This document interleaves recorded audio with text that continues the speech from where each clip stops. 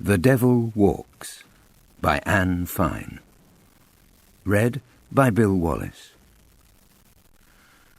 As certain as the sun behind the downs, and quite as plain to see, the devil walks. John Betjeman.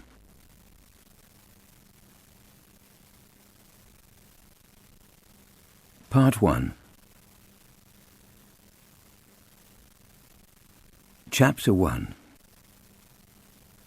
Right from the very beginning, my life was strange. It didn't seem that way to me, of course.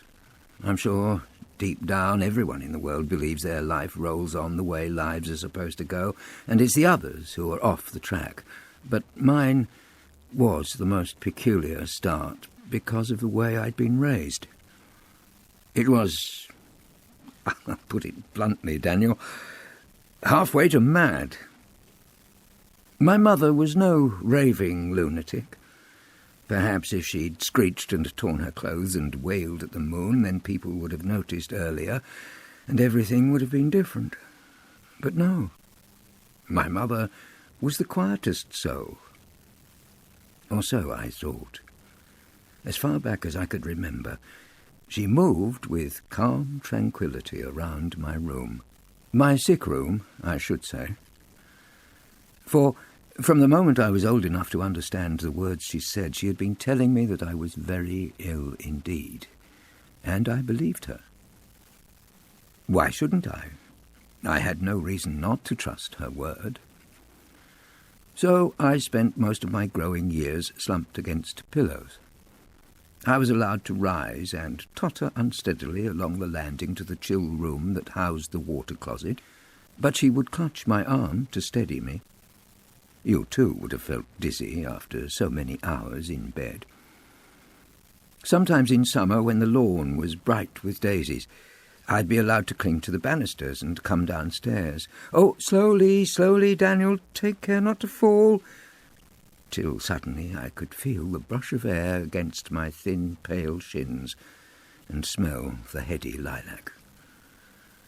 As soon as I'd been settled in the wicker chair under the pear tree, rugs would be wrapped around my legs again, but at least I'd be out, seeing full skies, not just that poky square of light forcing its way through the grime coating on my small back window. Mostly, though, I was kept in bed through all those endless days and years. Hour after hour, my mother sat at my side, quietly crocheting the intricately layered collars of lace she wrapped in whispering sheets of tissue and sent to Manchester, where they were sold through ladies' catalogues to pay our rent. Sometimes I'd drift into sleep and wake to find her gone. Or, when I was alone, I'd fall into a dream, then open my eyes to find she was beside me, her little ivory tools twisting and tugging at the dangling lace. I felt as if I dreamt her very comings and goings, but then again I spent so much time bobbing on the fringe of sleep that I lost touch with what was really happening and what was not. Often the dreams seemed real, but solid objects in my room appeared mere fancies of my own. The carved oak wardrobe and the paintings on the wall, my mother's beautiful old doll's house, and the books on the shelf. Those books! Without them, I would have gone mad. I couldn't swim or walk, so others swam for me up crocodile-infested rivers and strode over ice caps. I can't remember how I learned to read. I have a memory of my mother's pointing finger and two fat creatures dressed in tartan shirts and scarlet trews. Could they have been Bear and Badger, who walked beside me through the alphabet and into nursery stories? But by the time that I was of an age to come to a sense of myself, I'm Daniel Thomas Cunningham, and Liliana Cunningham's only son, Badger and Bear had vanished. Now many of the volumes by my bed were carried up from bookshelves in the rooms below. And only then, if I made mardy faces and begged for hours against my mother's strictures that all the mould grown thick on their dank covers would ruin what was left of my ragged lungs. Then, one day, chaos fell upon our house. I heard the knock on the back door, and that was strange, because delivery boys usually came in the morning and there were rarely any other packages unless my mother had sent off for satin to replace a fading gown. Under my window I heard a flurry of voices, as though more than one person down there on our back step was whipping up a bother. "No, truly, Mrs. Cunningham, you must come. Just for a moment. No further than your own front gate." "Mrs. Cunningham, I beg you. We must insist." "You will be glad when you've seen what we have come to show you." Confused, my mother must have stepped out and followed them a very few steps around the path that led to the front of our house. It was enough. The next thing I heard was the back door shutting behind her and the rasp as the night bolt slid across. Someone I didn't know was in the house.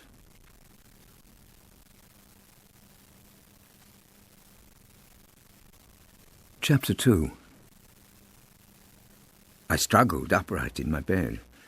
Outside I could still hear my mother's protests, each one more faint. "What are you so determined to show me? Why should I come with you? What's anything on the street to do with me?" But I could hear footfalls, heavy, hurrying footfalls, coming up the stairs, and then doors opening along the hall.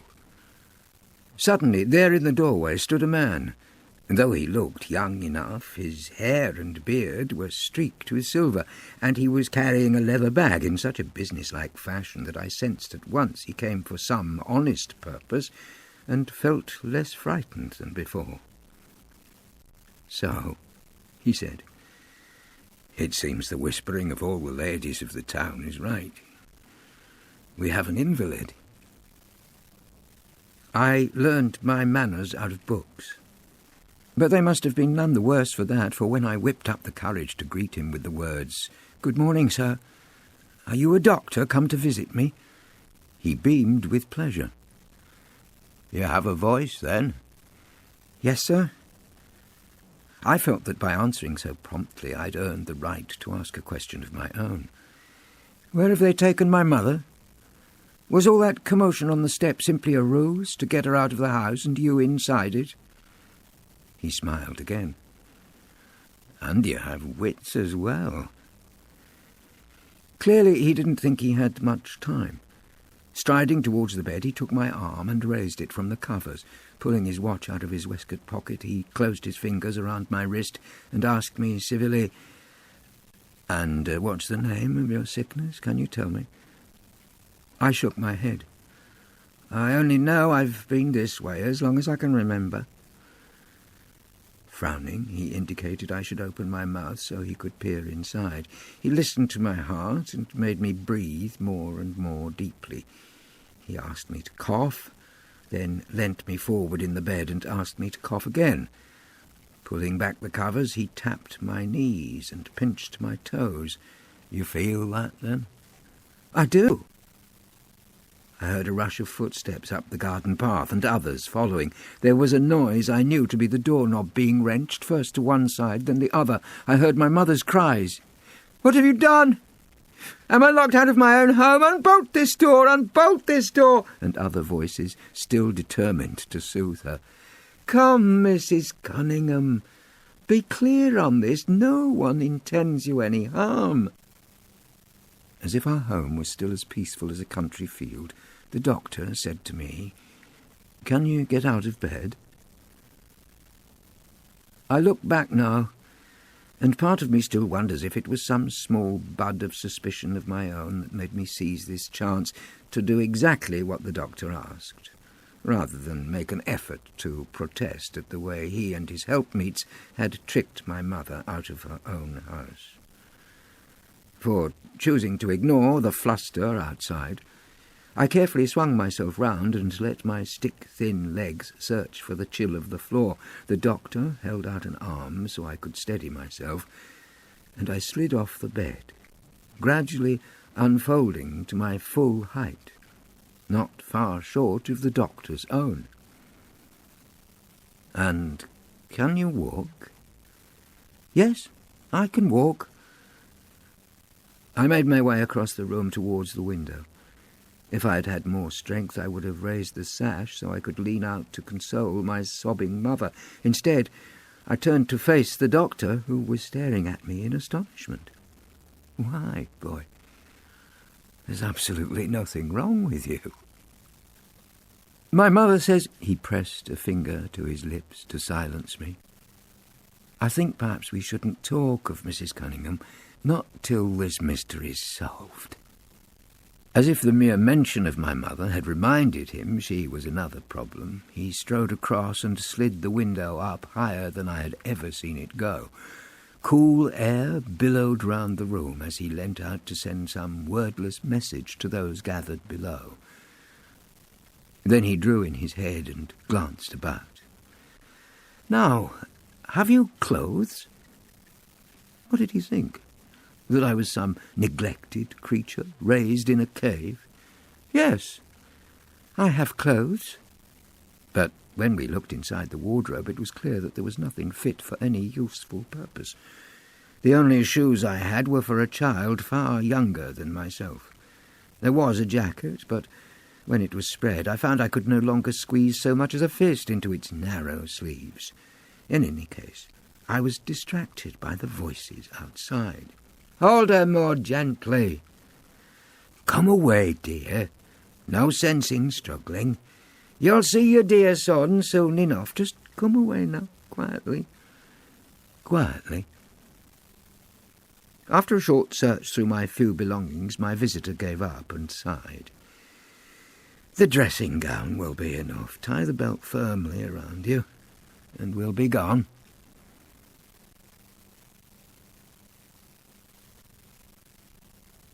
Chapter 3. Gone?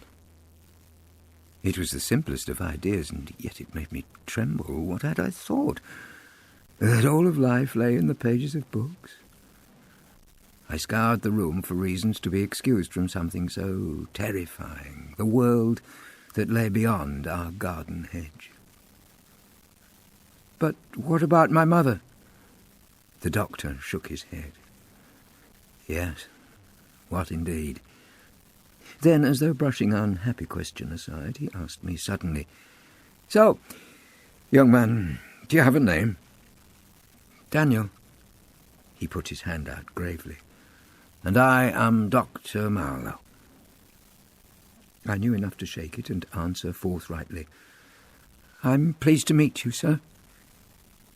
I saw him brush aside the faintest look of puzzlement before he said, "Well, Daniel, you'll admit this is the rudest interruption of the tranquil life you and your mother have shared. So it may be a good few days before she can pick up the threads again. Meanwhile, you can't be left alone." He looked around. "So tell me, is there any small comfort in this room that we can take along with us?" I glanced about. This little room was my world. I knew the pictures on the walls as well, no better, than I knew the view from the window. In any case, I think it can't yet have occurred to me that paintings can, in one quick move, be unhooked from one wall and then as easily hung on another.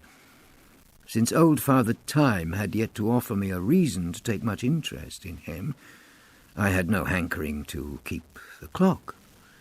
Indeed, in the whole room, apart from the storybooks, only one thing had ever filled my hours with pleasure, and that was no small comfort, but would take the strength of 2 grown men to carry out.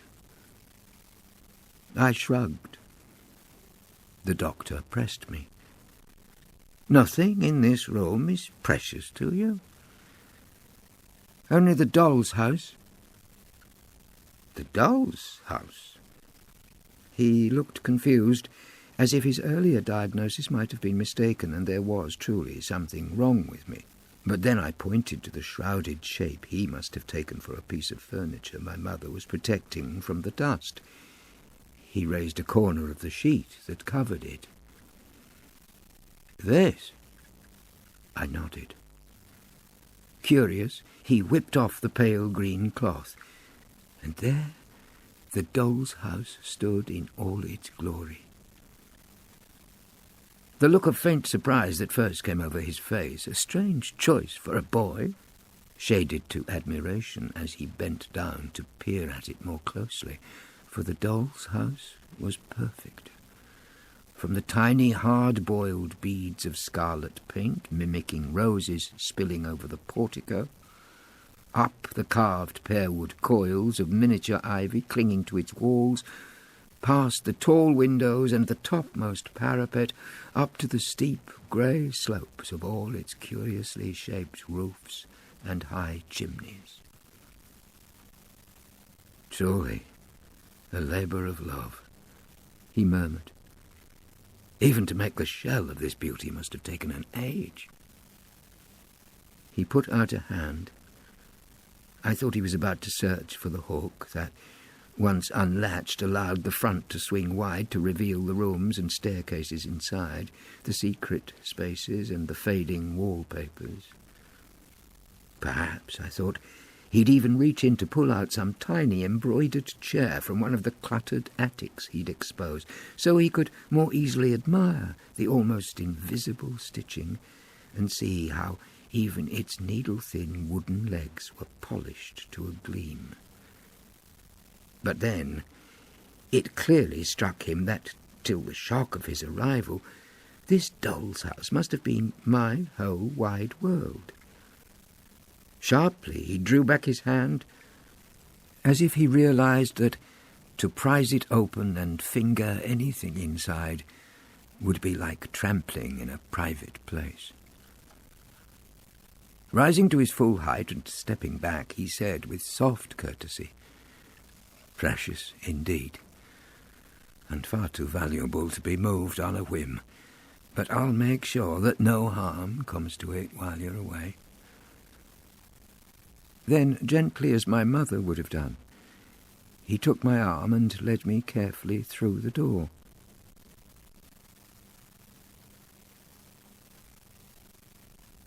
Chapter 4.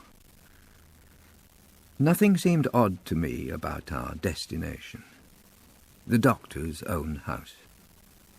He was the only person I had met, the one who'd uprooted me. So it seemed natural that he should usher me to his own front door and introduce my shaking and enfeebled self to his astonished wife and wide-eyed daughters.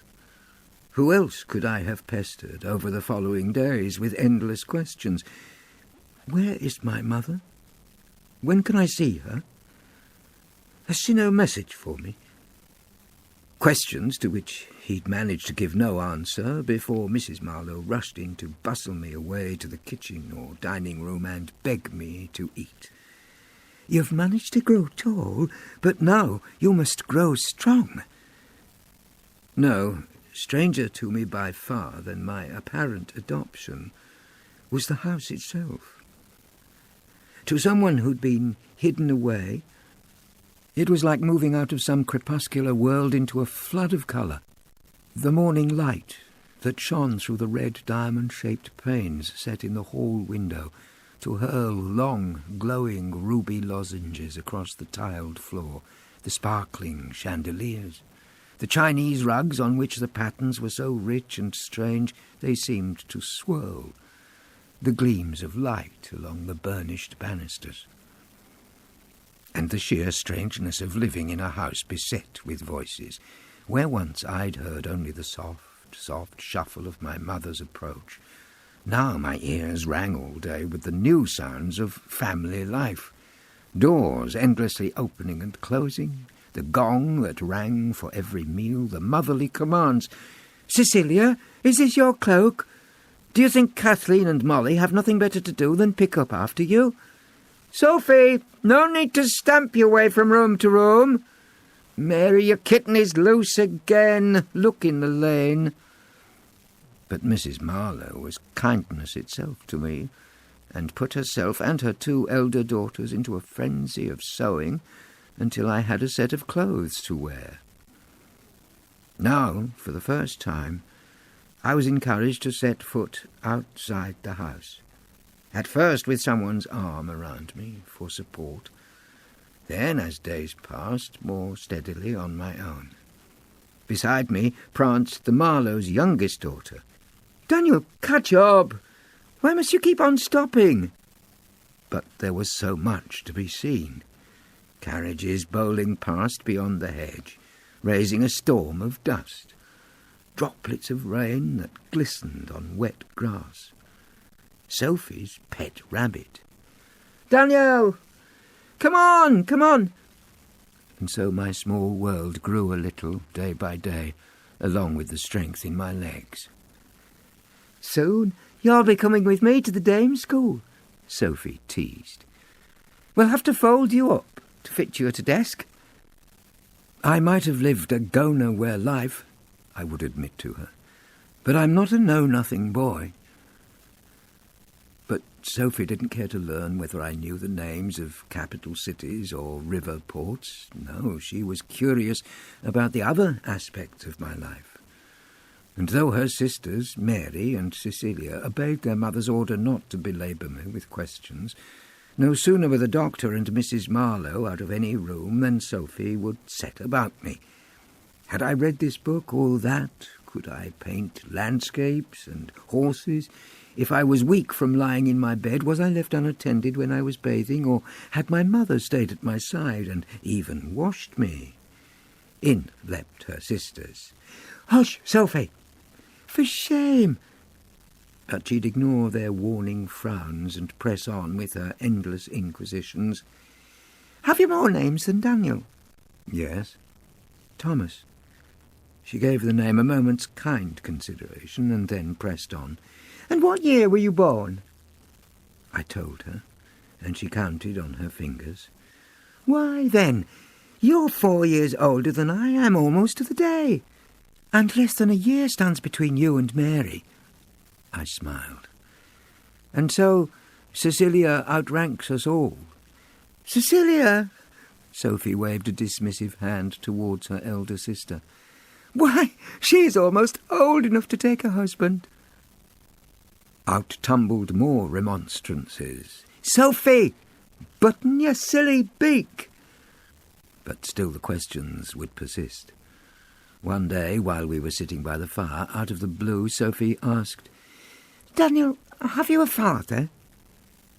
I glanced at Mary and Cecilia. But it was clear that on this matter at least they were as curious as their sister, and couldn't bring themselves to step in and silence her. They simply lowered their heads over their stitching and hoped to hear an answer. So I did my best. My mother never happily mentioned him, but once when I pestered her into a flurry, she told me that he had gone off to glory just before my birth. Sophie looked baffled. "Gone off to glory?" Hastily, Mary whispered, "That means he died." "Oh." Sophie turned back to me. "Well, have you no relatives? No aunts or uncles? No cousins?"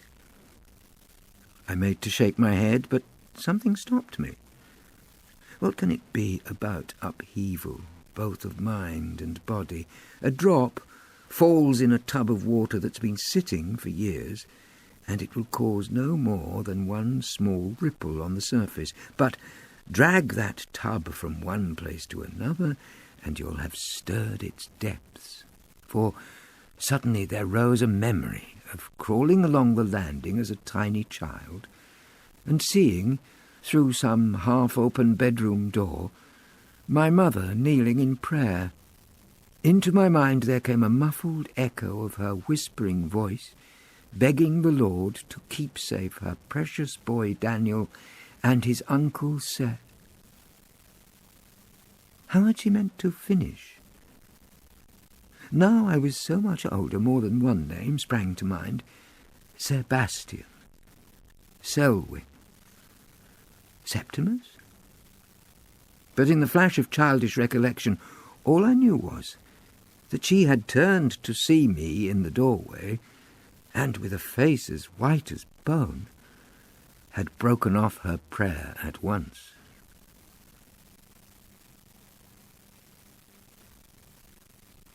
Chapter 5. Was this real memory? Or just a fragment of a dream swept back by the disturbance of my removal into this house? When I had asked my mother about our family, she'd always said that we had none. And yet she had deceived me about my health. Why not at other times? And so, to be as truthful as I could, all that I said to Sophie was, I think my mother was a quiet soul from no sort of family. No family? I watched her pondering. But surely, at least there must have been visitors to your house? I thought back to all the knockings on the door before the one that had changed everything. Yes, there were visitors. The butcher's boy came every Thursday morning, and Martin from the grocery knocked twice a week, and sometimes more if anything had been forgotten. But other than that, no friends like us. There was a look of perfect horror on her face. No proper company at all. I grinned at her. Is it so hard for you to think that someone could stay alive without the nourishing company of Sophie Marlow? She reached out to tug my hair. Don't tease, don't tease! And out more questions came. Did I speak French? And had I ever seen a real live mouse? And did I wish I had a younger sister just like her? Now it was Mrs. Marlow who came to the rescue, beckoning me out of the room to ask a question of her own. Daniel, now that you're strong enough to walk to church with us, I have to ask, are you a Christian? I wasn't quite sure where the answer lay. I knew I said my prayers and did not steal and tried not to lie or envy, but as for what she meant, she saw the confusion on my face. Are you baptized? So once again I took the chance to ask the question I had asked 100 ways in the last weeks. Can I not go and ask my mother? She will know the answer. As usual, at these moments, kind Mrs. Marlow stirred uncomfortably in her chair and offered no response except to say, The parson claims he has no record of your baptism. But he assures me there will be no blasphemy in making sure. And so early next morning I was taken into church, quietly and privately, to be baptized. And though I stood like any other supplicant of God's grace, my eyes were drawn by all the wonders around me. The stained glass pictures of saints, the huge brass eagle holding a massive Bible on spread wings, statues of angels, vast stone tombs. How much of life I'd missed! On the walk out of the church, I felt Sophie tug me back out of her mother's hearing. Now at last we can be assured you are no heathen. All the way home she teased. Once we were through the door, she snatched up one of my new boots. I chased her up one staircase and down the other until she threw herself onto a sofa, panting. Hurling the boot at me, she cried, See, you have hunted me round the house so fast I can barely breathe. Oh, how could you possibly have been foolish enough to think you were so ill you had to lead your life locked away? It seemed to me the reason was obvious. Because that's what I was told. Sophie leant forward eagerly. But Father says there's nothing wrong with you. Even your legs are strong, and will grow more and more so now that you use them. Then I expect my mother, even though she was mistaken, clearly she had no time for any explanation of this sort. Your mother! But Kathleen says it's common knowledge in the town that your poor mother's insane. This was too much for Mary and Cecilia, They rushed to tell their sister. "Hush, Sophie! Have more discretion and more charity." "But it is true." And though Mary caught Sophie's arm, and with Cecilia's help began to pull her forcibly towards the door, their younger sister turned back. "Think, Daniel, why else should she have got it into her head to entomb you?" I watched the door closing behind the three of them and forced myself to push away unease and tell myself that, though Mary and Cecilia were trying to be kind, truly it was preposterous to drag poor Sophie from the room after so silly an announcement. I could agree my mother had arranged our life in a way that was inexplicable, and it was hard to brush away the creeping realization that all my childhood had been stolen away. Sophie's had been one big and colourful plum pudding of a life, stuffed with a million sights and sounds and feelings. My own had been thin gruel. And yet my mother and I had not been unhappy. I had been comfortable with her, and though I'd sometimes had the sense she felt bad luck was stalking her, my mother had been comfortable with me. Could it be possible she was insane? Insane? No, not that, surely. Never. Chapter 6. Sophie came back a short while later, tear-stained and chastened, flanked by her two stern sisters. They stood like guards as she apologized. "Daniel, I'm sorry. I had no right to say what I did. It was pure foolishness. I won't speak out of turn again." But how could she help it? It seems the tale of my discovery had been by far the most intriguing story the townspeople had heard for years. Every few days Sophie spooned out more gleanings of kitchen gossip. "Kathleen says that the sweep was here this morning, and he was telling her that, though you've been with us for several weeks, Mrs. Parker is still inventing reasons to visit all her friends and boast to them that she was the first to catch sight of you." Over her shoulder I saw her sisters gathering frowns, but Sophie was warming to her story. "And Mrs. Parker says that, though you must have lived in Hawthorne Cottage almost since you were born, it's not till she was passing by your garden one afternoon last summer, stooping to peer through some thin patch in the hedge," Mary suggested tartly. Ignoring the interruption, Sophie kept on, "that she first spotted you, slumped in a wheeled chair in the shade, shrouded with blankets. She thought you must be some young visitor come to stay quietly with Mrs. Cunningham until your health was restored, but then she happened to catch sight of you again a few weeks later." Just at that moment, Dr. Marlow came into the room. Clearly he'd caught the last few words, because he too broke in, echoing Mary's suspicions. "Spotted the poor boy through some small hole she herself dutifully bored through the hawthorn hedge, I have no doubt." But Sophie was too taken up with telling me the story to be derailed. "She thought it very odd.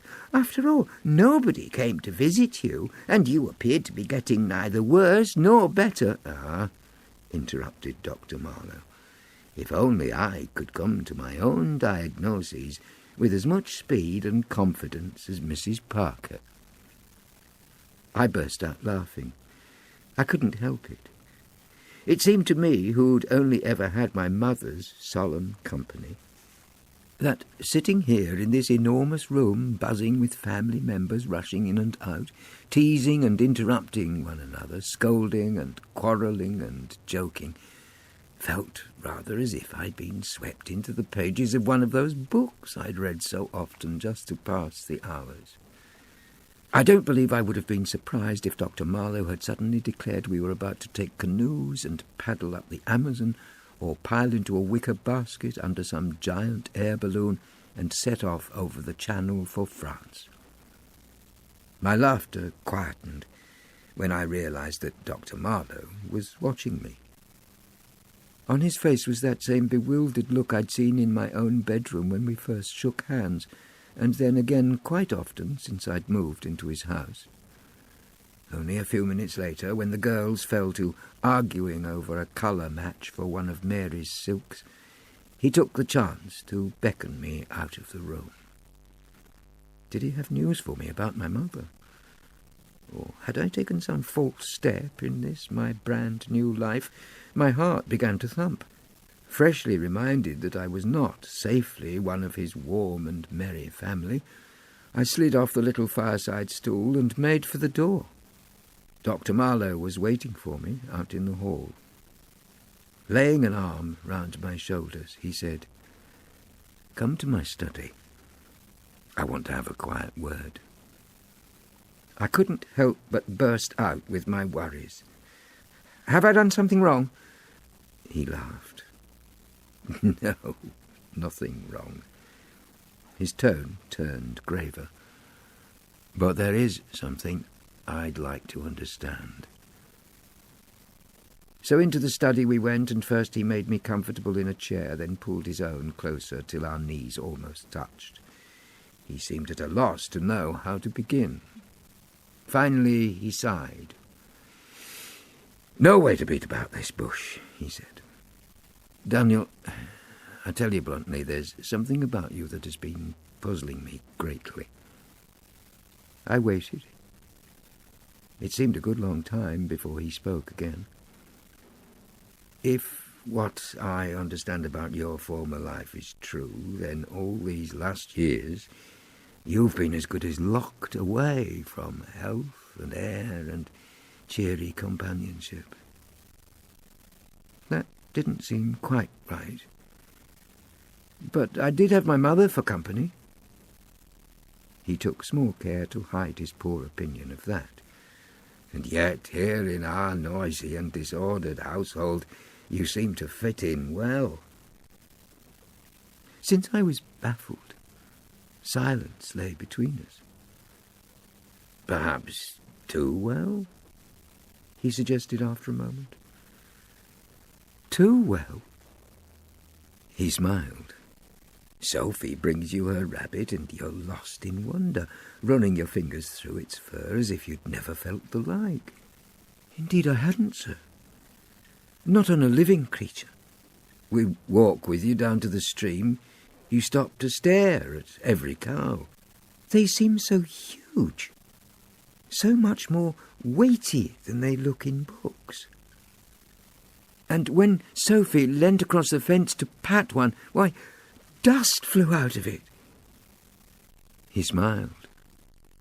"Sunsets distract you utterly." "I never saw such skies before. My room faced north." "In short, over the past weeks I've watched you discovering the world as if you were a child in petticoats. The first rainstorm on your head. The first time you came down the stairs without the aid of the banister. Why, when I caught you peering into one of Kathleen's pots, watching the porridge bubble, I swear you looked just as entranced as if you stared into the elixir of life." He spread his hands. "Everything's fresh to you, Daniel. Everything's new." Suddenly he leant toward me. "Except for people." "People?" As though embarrassed now, he studied the backs of his fingers. "I mean to say, if you'd met nobody, where did you learn so civilly, right from the start, to address a man like myself as Sir, and my dear wife as Madam or Mrs. Marlow? Where did you learn to hear a tease and recognise it for what it was? Why were you never discountenanced by all my daughters forever rushing out of one door and in another, with Sophie tugging at your mop of hair to get your attention?" Again he spread his hands. "And so, Daniel, stuck in that room with only your mother for company, how did you ever learn to be so comfortable in a family?" I made a guess. from books?" But he looked unconvinced. "Oh, I can see how reading could teach you to understand the world and how it works. You say yourself that there are cows in books, though nowhere near so weighty and so dusty as the real thing. But people are harder to understand than simple cows. And there is something in the sheer ease of how, from the very start, you fitted in with us, how you spoke up at meals, how you teased Sophie, how you were first to know when Mary was irritated or Cecilia was tired. I loved the man so much already that I was delighted to find an answer for him. Oh, that is nothing. I've always lived that sort of life, only I lived it all inside the doll's house."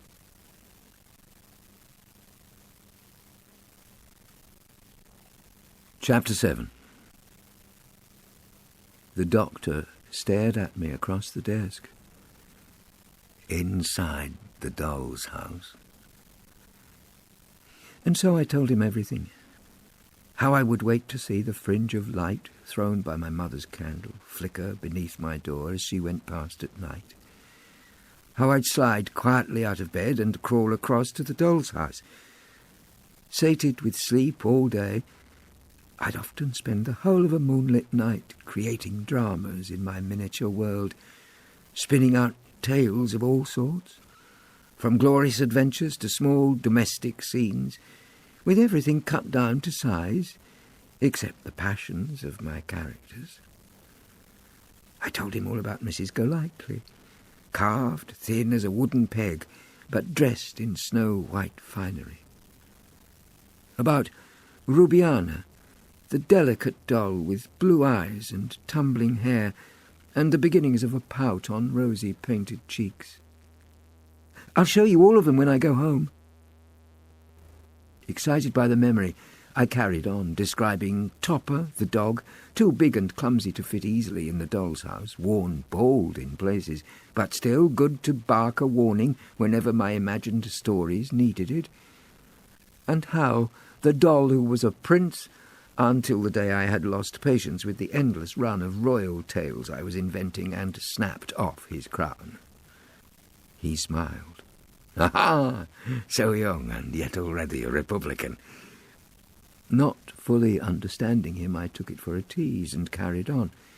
I didn't want my mother to know that I'd been out of bed, so the next day I waited till the butcher's boy was hammering on the door. Then, as my mother hurried away, begged her to pass Hal to me. I knew she'd be too flustered to notice any change in him. When she came back, I cried that I had dropped him out of bed and broken his crown.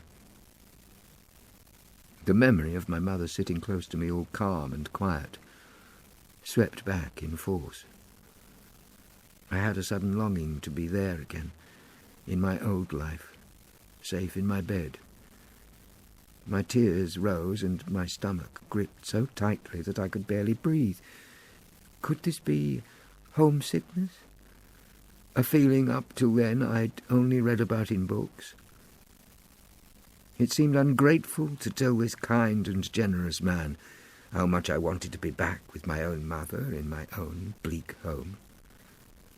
But I did manage to blurt out, "And she was good to me."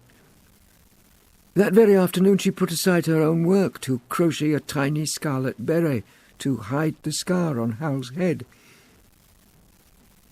He sat back, giving me time to brush away my tears before he went on with his questions.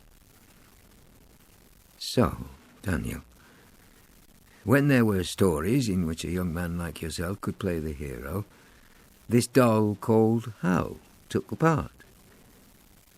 I blushed. "Sometimes." He shook his head in wonder. "And so you learned to live among real people simply from your imagination and a fine doll's house that your mother bought for you." I knew enough about the games boys were supposed to play. "The doll's house wasn't bought for me," I told him hastily. "It was my mother's when she was a child. It's called Highgate's, and is a perfect model of the house where she was born. It simply happened to be in the room into which she moved my bed." "So," he said dryly, "almost a storeroom, both in size and in purpose." Was he suggesting that my mother had packed me away inside that small back room, as if I too were simply some random and unwieldy legacy from her own past? I burned to defend her. She had good reason to move my bed in there. Back when I was a baby, it seems my crib was in the larger room that overlooks the street. But when I asked if I could go back there so I'd have more to see, my mother said that its bay windows made the place a veritable cave of winds, and I'd be more at risk.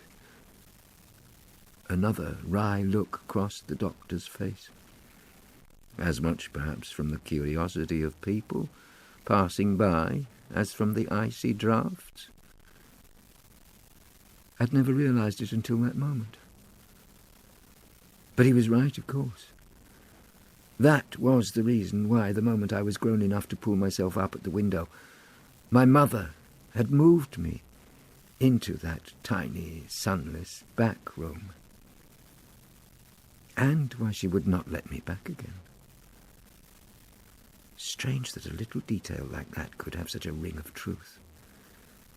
Now, suddenly, the idea that my mother might be mad no longer seemed quite so preposterous. It was a sickening feeling, as if my already unsettled world had shifted yet again.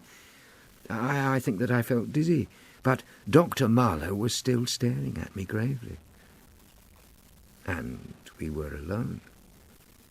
So, now that the idea had finally forced its way through all the barriers I'd carefully put up against it, I had to ask him. "Please, Dr. Marlow, is it true what people in the town are saying about my mother?" He reddened with vexation. The people of this town should keep their opinions to themselves. He tried to calm himself. "But if they're gossiping out of turn, perhaps you should tell me what is being said." I hung my head. "That she is..." Now that I feared it might be true, I couldn't say it. He prompted. "Is..." I found that I could barely whisper it. "That she is quite insane." The silence seemed to last 100 years. And then the most that he could offer was, "Your mother is not well at all." My tears began to fall. I felt such guilt. What could I have been thinking? How could I possibly have spent so many of the hours since we were parted, laughing and learning new card games and chasing Sophie up and down the stairs? I should have been beside my mother through all the days and all the nights, if need be. How could I blandly have assumed that she'd recover from the shock of my removal as quickly and easily as I'd recovered from my change of circumstance? What had I thought? That she would weep for a while to have her strange plan to raise me as an invalid thwarted by neighbours' cunning, then dry her eyes and agree that it would be more sensible to let me enter the world? Had I believed our problem would be swept away by this short time apart? I was a fool. Flushed with the closest I had ever come to anger, I hissed at Dr. Marlow. "What have we done? My mother must be mad with grief to have lost sight of me. Why have you let me abandon her like this?" He stretched out a hand to calm me. "Daniel, don't think this way." I reared back out of reach. "No, you must take me with you to the hospital. I have to see her." "Not yet. She isn't ready." But I was burning with frustration. "She must be ready. She cannot be so crazed she wouldn't be cheered to see me." He was adamant. "Daniel, her mind is hectic. It's on a tightrope. Take my word for it, this way is better. If you love your mother, as I know you do, then you must trust me, and you must be patient." He was a doctor, and he and his family had been good to me. I tried to calm myself. "You promise me that she'll be well again?" He took his time to answer, and even then all he would say was, "You're a smart boy. Certainly smart enough to understand that's not a promise I can offer you. What I will say is that as soon as I'm confident that seeing you will not disturb her even more, I'll take you with me." It was the most I could get out of him, and so I settled for that. And maybe I was a shallow and ungrateful son.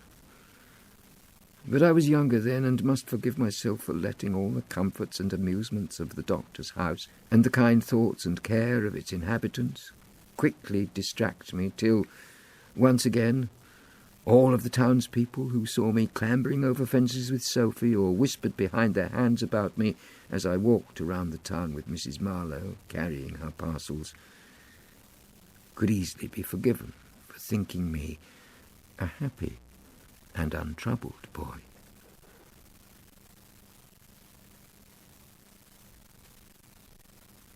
Chapter 8. A few days passed, and then a fever swept across our town. All the next week we hardly saw anything of Dr. Marlow except for his tailcoat as he hurried from the house, or his wan face as he came home to snatch a meal. For safety's sake, he ate alone. "Don't you come near me, girls.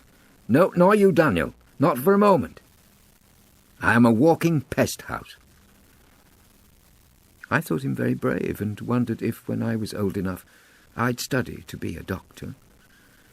It would seem odd to switch from spending the first part of my life being an invalid to spend the rest of it working to cure them.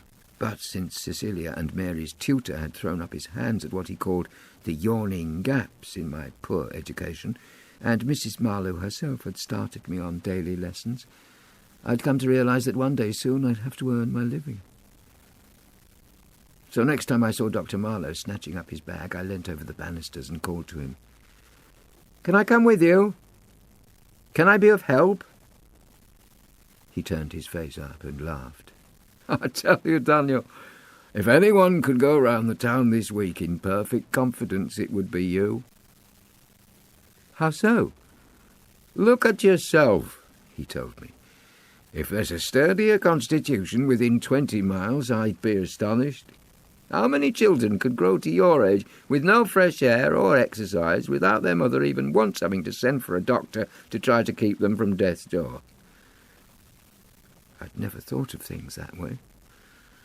While I was mulling it over, he added, "If you've a mind to be useful, then help my poor wife keep Sophie amused while she's cooped up away from this infection.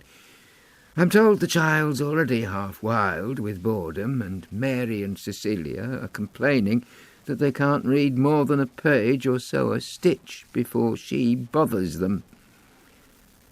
I thought back to the long and empty hours that I had once had to fill. "Suppose the doll's house was carried here?" "Your doll's house?" He beamed. "You would allow that?" "If it would help." "Then I'll arrange its carriage here this very afternoon." With a wave he was gone, and less than 2 hours later I heard the rattle of a wagon in the street. I hurried down the stairs and held the door while 2 men in green smocks brought in their burden, shrouded by its faded green dust sheet. Gently they set it down on the tiled floor and whipped off the cover. Behind me I heard a squeal of delight. "A doll's house!" Already Sophie was rushing across the hall towards it. "Oh, wonderful, what joy!" She skidded to a halt. "Oh, look, it's perfect. Do the windows open? Oh, Daniel, is it really yours? And are there dolls inside?" Mary ran after her to pull her back. "Sophie, perhaps Daniel would prefer you not to poke your fingers into the only token he has of his old home. I'm sure she didn't mean so brutally to remind me of how I'd been uprooted. Still, her words came as a shock. I stared at the doll's house.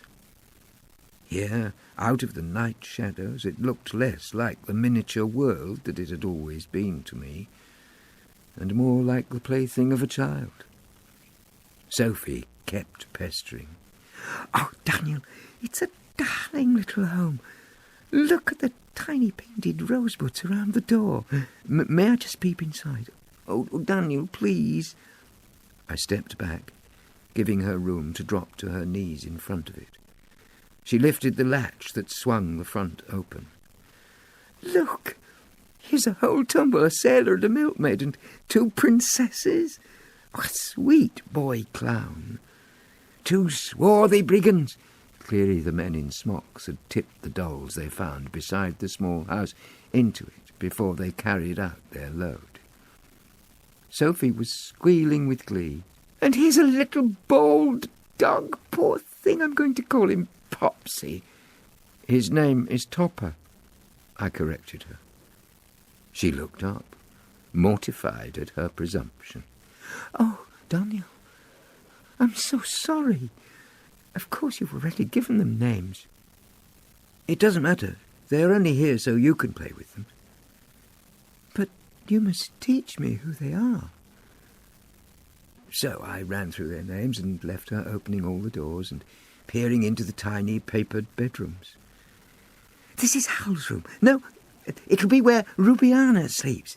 I'll put her in the bed right now. She's tired after her journey." If Sophie's quick inventions could help her pass the hours, then I was glad.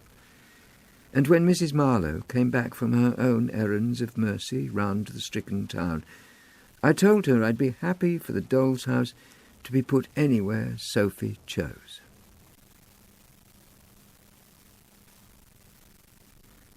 Chapter 9.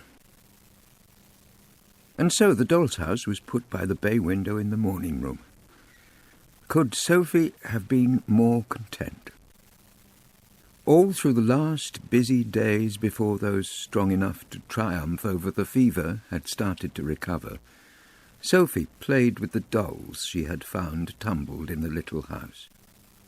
Hearing her make the worn dog Topper bark in a fury at pretty Rubiana's teasing, or uncrowned Hal knock fiercely at a door, I'd think how often I myself had crouched in moonlight, inventing the very same sorts of silly plots and childish conversations, and I was glad that only spiders had been close enough to blush on my behalf.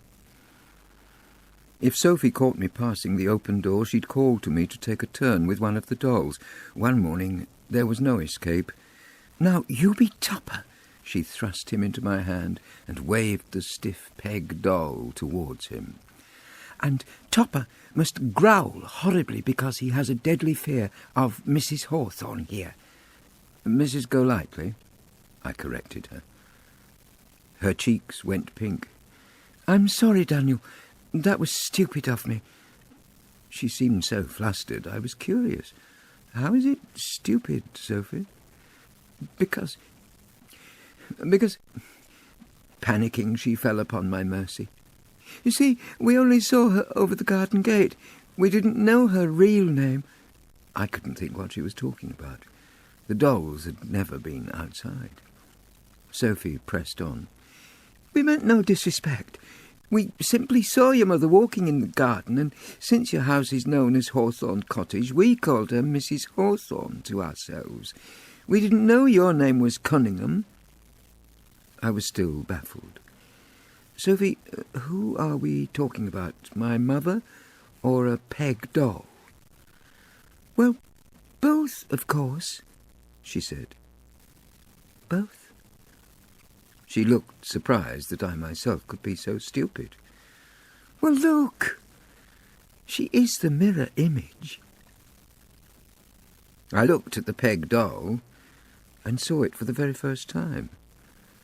That same tense, upright look, the same dark eyes that drilled out from a lean face, a studied carefulness about the dress.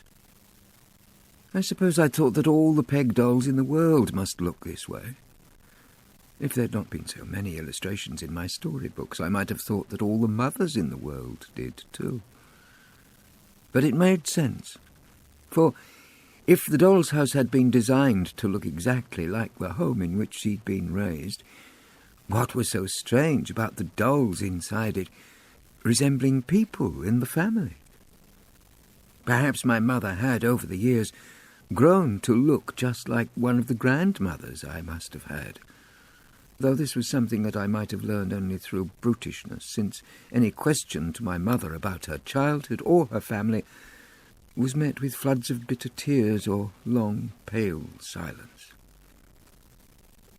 Sophie was staring at me with such anxiety that, simply to tease her back to confidence, I asked, "And did you and your sisters spend many hours peeping over our garden gate? Perhaps you should have ventured down the alley and spied at your Mrs. Hawthorne much more easily through the hole Mrs. Parker bored in our hedge." Giggling, Sophie reached for my hand to pull it down. "Come, Daniel, act your part. How can a dog put his full mind to barking when he's floating in the air?" And so I joined her in the game, and I enjoyed it. But the mere mention of Mrs. Parker had set young Sophie's mind on a fresh tack. Over the next couple of hours her tongue ran loose. She told me how the ladies of our town had always found my mother strange, a woman alone who kept no company and clearly sought none. But after I'd been spotted in the garden, the whispering began afresh. The butcher's boy had sworn that there was far more meat in his deliveries than would suit just one widow.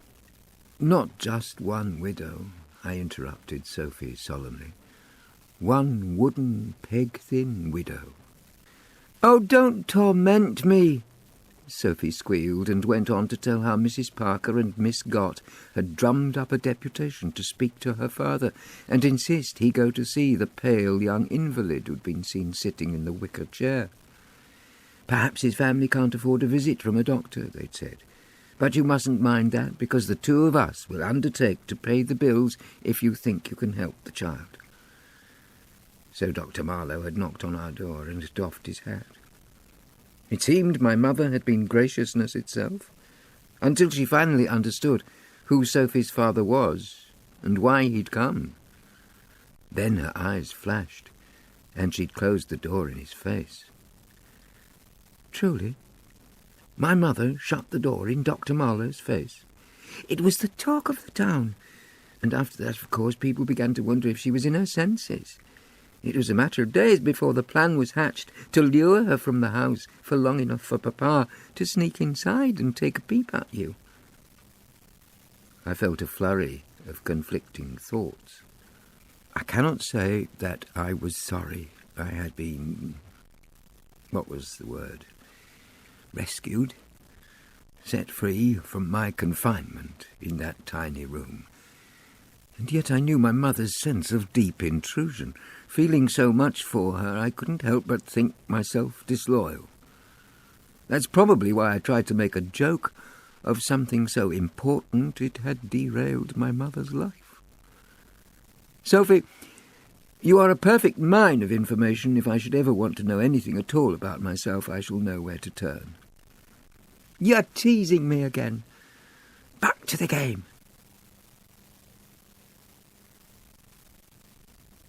Not all her gossip was as orderly as on that afternoon. Since she was kept inside as strictly as the rest of us during those weeks of sickness, most of her news came fresh from the kitchen, where she would spend long hours haunting poor Kathleen as she cooked, or pestering Molly to let her sweep the floors or lay the fires. We'd play for half an hour or so, and then she'd tell me, "Today there were mandarin oranges in the market, and we shall have one each after our lunch." Or, "There's a collection to buy Mr. Mackay a wooden leg after his accident." I thought it was you. One morning she flew through the green baize door between the kitchen and the hall as if she were on skates. "Daniel, Kathleen has told me that your house is taken." Taken? I had a vision of Hawthorne Cottage being lifted onto a carriage and wheeled away. How? Taken? "It's let again. It has been rented out to a new family. And Mrs. Parker says there are 4 children, 1 for each year of the marriage. Crossing the hall with a vase of fresh blooms, Mrs. Marlow broke step. "Sophie!" Sophie said stubbornly, "But it is true. And Mrs. Parker swears she's already seen the whole tribe tumbling around the garden." I couldn't understand what she was telling me. While she rushed off to pass the news on to Cecilia and Mary, I took the chance to follow Mrs. Marlow into the conservatory. Shutting the door between ourselves and the rest of the family, I said, "How can the house belong to others now? It is my home." Mrs. Marlow drew breath and shook her head at me sadly. "No, Daniel, not if your mother has failed to pay the quarter's rent." "But I thought I'd live there forever.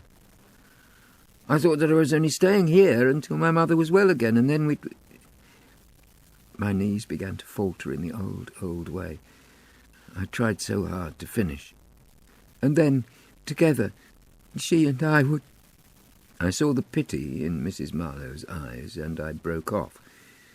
So many warning signs and gentle hints, all stubbornly ignored. I had been stupid. My mother could no longer keep a roof over our heads. Not only was my old life over, but it would never return. And for the first time since I'd been led from Hawthorne Cottage into the Marlows' home, I truly realized what was happening. Then I burst into noisy, jerking sobs. What sort of fool was I? Up till that moment I'd been doing little more than play a part like one of the dolls in my imagined stories. My mother had been carried off, and over I had set my face against all possible grim futures. Blandly I'd sunk back into waterlogged calm. I might have had bad dreams, but waking each morning I'd clearly found some way to bundle up the fright and the anxieties, the storms of grief I felt, and tidy them away, as if they were no more than night clothes to be neatly tucked beneath my pillow. I lay in Mrs. Marlow's arms and wept. The girls crept in and were sent out again, first to fetch blankets to wrap around my shoulders, and then again to leave the 2 of us in peace while Mrs. Marlow stroked my head and wiped my tears, and tried to hug me back into some sense that there was comfort in the world. I cried until I couldn't cry a single tear more. Then I was led to bed and tucked in tight, and Mrs. Marlow stayed in the chair beside me until I slept.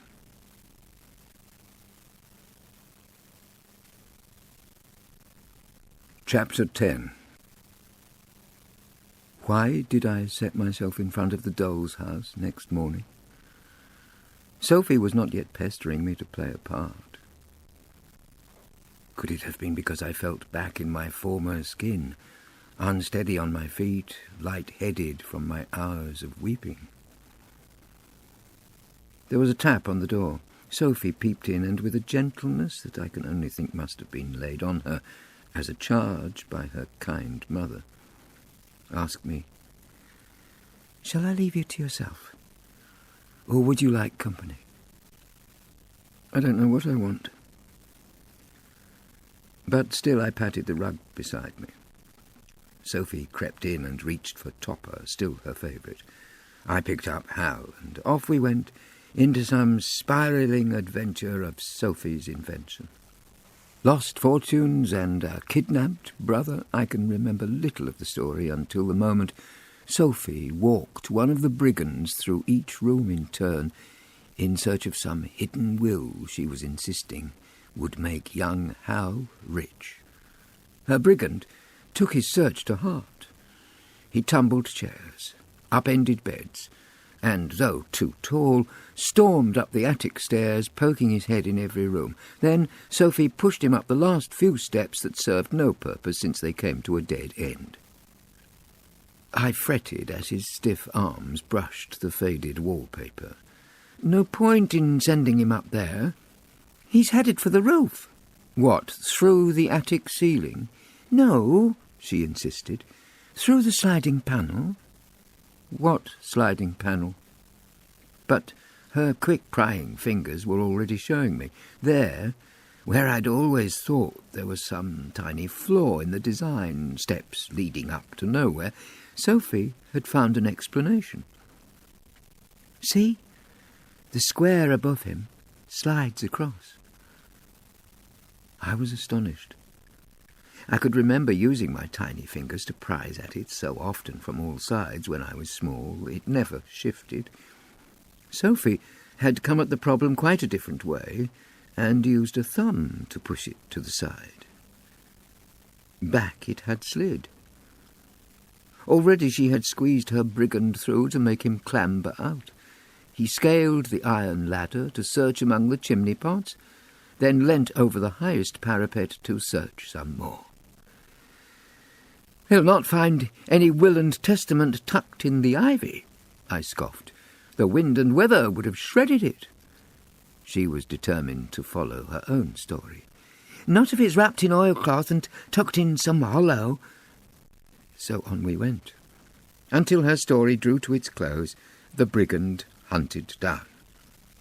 I started gathering the dolls together. "No, no," she said, distraught. "We must arrange for his escape, or he'll swing from the gallows." Knowing the gong would sound for lunch at any moment, I said, "Why don't we simply make the judge transport him?" "Too harsh by far," cried my soft-hearted companion. "Then we must leave him kicking his heels in jail, at least while we put the doll's house to rights after his clumsy visit."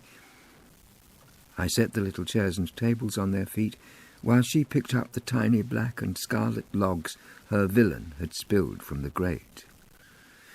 "Lucky he didn't start a fire," I teased. But he had caused some damage in the doll's house. A pin had sprung up from the long, thin, padded seat under the drawing-room window. Sophie put in her hand. "I'll push that back." I tried to stop her, but I was too late. Her thumb had bent it. "Bother," she said. "Oh, well, I'll pick out the pin, then we can straighten it and try again." "Leave it to me," I begged. But Sophie was too quick. Using her fingernails as pincers, she tugged. Again, she was too hasty. Out sprang another pin, and then another. The long top of the padded window seat was lifting suddenly, like a lid. End of Disc 1. Disc 2. Chapter 11. "What's this?" Reaching inside, Sophie pulled out a doll I'd never seen. Like Mrs. Golightly, he'd been whittled from wood, almost a peg doll.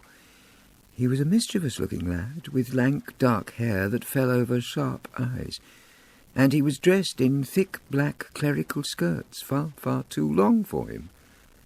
She handed him to me. "Is he a choir boy? And how is he supposed to walk, hobbled with skirts like these?"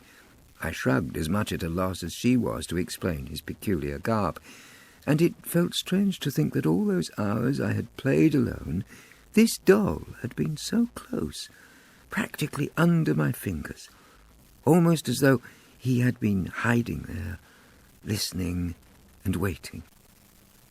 She snatched him back. "I'll not leave him like that. I think it very cruel of someone," and here she looked at me suspiciously, "to dress him in such a way and nail him in a window seat that might as well serve as a coffin." I laughed. "Come, Sophie, perhaps like me he had to sit forever in a wicker chair or in his bed. Perhaps these skirts were wrapped so thickly round his poor lame legs to keep them warm." She wasn't amused. "You were not lame, and I expect that neither is he." I teased. "So you're a doctor now?" Just then the lunch gong rang. Gosh, that's difficult. Just then the lunch gong rang, and Mary appeared in the doorway. "Mother says both of you must come at once." Regretfully, Sophie laid down the doll. "I shall say no to pudding," she announced, "so I can make him something more sensible to wear through our adventures." Of course, her love of jellied fruit won out against compassion for a wooden doll. She sat as long and ate as much as I did, and my appetite had been the wonder of the house. Even cook praised me. But Sophie did remember to beg some velvet scraps from Mary's workbox, along with her small sharp scissors, and as soon as lunch was done, she fell to her task. I watched her spread the velvet scraps beside the doll. "Shall his new breeches be blue or green?"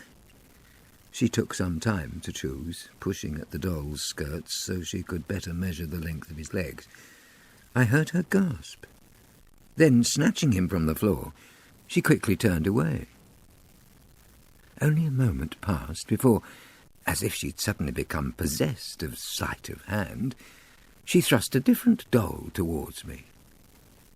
Yes, another doll entirely. But not that either, no, not quite.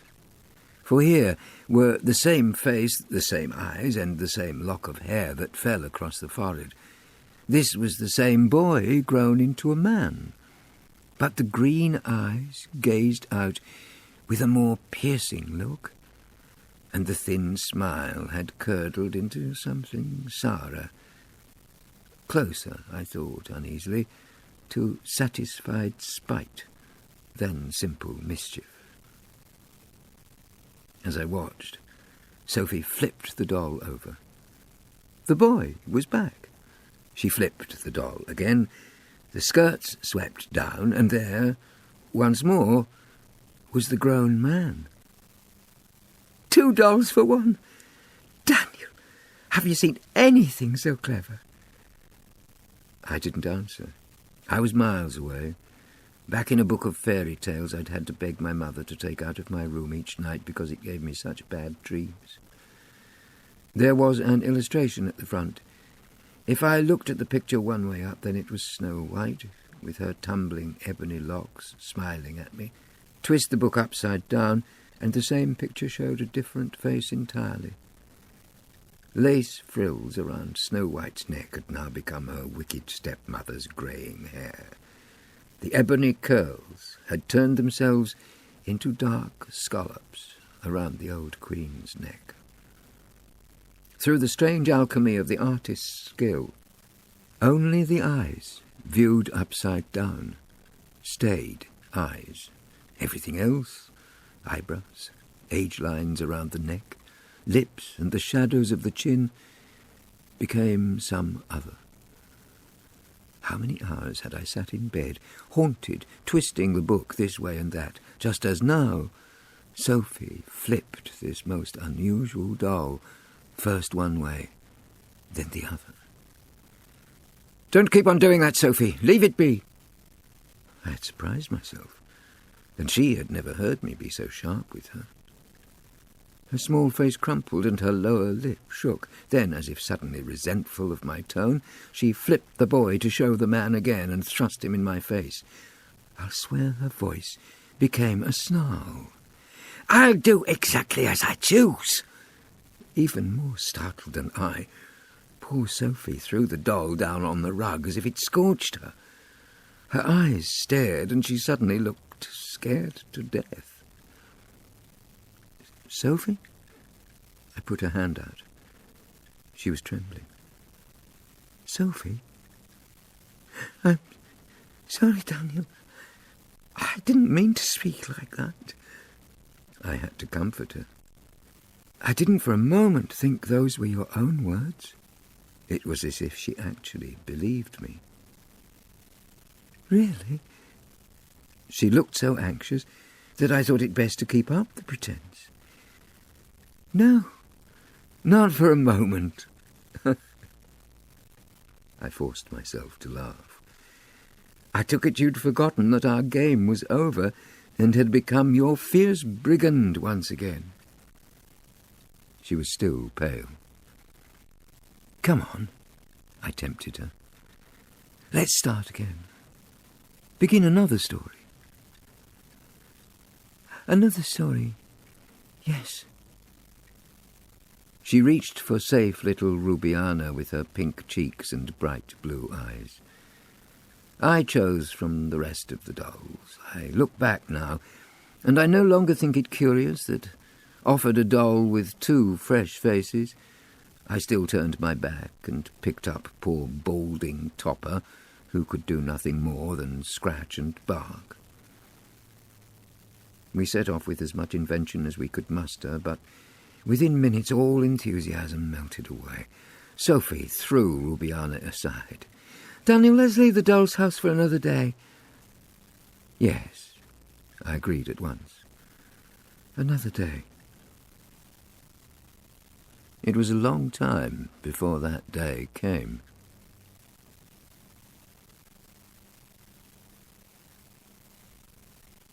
Chapter 12. No doubt Mrs. Marlow spoke to her husband about my storm of weeping because early one morning, shortly after the fever had left town, he rapped on the door to my room. Awake, Daniel? I've a couple of calls to make down by the quarry, but then I'll keep my promise and come back to take you with me to the hospital to see your mother. I rushed to dress myself, all the time wondering what she would think to see me look so different. Now there was colour in my cheeks, my legs were stronger, and I stood up straight. In the new jacket that had been made for me, I looked quite the young man of health and sense. But when I said as much to Mrs. Marlow, she drew me aside. Daniel, you mustn't be too disappointed with this meeting. Your mother is not well. If she were half herself, she wouldn't still be in the hospital. And Dr. Marlow says the nurses can't persuade her to eat more than a few scraps. Her face is very drawn, he says. You will be shocked. I kept a sober look and nodded to show that I'd been listening. But deep inside my heart was singing because I knew the moment my mother saw me standing there, she would be well again. She'd take me in her arms, her spirits soaring, and make an effort to return to her old self. Soon she'd be bringing out her lace-making tools and earning our living again. Perhaps the Marlows would allow her to take my bedroom for a week or two while I slept on the couch in the doctor's study, and then, when they were both assured she was quite well, we would go off together and find another place to live, as good as Hawthorne Cottage.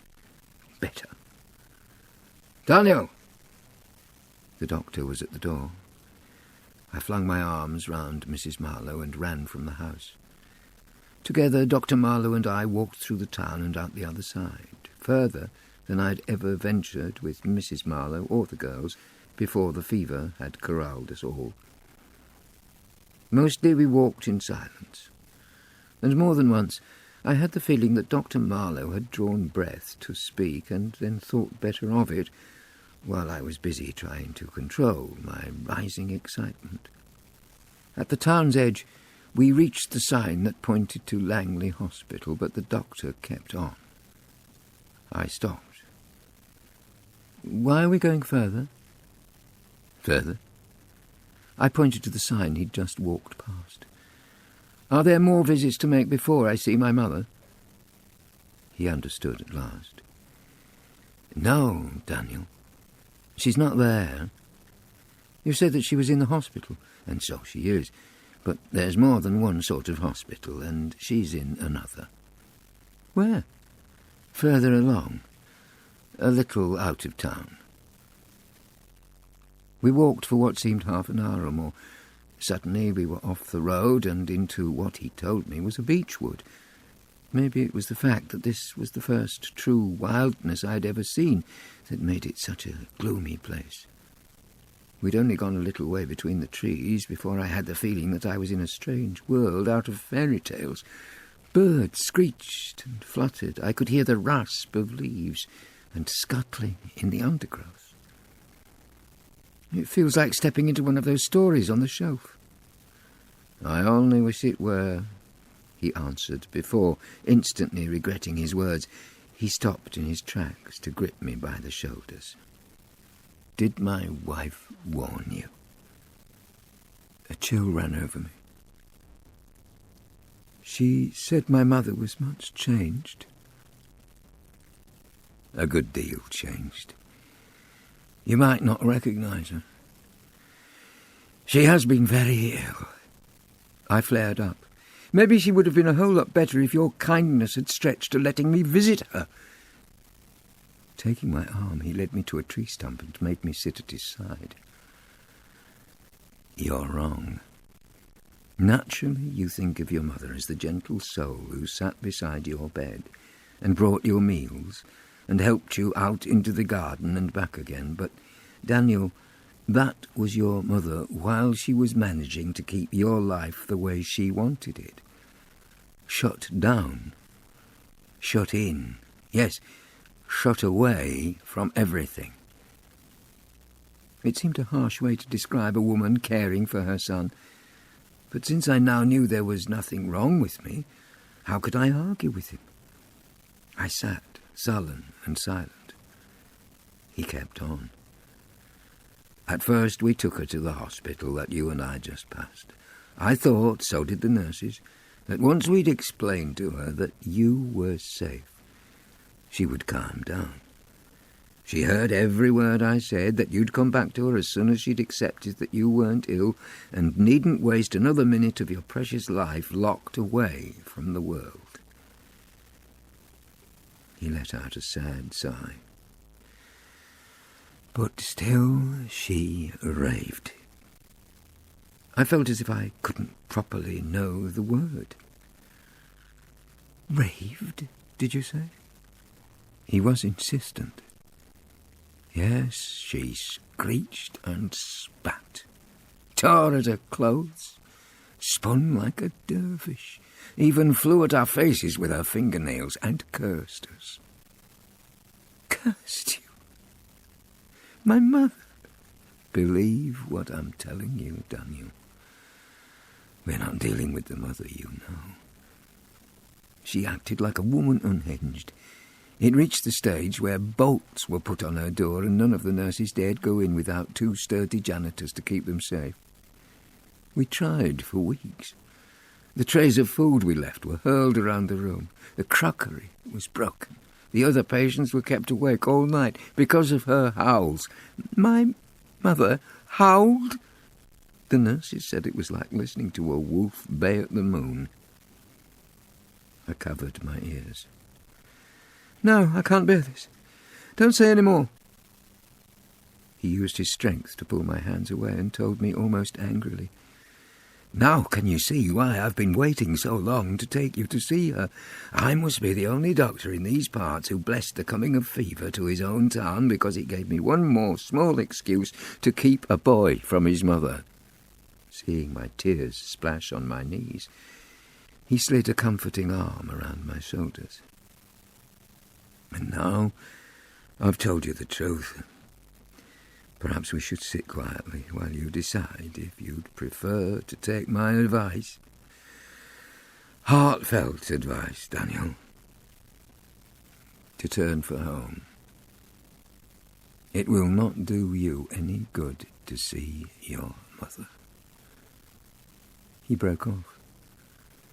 It was as if he had to force himself to finish what he had to say. And I no longer think that it will do your mother any good to see you.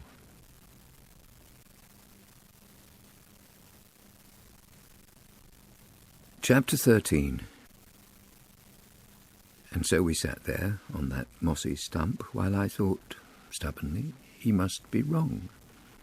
Try as I might, it was impossible to imagine my mother tearing her gown and slapping at her nurses or hurling so much as a reel of thread onto the floor. Do I sound mad if I say that it suddenly occurred to me that Dr. Marlow might be making up this terrible story so he could keep me in his family? He had no son of his own. I was an amiable and sensible lad, Perhaps between them he and his wife had hatched a plot to steal me from my mother and keep her locked up in her turn. Or perhaps Mrs. Marlow didn't realise what her husband planned. Perhaps... My head spun. I stood up. I know you think I'm foolish to persist, but I won't rest until I've seen her. He rose in turn. No, Daniel. I admire your courage, but I must warn you, this will be a dreadful day for you. It is already, I said ruefully, and on we walked through the beech wood until we came across a cart track which we turned to follow. Soon, through the thinning trees, I caught sight of a dark, forbidding building. Is that the place? He nodded. We walked on, past a leaning sign that said Hardstone Asylum, past outhouses and stables, through a stone arch and then across a cobbled courtyard sprung with thin weeds. We reached a massive studded door. While I stood waiting, Dr. Marlow tugged the bell. Far off inside we heard a jangling. It seemed an age till we heard footsteps. The door opened, and a woman as round as a ball, wearing a dark blue uniform, greeted the doctor cheerfully enough. "Ah, come again to see your patient?" She looked at me, and her expression changed. "Is this—" "Yes, this is Mrs. Cunningham's son." The information sounded like a warning. The matron looked me up and down, then turned away, saying, "Perhaps the two of you would give us just a few moments." I wondered if she meant to scuttle off to warn the other nurses. Quick, rip Mrs. Cunningham's skirts, strew broken crockery around her room and poke her with her needles till she howls. Or perhaps I'd been told nothing but the honest truth.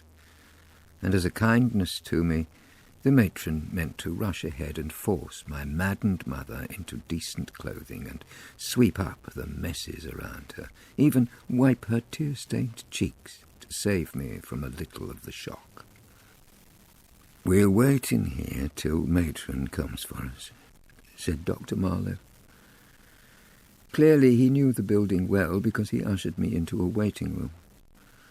Cold ashes lay in the grate, and over the mantelpiece there was a painting of a cloudy sky over blue hills. "Take a chair, Daniel." We waited without speaking until a nurse put her head round the door. "Ready?" We followed her. I'd never in my life opened my eyes under water in any river, but there was a dismal greenness to the corridor down which we walked that made me think of drowning. On either side were doors. To the left, some were ajar.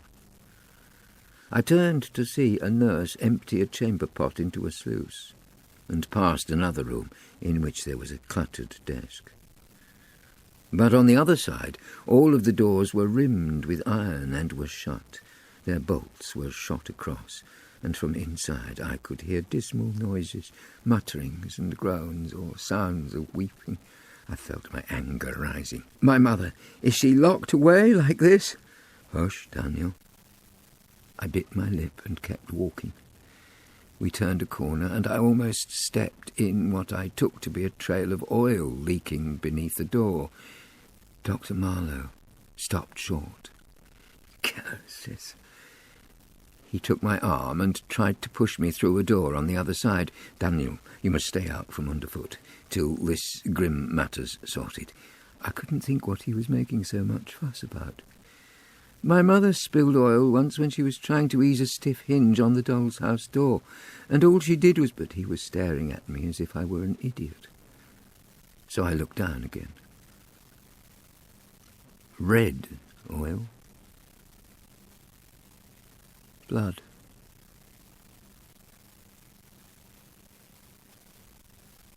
Chapter 14.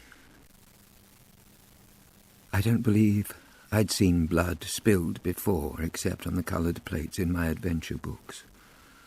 Appalled, I let him push me into the room across the corridor. The door swung closed behind me as I heard him call, "Nurse! Any nurse! Come to James Harper's cell!" His cell? The very word had stopped my heart. I heard the bolt grind as the doctor tugged it back, and then the scurry of footsteps. There came the most almighty clang as the door shut behind him and his willing helpers, while into me crept the dread fear that he'd deceived me, and the blood that I'd seen trickling across the flagstones had been my mother's. Even before the voices quieted, I'd hurried back into the corridor to listen. I heard the doctor say, "Now, steady, Jim. Be strong. The stitching will take time, and it will hurt." I heard a man's voice moan, and then the doctor spoke again. "Oh, Jim, why must you constantly be trying to cheat your Maker out of a little of the time he wants to keep you on earth?" My heart stopped banging and my breathing slowed. Filled with relief, I crept back into the room and for the first time looked around. It seemed half office, half study. Along two of the walls stood wooden cabinets, all neatly labelled AB to AN, AN to AV, AV to BE, and on, drawer by drawer around the room. I drew near only one. CO to CU. There would be nothing in that cabinet to interest me. I was convinced of that. Wasn't my mother undergoing treatment? If there was any file on her, then surely someone would be poring over it, trying to make sense of the strange events that so mistakenly had brought her here. So then, no harm in looking. I pulled the neat brass handle. The drawer swung out, and there it was at the back, a file so freshly labelled it sprang up at me. Cunningham, Liliana. I drew it out and carried it to the desk. I knew that I was courting trouble, but desperation got the upper hand. I tried to calm myself with the idea that when Dr. Marlow came back, I would have time to shut the file and turn it face down on the desk. He was unlikely even to glance at it, and if he did, he would assume it had been lying there all along. I sat in the big leather chair and shuffled quickly through the sheets of paper in the file. Liliana Cunningham, her age and height and weight and hair colour, and then page after page of pulse rates and temperatures, daily accounts of what food had been offered. The corresponding spaces for what she'd actually eaten had been left blank. Was she determined to starve? Tucked behind these, there was a written account of her distress. Frenzied and distraught, seized by the most impregnable illusion.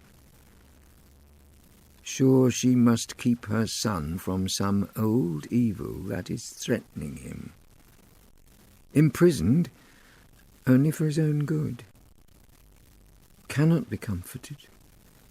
Cannot be convinced. I turned to the last loose page, and there it was. Next of kin. In disturbed sleep, the patient mutters constantly of someone the nurses understand to be a brother. And yet, once woken, she refuses to divulge his name or say a word about her family. So was it possible? Had my strange wisp of memory been not a dream, but some true flash of remembrance? Had I an uncle? I heard the doorknob rattle. Slamming shut the file, I swung the chair around to try to make it look as if I'd spent the time staring out of the window.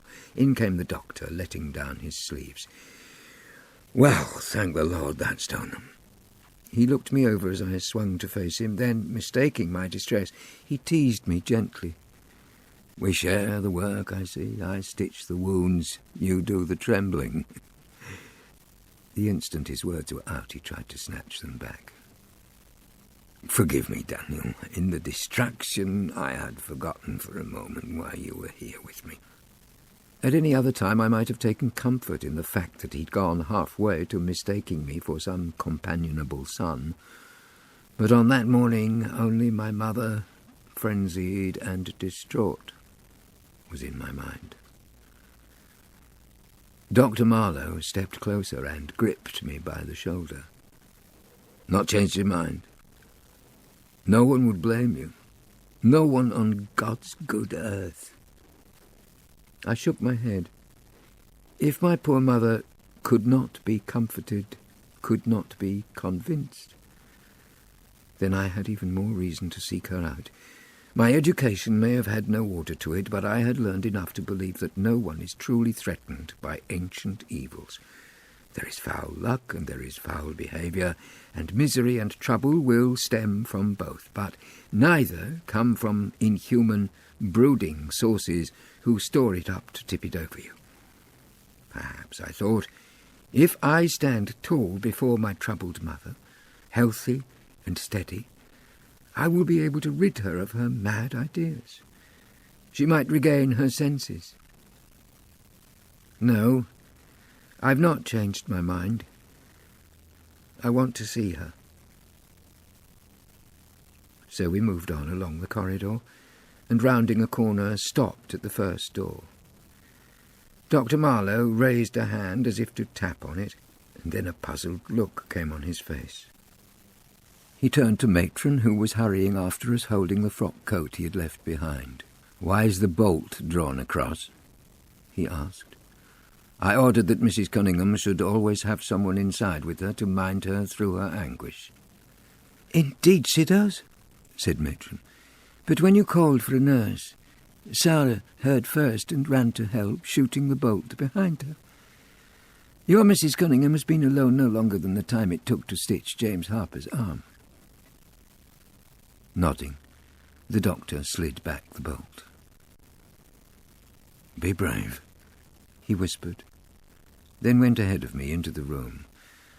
But he had no idea how brave you have to be to see, over a shoulder, the stick-thin shadow of your mother, with her neck awry, slung from a bar on the window by a short noose that she has fashioned with her own skilled fingers from the lace trimmings on her tattered dress.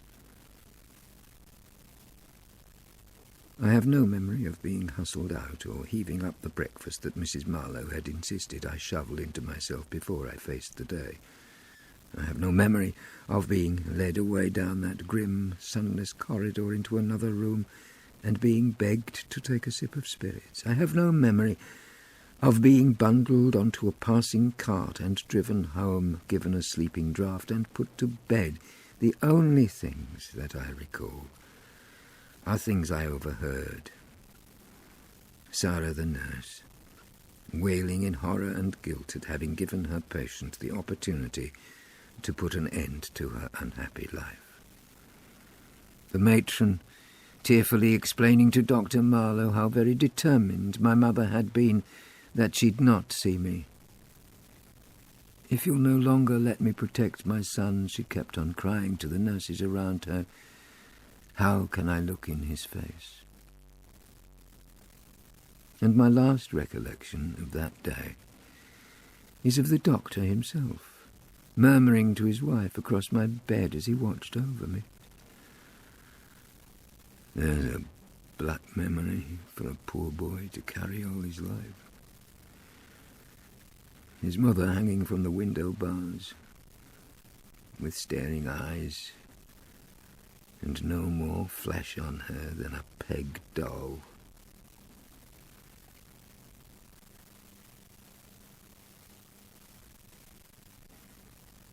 Chapter 15. I've just one echo in my mind from all the days that followed, and that's of Dr. Marlow murmuring to his wife, "There's more than one sort of fever." And I was burning up, though whether from grief or guilt I couldn't say.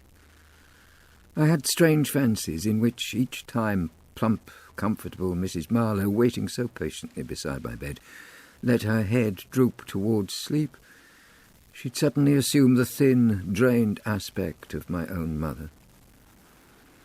Her neck would seem to me to snap awry, her mouth turn black, her eyes stare emptily. I'd jerk and twist in turn, only to feel a cool hand on my forehead, and Mrs. Marlow would be back again in all her sturdy, full-faced tranquillity. The nightmares gradually passed, and soon the shadows under my eyes began to vanish. Aha! Dr. Marlow teased one day when he came in to make his morning check on me. I see our black-eyed panda who's gone back to China at last, leaving young Daniel in his place.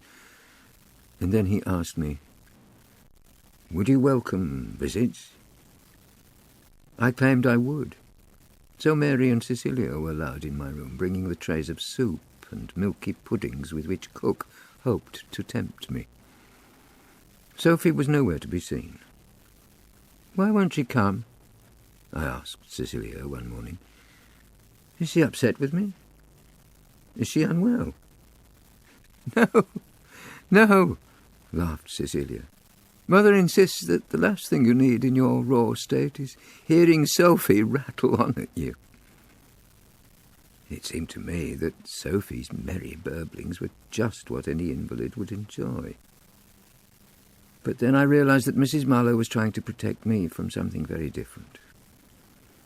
Talk in the town about the death. My mother's body and the cutting down.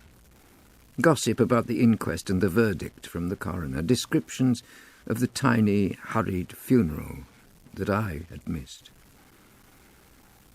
But I'd been stuck in bed for far too much of my short life to choose to stay. And so, next morning, I threw off the bed covers, pulled on my clothes, and came downstairs. Sophie was curled in an armchair in the morning room. As I came in, she threw her book aside. "Daniel, you're back!" And it did seem as if I'd been 100 miles away. I pulled up the embroidered stool and sat beside her. "So," I said, "source of all wisdom, fount of all information in this house, tell me, what have I missed?" A cloud ran over her face as she remembered all the things that she'd been warned I mustn't hear. But then she started ticking off on her fingers the ones that weren't forbidden. Cook's stepdaughter's had a baby girl. She's to be named Kathleen as well. Old Mr. Tanner's son has gone back to sea, even though when he came home last year he vowed he'd never again choose to look out over water. Oh, yes, and Mary is to be allowed to give up the piano, but I am not, even though I am the worst by far out of the two of us.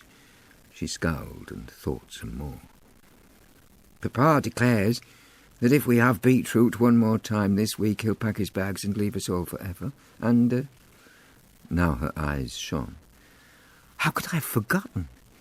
You are one day too late to meet the visitor who has set Cecilia blushing. Now that was news indeed. A visitor for Cecilia. You mean he came to ask her to walk out with him? She flapped her hands. No, not quite. He came to paint the doll's house. Paint it? I spun round. Had someone thought to tamper with the only keepsake from my former life? But there was the doll's house, set in the window bay as before, and looking just the same. Sophie was laughing. Not paint it. Paint it? What, like a portrait? Exactly so. A portrait of your doll's house. But why? She shrugged. I don't know. Papa ordered it. Perhaps he thought that it would cheer you up. She fell into a fit of mirth. I don't suppose it even crossed his mind the painter might cheer Cecilia. And on she went, teasing about the artist's yellow curls and pointy beard, speaking louder and louder until her mother, overhearing as she passed, poked her head round the door. Now, Sophie, be kinder to your sister. Not another word. Then Mrs. Marlow saw that it was me perched on the stool. Daniel, you're down with us at last.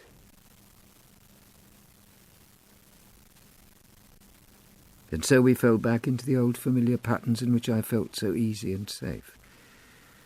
Gradually my lessons were resumed, but in the afternoons we were all free to wander as far as we chose. Cecilia and Mary preferred to walk in town, where they'd meet friends and stroll round the bandstand. But Sophie was young enough to want to come with me the other way, into the fields and copses that still so delighted me after my long starvation of all those living creatures that sang or fluttered or skittered through the undergrowth close to my feet, or even simply stood on hooves and stared out peaceably over country walls.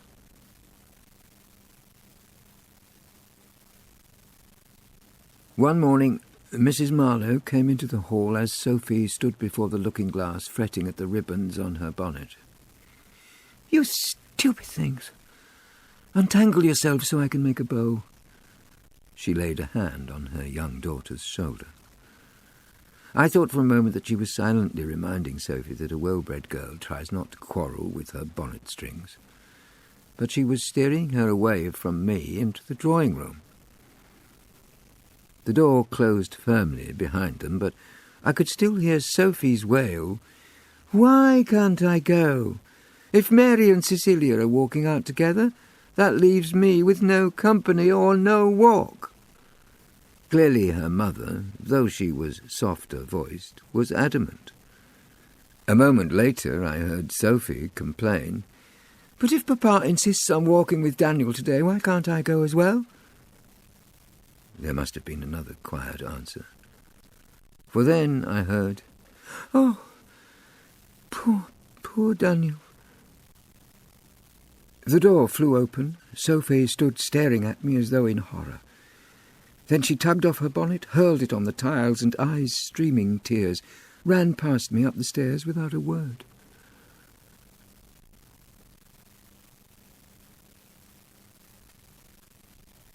Chapter 16. You can imagine that it was with little confidence that shortly after I set off with Dr. Marlow down one of the narrow winding lanes that led from the town. "A pleasant afternoon," he said. But I was filled with deep enough foreboding to answer sourly, "Perhaps it is. But I know Sophie fears that there's some shadow over it for me." "Ah, Sophie," he sighed. "My youngest daughter will never win a prize for her discretion. I'd hoped that we could get a little further before I have to tell you that we are going to see your mother's grave." "My mother's grave?" Though I'd imagined it 1,000 times, still I was startled. "Isn't that the other way?" "The other way? Why should be—" And then he guessed. "You think she's been buried at the asylum? Oh, my good Lord. If Mrs. Marlow and I were forced to think of you sitting in that dank place remembering someone you loved so well, we would do nothing but shudder." I couldn't see how it would matter. If someone you love is dead, then surely that's the worst of it, not where their grave lies. You think that now, because your heart's so young and torn. In time, you will know better. I had no answer to that, so we walked on in silence. He led me off the road over a stile and down a narrow path. We picked our way between the straggling rose briars until we reached a fence. Beyond us in the field were cows who watched with interest as we clambered over and walked towards a small stone chapel on the further side. "Is that the place?" As we came closer, I could already see over the chapel wall the tops of crosses and the bowed head of a stone angel. "Is her grave one of those?" He shook his head. "Not in the cemetery, Daniel. Closer than that." I stared round, mystified. The cows stared back at me. Then Dr. Marlow pointed. I hadn't noticed that a step or two in front of us there was a patch of grass, shorter and fresher than the rest, and set against it in the graveyard wall, embedded low, there was a headstone. Liliana Cunningham, a loving mother, Across the bottom was a line I took to be from Scripture. Until the day breaks and the shadows flee away. I thought again about the feeling I'd so often had that something dark pursued my mother through her sad life. Had Dr. Marlow sensed the same, to choose such words for her headstone? My tears sprang, and I burst out angrily. "Why isn't she inside the wall with all the others?" "I wish she were. And when there is more charity in the world, there she will be. But since your mother set her will against the Church's holy laws and took her own life, no one may bury her on hallowed ground." "You asked, though. Surely you asked." "Daniel, I didn't simply ask, I begged." "And no one relented?" "No one. The rules are clear, and all the churchmen around believe that they must follow them to the letter." He gave me a wry smile. "But even the Bible tells us that we mustn't despair. So I'll confess that I went visiting every farmer I know whose land lies by a chapel or a church. And clearly my mission was blessed because I found one happy to remember a kindness." "A kindness?" He shrugged. "Only the job that I was trained to do, a visit to his daughter late at night in a hard time." "You saved her life?" "Nothing so wonderful, perhaps her sight.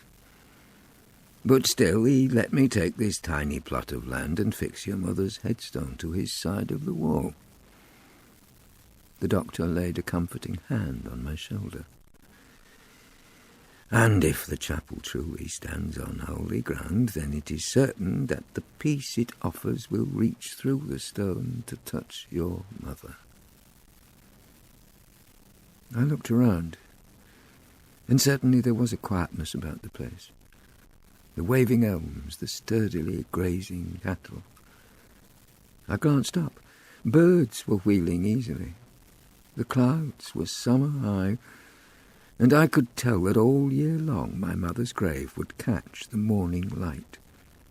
She'd be protected from the worst of winds, away from footpaths. She'd be left in peace. I threw my arms round Dr. Marlow to thank him. I had been wrong, and he was right. It mattered, oh, it mattered where she lay. He held me close for a moment, then we set off for home. I don't know what was in the doctor's mind, but for myself I felt a kind of peace stealing back into my heart. And I knew one day soon I would be able once again to think about my mother without tears.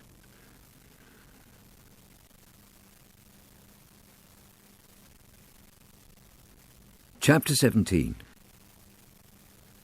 Early one evening, Cook poked her head round the green baize door and begged me, "Quick, Daniel, fetch Dr. Marlow.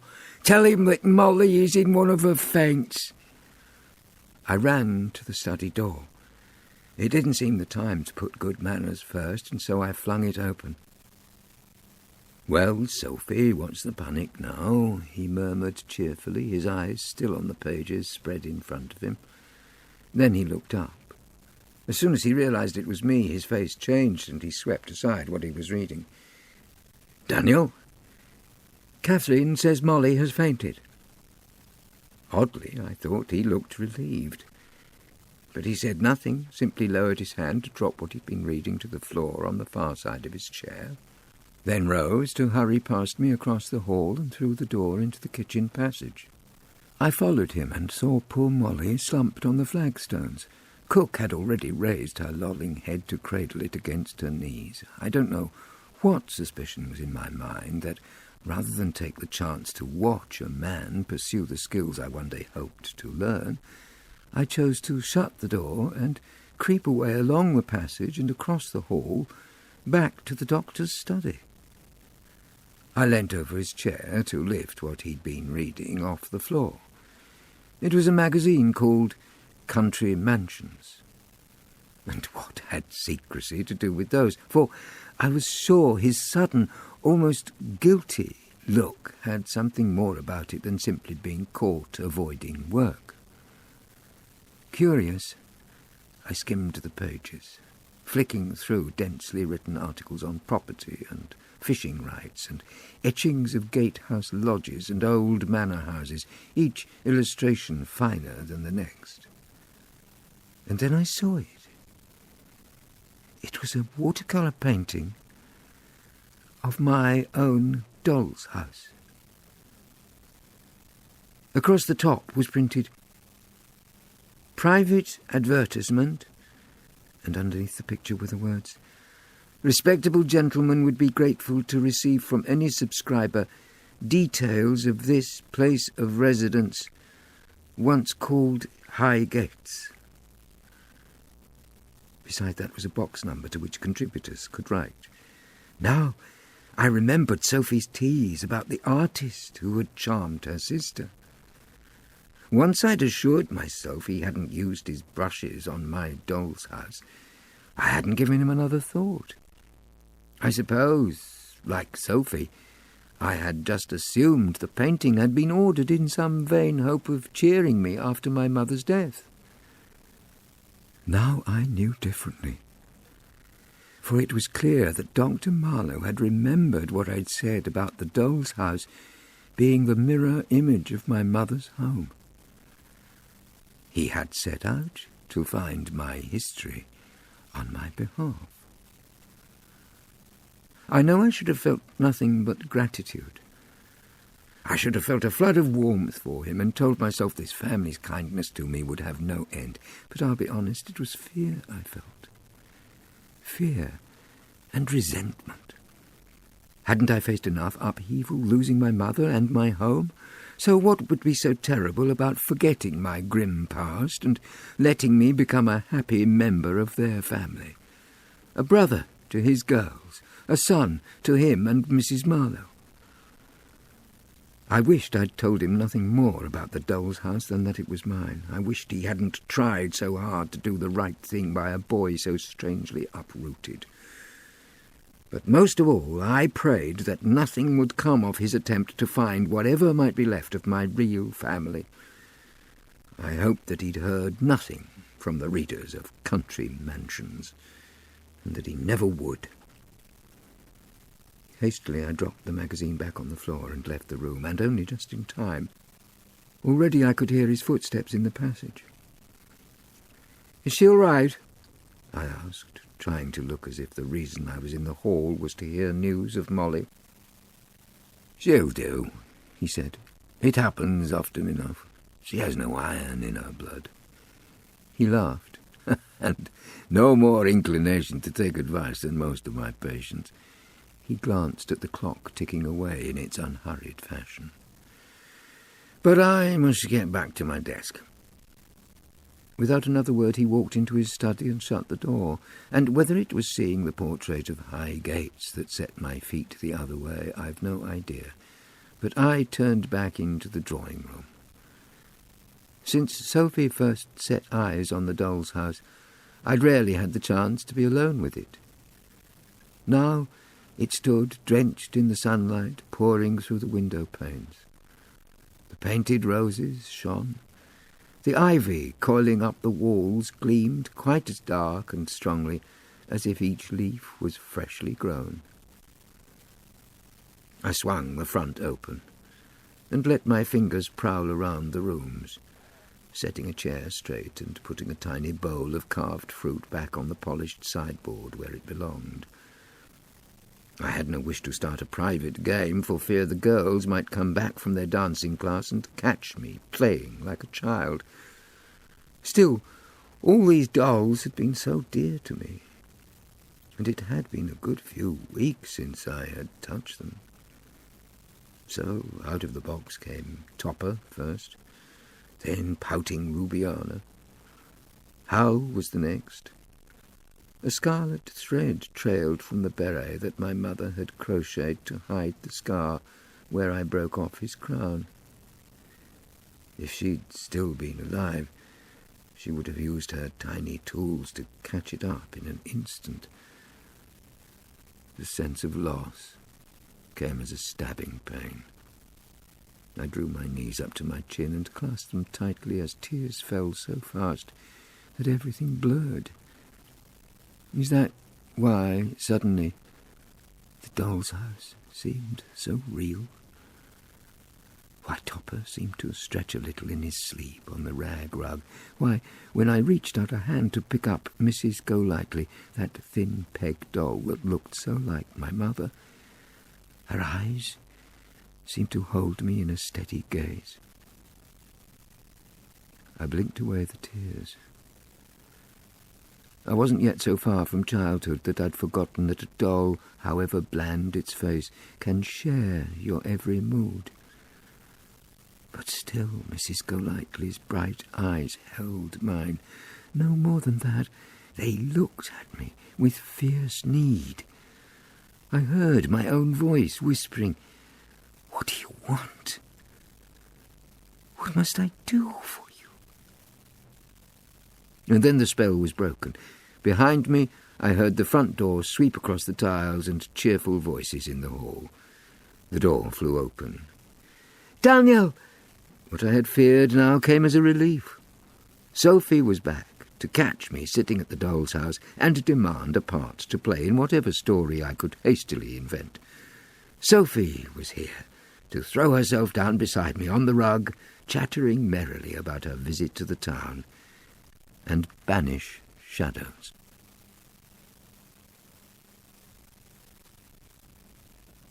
Chapter 18. Or so I thought. But from that day something began to happen in our games. It seemed as if another soul had joined us. The strange two-ended doll took over all our stories. A dozen times a week I'd say to Sophie, "Let's leave it out of this adventure," but every time at some point we would need a fresh-faced mischievous boy to join with Hal, and she would reach for it again. Or, in A Tale of Pirates, "Now we need someone who can run the ship. Let it be Captain Severn." Curious, I asked her, "Severn? Why do you call him that?" She shrugged. The name just sprang to mind. Perhaps because the poor thing's in two halves. I must have looked quite blank, because she added with a laugh, "A doll that someone chose to sever in two." She tipped the skirts so that the man stood upright. "Yes, Captain Severn can play the part." She handed him to me. I couldn't think of any reason why he shouldn't join the game. He was a doll no bigger than my hand, but still I felt unease. For every time this doll was in a story, that story changed. We might be halfway through some careless tale of rivers crossed or mountains climbed, but with the very presence of the new arrival, the nature of the game would shift from innocence and merriment into pure menace, or even cruelty. Where, before, Sophie and I would solve a mystery with questions or cunning, once that new doll joined in, we'd find ourselves depending on threats and blackmail, even on punishments. I'd find myself locking my precious Hal away in stinking dungeons, or staking his poor body out where ants could torment him. And at my side, the child who'd once insisted on helping her guilty brigand escape from transportation, now cheerfully pressed for all of them to be strung up on gibbets without the mercy of a trial. And there was more. Sometimes I'd hear a voice I didn't recognize, and turn to check that it was truly Sophie making that deep and threatening growl. Had she learned tricks of the voice-thrower's trade? "You pin him down, while I lash him with chains. I'll make the beggar talk." I'd steal another glance her way. Her large blue eyes flashed with ferocious greed. Her fists clenched and unclenched as though in frenzy. Even her teeth looked sharper. "Sophie," She'd turn, and there'd be madness in her eyes. "Sophie!" She would look baffled, toss her head as if to shake away a dream, then be herself again. One day I crammed all of the dolls back in the box. "I won't play any longer." "Oh, Daniel!" But it was as if she knew the reason already. "Suppose we put the Severn doll away." "That's what we've said before." "This time we'll truly do it. We've claimed a dozen times we'll leave him in the doll box, and every time out he's come again." "That's true." Ruefully she inspected the doll that from the moment we broke off the game had turned back to a harmless stick of wood, some cloth and paint, patches of glued-on hair. She flipped it over to the man. "This ends the worst," she declared. "The boy has a nature primed for spite and wickedness, but doesn't yet have powers to spoil the game. We are the masters of the dolls," I tried reminding her. "Not this one," she said calmly. "This doll can make things happen." My unease grew. "Sophie, we are both old enough to know that's nonsense. And we've sat through enough wrecked games to know it's true." I couldn't argue. Sophie snatched up the doll and jumped to her feet. She ran to the small woven basket in which her mother kept her sewing silks and scrabbled in its depths until in triumph she fetched up a pin. "We'll keep the man entombed in skirts and darkness." She stuck the sharp end of the pin into the folds of stuff. "Go in. Go through." "Sophie," I prized the doll out of her hand. She'd rammed the pin so hard into the skirts that its sharp point had stuck in the wood beneath. I pulled it out and turned the doll to see what damage she'd done. The pin had gashed the man's cheek, scraping off the thinnest line of paint. She snatched him back. "I'll be more careful, I promise." Then she changed her mind. "I know. Mary will help us." "Mary will laugh at us for making a phantom out of a handful of carved wood." "Oh, I won't tell her any of that," Sophie said cheerfully. "She'd think we'd lost our minds." Sure of the truth in that, I followed her into the dining room, where Mary was sitting in the morning light darning a stocking. "Put that aside," ordered Sophie. "We need your help to sew these skirts up tight." Her sister lifted her eyes from her stitching only to say, "A simple enough task. Why can't you do it yourself?" But Sophie thrust the doll at her again. "See? They fall so thickly. We need them sewing up so tight that they can't be unpicked." Mary lifted her stocking to inspect her own progress. "Then sew them up the best you can," she told her sister mildly. "And don't unpick them."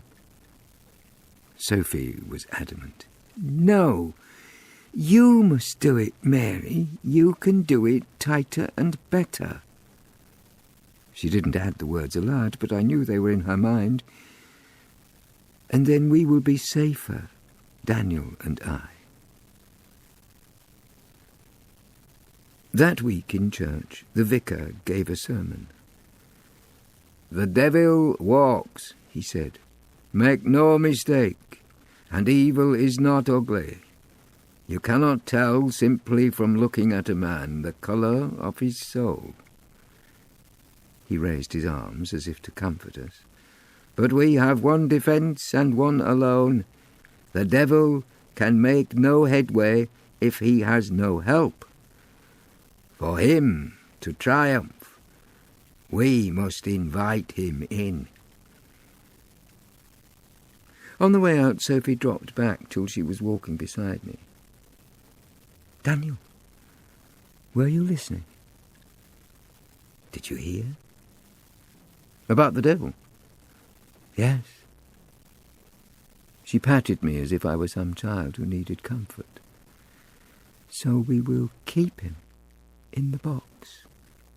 We'll not invite him in. And we'll be safe.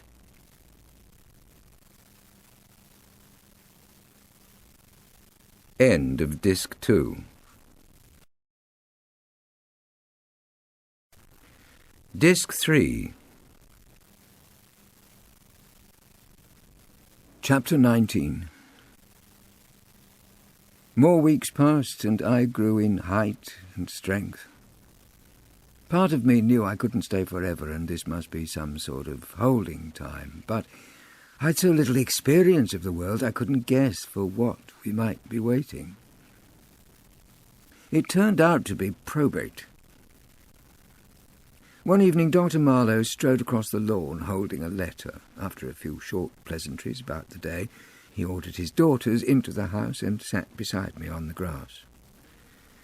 "Daniel, your mother's will is finally proved." I must have looked quite blank, for though Mrs. Marlow claimed I was coming on apace, my education hadn't yet turned into that of a lawyer. "All her affairs are sorted," he explained. "And much as I would have loved to tell you that you're secure with money of your own, I must confirm my own worst fears. We've found no money tucked away, so now your mother's belongings have been sold to pay her debts. There's nothing left." Up until then I hadn't given my inheritance a thought, but Dr. Marlow was clearly sitting waiting for some response, so I said, "Nothing? Nothing at all?" "Nothing of value." He stared uneasily at the grass between his bent knees. "The poor soul lost so much in life we could not think of taking her wedding ring from her finger even after death. So there is just your doll's house and one small token that came with your mother to the hospital. You must have that."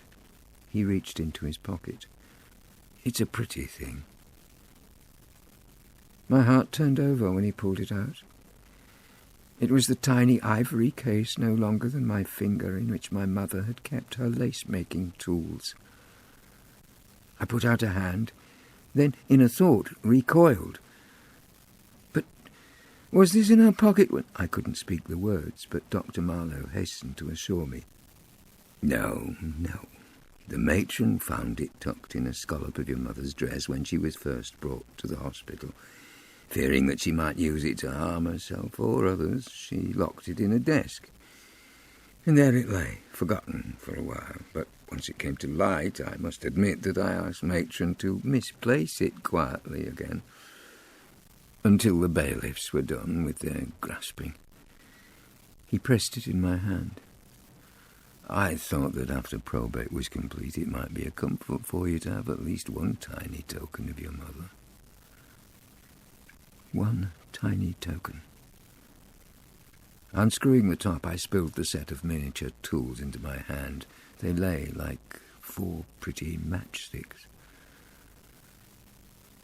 "That's all I have of her?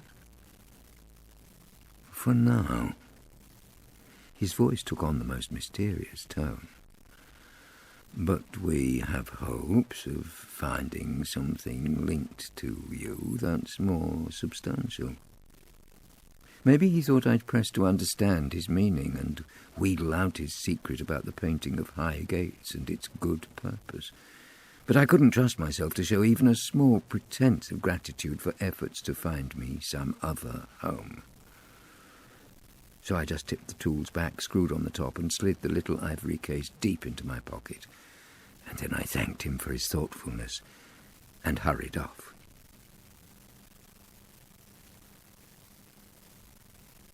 But I kept watch. And finally one morning from upstairs on the landing I saw the doctor open one of the envelopes that had been lying on the tray, only to draw out another from inside. Opening that, he read it through and then looked up. Seeing me watching him, he said uneasily, "Good day, young fellow. I came downstairs and followed him into the room where breakfast waited. The doctor leant across to murmur something to his wife before she said our grace. It seemed a strangely restless meal, with Sophie casting curious glances, first at my own set face, then at her father. Even the imperturbable Mrs. Marlow appeared unsettled. Cecilia and Mary chatted away as usual about their plans for the day, but even they must have guessed something was afoot, because they didn't show the least surprise when, as Molly sidled in to clear away the dishes, the doctor turned to me and said, "Come to my study, Daniel. We must have a talk about your future." I hung my head so low I might have been following him onto a tumbril. Now, he scolded me as soon as we were alone. "I have good news for you, not bad. We found the model for your doll's house." He sounded so proud that I couldn't bear it. "I wish you hadn't," I burst out. "Is it far away?" "Oh, I'm sure it must be. It will be far across the country, or we'd have learned of it before. And I'll be sent away to family who don't know and don't want me and never see anyone here again." He looked appalled. Placing his hands flat on the desk, he stared at me. We sat together in silence. Finally, he almost whispered, "Daniel, I had no choice. We had a moral duty to try to find your own real family." "You let the lace-making tools lie hidden," I accused him. "And you allowed the doll's house to be carried here before it could be sold to pay the grocer. Why did you have to act on one tiny thing I told you and set all this in train?" I'd said too much. His eyebrows lifted. "You knew? You knew of the advertisement I placed in country mansions?" "I knew about the painting," I told him sullenly. "I saw the magazine and guessed the rest." It was, he clearly knew, no time to take me to task for snooping round his study. So, brushing that aside, he tried to comfort me again. "Daniel, this could be good for you. I'm happy here." Sighing, he waited. But I had nothing more to say. I just stared at the floor. After a moment, Dr. Marlow took a more businesslike tone. Waving a letter at me, he said, "This comes from someone who was once the postmistress in a small place called Illingworth." I waited. "It's on the Downs," he added. I still kept silent. He pressed on. "The Downs are chalk hills near the coast. 10,000 miles away." 200, he admitted. "Write to this lady," I begged. "Tell her the artist did a careless job and she must be mistaken." "Daniel, she says the painting is the very image of a place called Highgate, and when she left for London several years ago, the owner was a man called Severn." Severn? How could I help but look a little startled?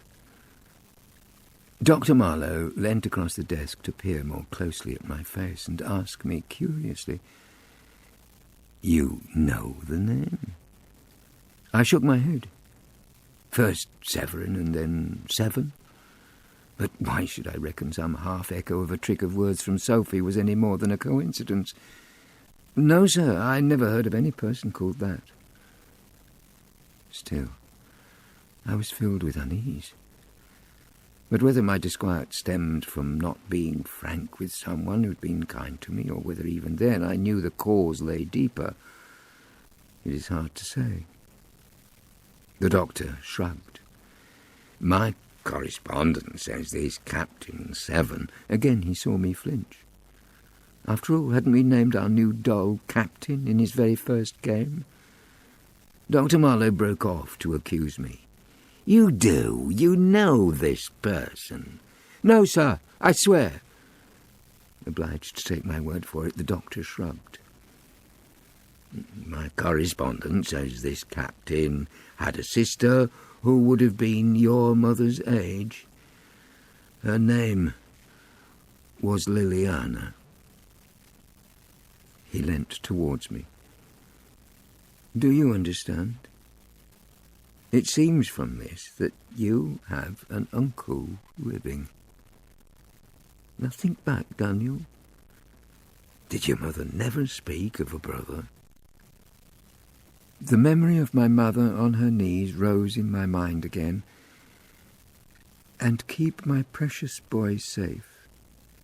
And his uncle said... Could half a whispered prayer that might have floated from a dream add up to speaking of a brother? I would not have it. No. And I would even brush aside what I had read of all my mother's night-time ravings in the hospital. I didn't want an uncle. So, never, I answered the doctor firmly. Strange, that, he murmured. His very look of doubt lent force to my next argument. And even if this man is anything to do with me, surely the last thing in the world my mother would have wanted is for me to be sent back to somewhere she was so clearly determined to forget. I could tell he found this a worrying thought, but still he rallied. Daniel, this is your blood family. Seeing my chance, I rushed around the desk and, just as Sophie might have done, threw my arms round him. Oh, please don't send me away. You know I don't want to go. Why can't you and your family keep me? I'll earn my living, pay you back for every slice of bread and hunk of meat. Haven't I had enough upheavals? Don't send me away. He tried to hold me at arm's length. Daniel, if for a moment I thought I wouldn't let him finish. Oh, please. Losing my mother should be quite enough to make an uncle pity me. Surely this Captain Severn will let me choose for myself if I will come to him or stay with you. It was as if I'd hit upon some compromise he thought might work. He may indeed. The doctor patted me on the shoulder and tried to lift my spirits with a joke. Not everyone would welcome into their house such a tornado of emotions as you can offer. His face turned grave again. Still, I must write to him. No, not at once. Let's just delay until I'm old enough to choose for myself. But Dr. Marlow had turned stern. Daniel, he is your uncle. And since I'm currently your guardian, now I've been told of his existence, I have no choice but to inform the man of yours.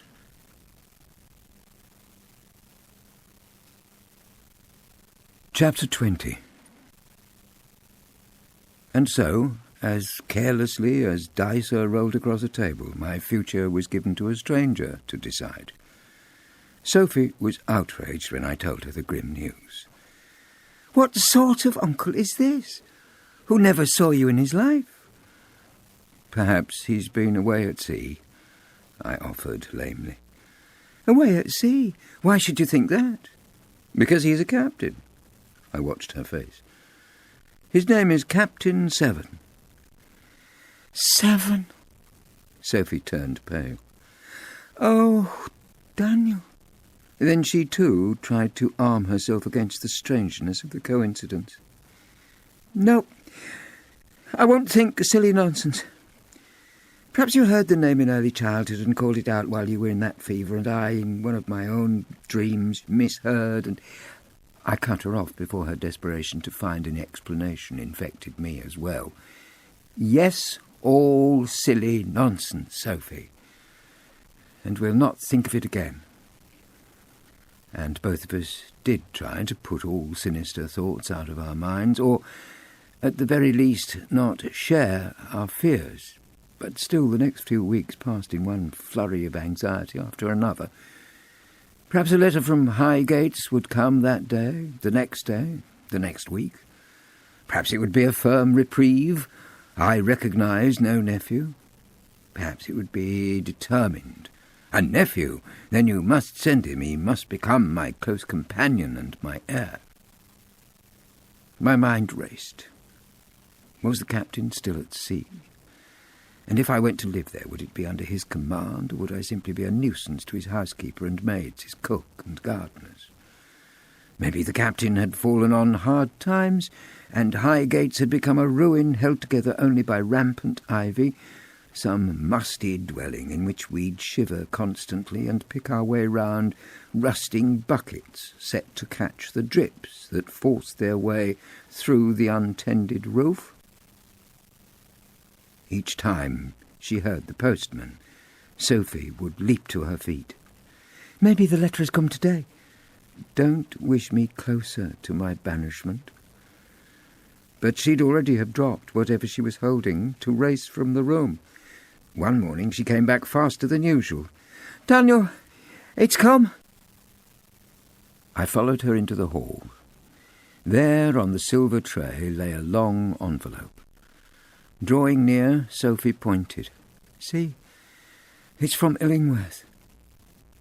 But there was nothing we could do but sit and stare at it till Dr. Marlow strolled home for his lunch. Seeing the letter, he carried it off to his study.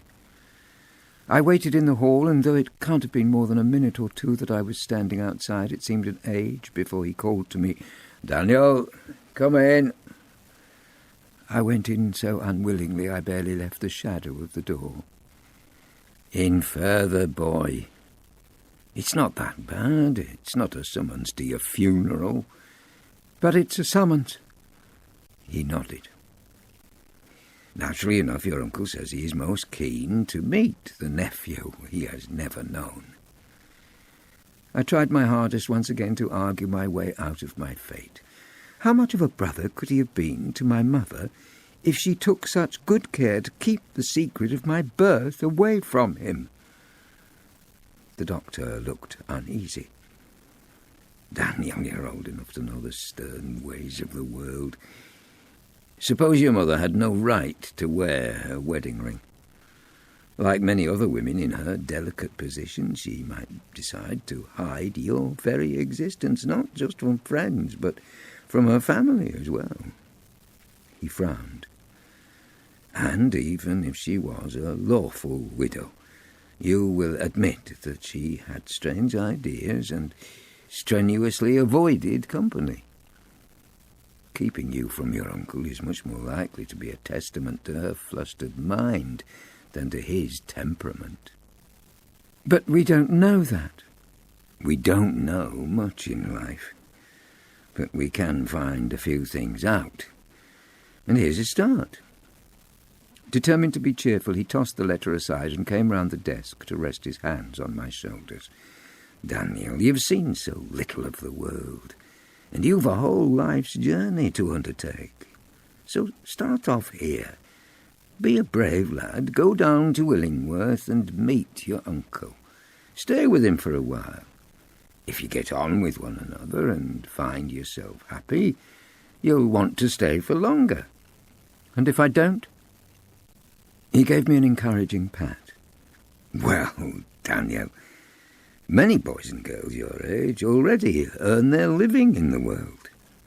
It would be hard to believe that come your next birthday, at the very least, you could not make a success of arguing with your uncle that you should be allowed to leave." I think that I was testing Dr. Marlow's resolve more than my own. "By my next birthday?" He shrugged. "Why not? The captain seems a thoughtful and a reasonable man." He waved the letter at me. "Why, in here he tells me firmly that not only will you be met promptly off the train, but he also plans to send a cart up here to pick up every single one of your mother's and your possessions. So you'll feel more at home while you are with him at Highgates." At this, at least, the two of us could share a wry smile. all my possessions.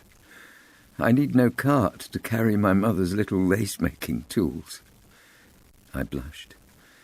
As for the doll's house, the doctor guessed my thoughts. You've lived your life bereft of hoops and bats and balls and bows for archery. Still, perhaps you'd not want your uncle from the start to think of you as a boy who plays only with dolls. He made a kind of decision. Let us forget the doll's house for a while and leave it here. I'll tell your uncle everything was sold after your mother's death. That is as close to the truth as we need go for now. Then, if you settle and decide to stay, we'll send the doll's house after you. And if I don't, then I can come back here. He hugged me close. How can you doubt it? There'll always be a welcome for you in this house. You promise me? I promise you. I wiped away my tears. All right, I'll go. There's my brave boy. Now let's go out and tell the others we have plans afoot.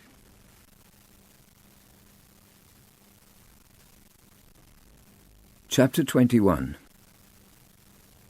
From that day on, Cecilia and Mary sewed like two furies. Here's frogging for your new jacket. Daniel, you'll look as smart as any captain's ensign when we finish this.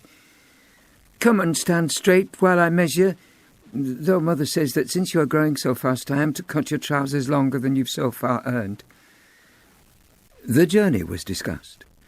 Clearly, the Marlows thought my uncle might demand some say in the arrangements, but from the moment he heard everything was sold and there was no need for his cart to come, no further letters arrived from Highgates. So Dr. and Mrs. Marlow took it upon themselves to decide on the details of my journey.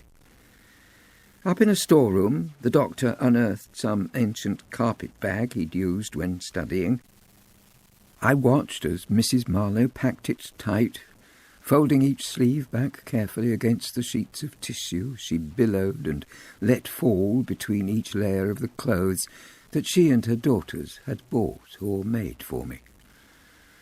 I stood by as she stuffed my fine new boots with wadded balls of newsprint until my left boot firmly declared Government Minister Sickens, while my right cheerfully maintained Grand Theatre Opening. Then the last evening passed, with everybody under the roof hugging me over and wishing me well for the morning. 2 hours before dawn, the doctor shook me awake to share a dismal breakfast. We walked together to the railway station and waited in the grim dark until the train appeared round the corner, puffing to a halt. The doctor shook my hand and, after squeezing the breath from my body one last time, pushed me aboard. The train door slammed behind me. The station master blew his whistle, loud and long, and finally, like a wrapped parcel that has no notion of where it might be going or why, I, Daniel Thomas Cunningham, was tossed out into the world. And what a world! I leant my head against the window of the train and stared as cows and sheep swept past in the dawn light. Pale hills unfolded slope by slope. Over and over we'd rattle to a halt. Some passengers would leave, more climb aboard. Under the protection of the guard, I changed trains twice and travelled on to London, where some good friend of Dr. Marlow's took me in a cab through that great city. Such a shame you can't stop to see the sights. But you're still young. There will be plenty of time. Once we were at the railway station at Victoria, he swung my bag up onto the luggage rack and pressed his card into my hand. If you should ever be in London again, then look me up. We'll visit all the places we should have seen today. Now, where's your ticket? I tapped my jacket pocket. And you'll be safely met. Word has been sent ahead about my train. And have you money? Oh, yes. The doctor insisted on giving me enough to see me through. He's not the only one who can insist. Here. I tried to push back his gift, but he was firm. No, you'll be astonished how useful a few loose shillings in your pocket can be to a boy your age. No, truly, but he had gone. leaving me no choice but to pocket the money and shout my thanks after him as he strode off through the crowd. Then I was back to staring out of windows, through sooty suburbs, over rattling bridges and into a countryside of welcoming woods and pretty villages. And then another station change. At Amford, I waited the half an hour I'd been told until a shorter train puffed into view. It crept along, stopping at several places, some simply wooden ramps, where the track crossed a road or passed close to a clump of cottages. The land around was chalky and plain, and from the wide, wide sky the sun spilled white light on the contours of the hills.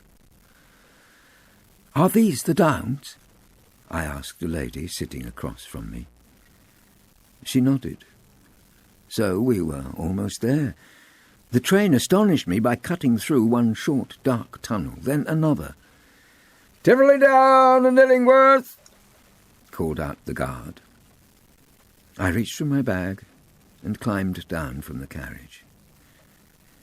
Even before my feet were on the station stop, I felt a shaft of unease. The bright, bright world around me darkened as though some huge, malevolent bird were flying overhead. I heard my own foreboding. Now here's a black mistake, as shadows rolled across the land. But glancing up, I saw that this was no natural warning to clamber back on board and leave this place as fast as possible, simply a summer cloud that blotted out the sun. I jumped down on the rutted path. In spite of my uncle's promise, no one was there to greet me. So I sat on my bag and waited. And it wasn't long before a horse and cart raised chalky dust along the road. I scrambled to my feet, but all the driver did was nod towards me as he clattered past, and in the end I sat back down again, wondering if I'd be there till dark. I waited a little longer. By now, of course, I feared that Captain Severn, who had so recently heard I was on Earth, had already forgotten about my existence, or mistaken the day. I wasn't used to making efforts for myself, and so I sat, steeped in self-pity and anxiety, until it suddenly occurred to me to ask the question, what would young Sophie do? Well, I knew the answer at once. She wouldn't wait about, fearing the worst and reading trouble in the shadow of each passing cloud. She'd shrug and make shift for herself and go in search of someone who could point the way. Did I need Sophie by my side to follow her example? No, I did not. And so, in failing light, I set off into Illingworth, which seemed to me to be no more than a stone church and a few pretty houses set around a green. I saw the post office in which Dr. Marlow's earliest informant had once worked, and felt renewed resentment at the officious meddling that had set me off on this unwelcome journey. Because of the late hour, its door was shut, like all the others I saw. But, coming towards me down the village street, were two women so alike in all but age, I reckoned that they must be mother and daughter. When they got close to me, I asked the way. "To Highgate?" Each glanced uneasily at the other. Did they perhaps suspect me of bringing trouble in my wake? But while the daughter stared, the mother took care to direct me several times over to follow the road in front of me out of Illingworth, walk up the hill, then take the footpath signposted to Farley Down. "Be sure to keep to the south side of the woods. Follow the path round. You'll know the house from the stone eagles on the gates." I thanked them and set off. But Mrs. Marlow had shaken her head at me despairingly so often as she spun the globe that I'd no confidence I could judge south or west or east or north. I knew the sun was reddening the sky behind me and that it set in the west, and so I reckoned if I could only get my bearings now, I might do better with the twists and turns along the way. So I glanced back. Sure enough, there was the sun, sinking, huge and blood-red, behind the furthest hill.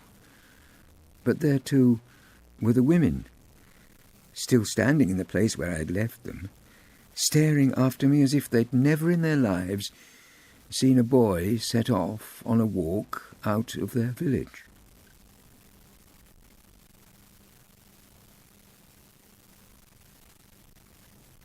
Part 2. Chapter 22. The track was well trodden, the sign too farly down in place, and the path round the woods clear enough to follow even in gathering darkness. And when I reached the gates, there, sure enough, 2 threatening stone eagles stood on their posts. I felt a pang. This was my mother's old home. How often must she have passed between these weather-worn pillars, even perhaps invented names for these intimidating birds of prey that loomed above her as they now peered down at me. But every creature is unnerved by something different. As I walked up the sorely overgrown drive, I sent birds flying, squawking fit to burst, out of the undergrowth between the trees, until I stepped out of the shadow of woods onto wide lawns. The house itself was unmistakable.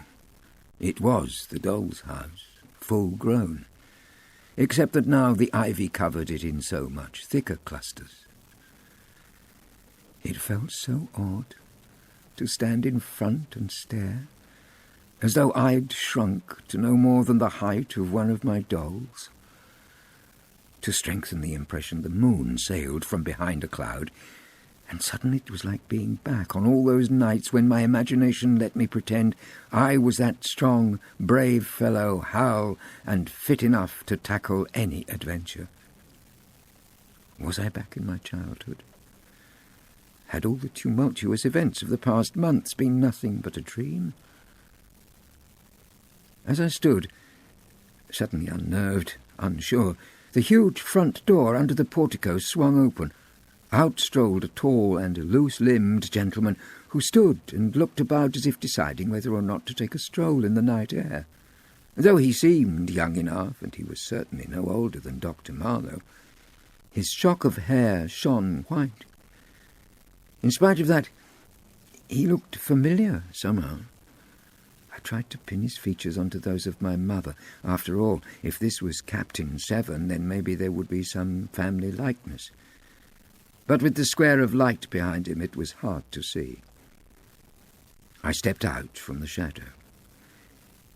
He noticed me at once. His thoughtful look vanished. For just a moment he looked startled, then his face creased into a welcoming smile. "Is this my nephew? Daniel, is it, at last?" He strode across the lawn to clasp my hand. "So, Thomas found you at our apology for a station." He glanced at my small bag. "No need to carry that into the house yourself. Thomas will gladly oblige." He seemed so affable that it seemed churlish to tell him that any arrangements he might have made for Thomas to meet me had clearly gone awry, so I just held the bag a little tighter and shook my head. Truly, it holds so little that even a feeble fellow like myself can prize it from your hand." He broke in triumphantly, and snatching it from me, he turned to march back through the carved oak door I recognized so well, into the hugely magnified image of the hall my stubby fingers had padded through so often in my childhood games. It seemed too soon to claim acquaintance with the house, so I said only, "This is a splendid place." He tipped back his head as though to admire the sheer volume of space around and above us. "Splendid indeed. And yet without you I have rattled around it like a dead beetle shaken in a bottle." It was a horrid notion, but the captain seemed cheerful enough, opening a door to call an echoing order. "Mother! Our young man's here, and no doubt, like all others of his age, he has a wolf in his belly." Clapping his hand on my shoulder, he steered me up the curved wide staircase and along the landing to the small arched door set in the alcove. Shooting back the bolt, He went ahead of me up the narrow set of stairs that I already knew led to the attics. His heavy footfalls raised such clouds of dust that it seemed obvious the staircase had been little used for years, and it was hard not to wonder why, if my uncle had felt the need for company so very strongly over his lonely years, he had decided now to put me so far from the house's heart. He opened the first door along the unlit passage. "This'll do nicely," he said. Tossing my bag onto the rickety-looking bed, he strode to the window. "See? You will have the best view in the house. Over the woods as far as the rolling downs." He turned back to assure me. "You will be happy here. Though I can't find you company of your own age, there'll still be plenty to do. Why, I can teach you how to hunt and fish, indeed. I'm sure the river can be seen from here." Sticking his head out of the window, he craned as far as he could, presumably in hopes of seeing river water glint in the moonlight. I took the chance to glance around. The shade on the only lamp was so mottled with age and damp it threw more shadow than light. The eaves sloped down so low I knew I'd crack my head if I sat up in bed.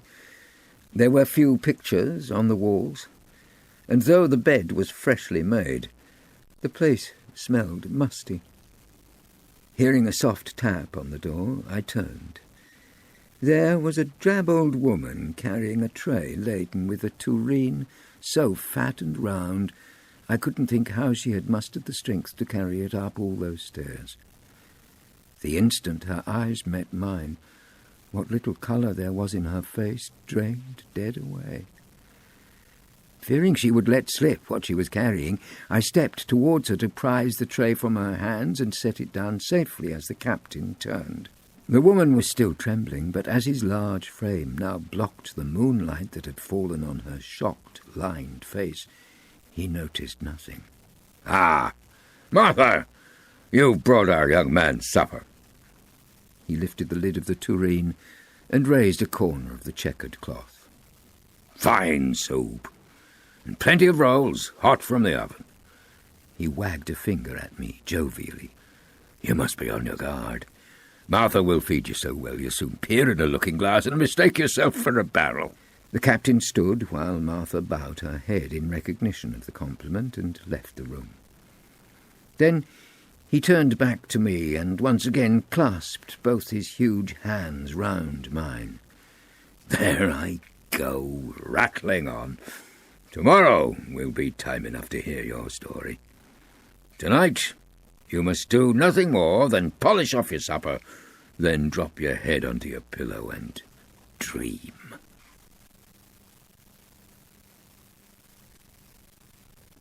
Chapter 23. Oh, he was right enough there. I never had such dreams as on that night. Welcome as it had been, the soup I'd drunk might have been made by goblins. My hours were wakeful and torn, yet still I couldn't pull myself out of my haunted sleep. The damp stains on the walls became disfigured faces. The people in my dreams opened their mouths to speak, and I saw fangs. I ran away from them, only to find myself in overgrown graveyards where stone cherubs wept real tears down marble cheeks, and I could hear their cries of anguish and the wails of the dead. I forced myself to wake. Had I gone mad, like my poor mother? I made myself get out of bed and padded to the window in bare feet. Outside lay peace itself. Already it was growing light. A fox was picking its way across the lawn, shaking dew from its paws at every step. Far off, owls hooted. Gradually my sense of panic stilled. I washed in the water from the jug I found outside the door. Then, pulling on my clothes, I crept along the passage and down the narrow stairs, through the small door and out onto the spacious landing. So here it was, the house in which my mother spent her early life. Familiar, and yet strange. The chests of polished oak were just the same as in the doll's house, and though the colours in the tapestries along the wall had faded to grey, I could make out the stag at bay and splashing waterfall that I remembered so well. I started down the curving stair and found myself peering in tarnished glass, so something had been changed. Back in my doll's house, all the way down these stairs were tiny portraits. A woman cradling a child, a handsome, sturdy boy, a girl in a white gown. Here, in their place, there hung a positive jumble of country scenes and ill-assorted mirrors, around some of which were stronger patches of colour on the wall, showing where differently shaped frames had hung before. Why had the portraits been removed? Perhaps I thought my uncle didn't choose to be reminded of what a lonely life he led. Or had he moved the paintings of the ones he'd loved to his own room, so they'd be closer to memory? Whichever it was, he'd done the job well. I scoured the hall, then each downstairs room in turn, studying everything inside a frame. More mirrors and paintings of cattle at sunset, and enough fruit and flowers to feed a multitude and deck out a dozen weddings. But not one portrait. Hearing the faintest clatter, I pushed at the green baize door that led to the kitchen, and once again I saw there had been changes, because the cheerful passage of my doll's house stood filtered here in greenish gloom, and at its end the high, bright kitchen in which I'd made my dolls so clumsily handle all their pots and pans looked, in this real world, chilly and cavernous, with blackened water stains stealing down blistered walls towards the cracked meat dishes that were propped awry on the enormous dresser. Quietly I stepped inside. The room was empty, and the back door ajar. Here was a chance. The kitchen of my doll's house had opened onto nothing but a sea of carpet, or the patch of wall against which it was set, and since my mother never spoke of places she had played, I'd never gathered any sense of what might lie behind the house itself. Curiosity impelled me forward. Outside, there was a cobbled yard, criss-crossed with washing lines and walled by tumble-down sheds. Not wanting to be caught prying in stores and coal holes, I wandered through an arched gate to the side, thinking to walk around and see again that strange sight of the night before, a house I knew so well, standing full-sized against real skies, set on real earth, and, unlike my cheerful doll's house, looking as mouldering and decayed as if its very stones were only held in place by strangling ivy. And then I saw a shadow move between the trees. A man. For just a moment it occurred to me that this might be my uncle, up even earlier than myself, but when the figure stopped, I saw that he was carrying a hoe across his shoulders, and though his beard was grizzled like the captain's, he was a shorter man, not that much taller than myself. As I drew nearer, he stepped back, rather as if he hoped that I would let him melt away into the dark between the trees. But I was stubborn, for this man was staring at me in the very same way that Martha had the night before, and something about the mystery of where I was, and who I was, and why things had turned out the way they had, fueled bluntness in me.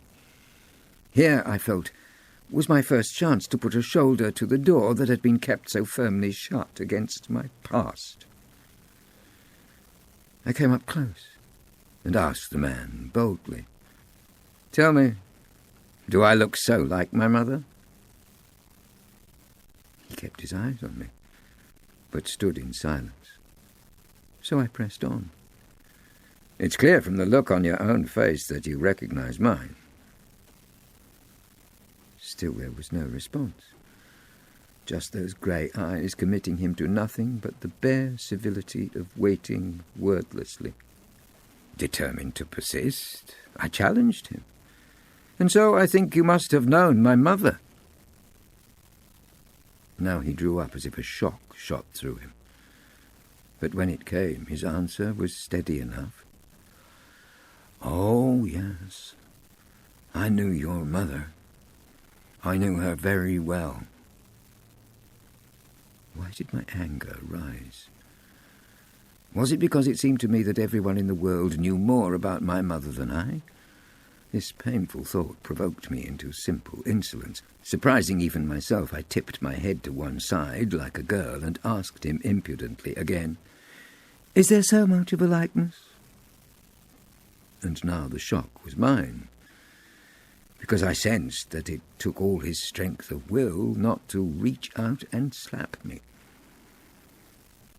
But he did manage to restrain himself, and curling his lip, admitted only, "You are as like as it is possible to be, what with her having been a loving, faultless beauty, and you but a callow and unthinking boy."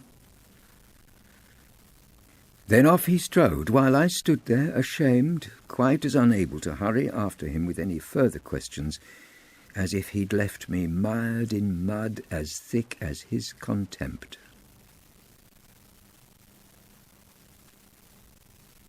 Chapter 24.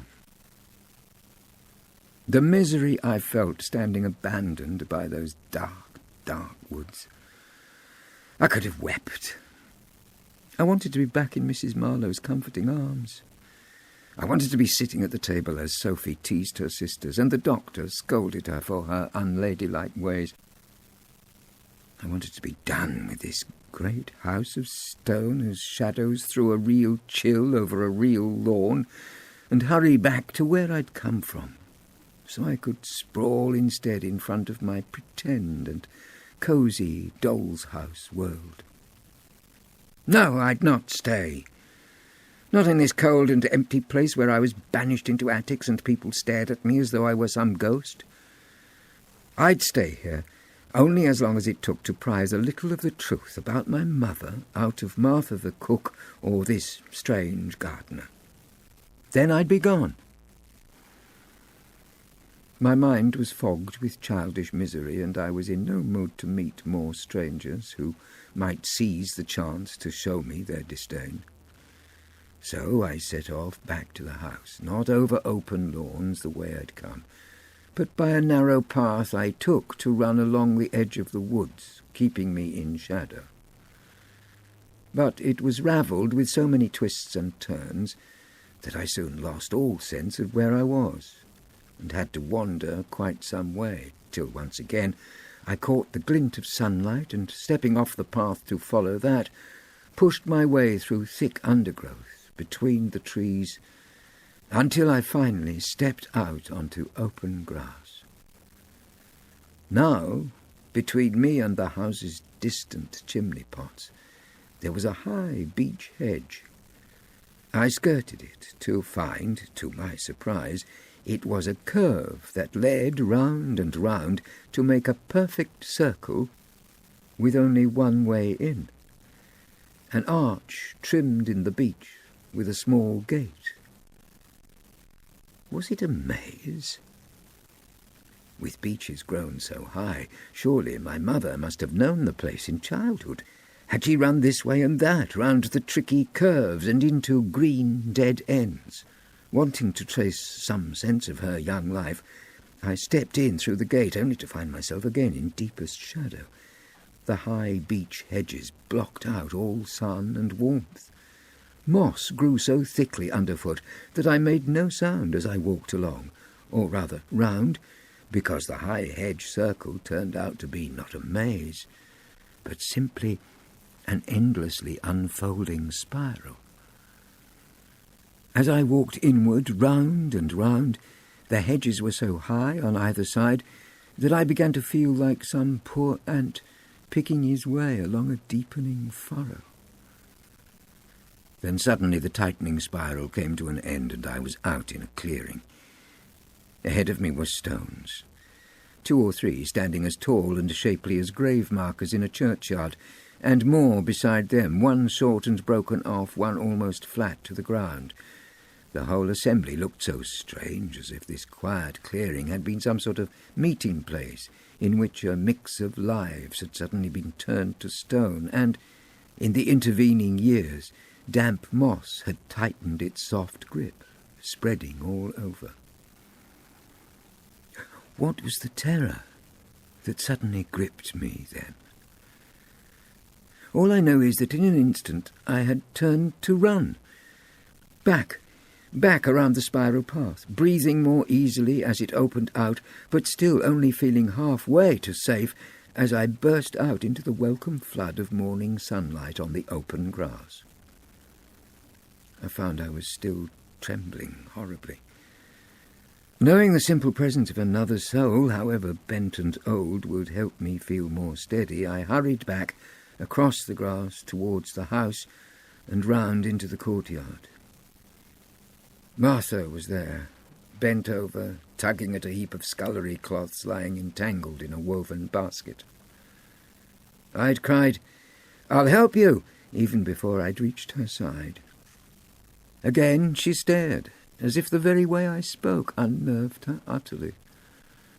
But I was determined not to be ordered off, and bent to scoop up an armful of her damp, rinsed rags. So that's where the captain found me a few moments later, pegging the last of the cloths onto a sagging line. "Ah, here's the boy. An early riser, I'm glad to see it." Glancing at my handiwork, he added, "And a skilled hand around the kitchen of the scullery. Your poor dear mother must have taught you well." I tried to gather my wits to tell him it was Dr. Marlow's maid who'd shown me how to shake things out and peg them in neat rows. But he'd already turned to Martha. "Daniel and I will take our breakfast together now. I have a host of questions for the boy." He looked my way, and in the morning light I saw for the first time the scars on his face. A narrow, livid streak across one cheek, and tiny pitted holes upon the other as if he'd been peppered by shot. I felt ashamed to have had the petty thought that I'd been banished carelessly to my high attic. Here, after all, there stood a man who had been tried in battle. To him, my dusty, faraway room might truly seem the most exhilarating place, a veritable crow's nest. Surely, in his gruff way, this uncle of mine was doing his very best to make a young boy welcome in his house.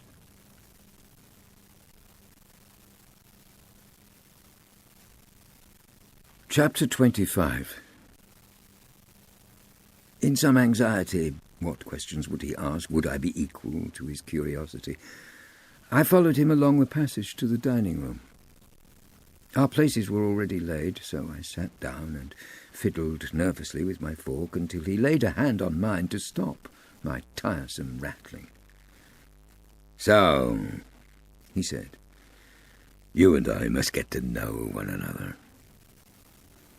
He sat there quietly for a while, studying my face. When Martha brought in our hot plates, he'd still not said a word, while I sat trying to quieten my fast-beating heart. He'll ask me first about my education, I assured myself. He'll ask if I have friends. He'll question me on where I've travelled and what I want to do when I am grown. And I'll have nothing to say, except that I spent the whole of my early life malingering in a back room, persuaded I was at death's door. And then it suddenly occurred to me that just as I knew nothing of my mother's upbringing, so no one here knew anything of mine.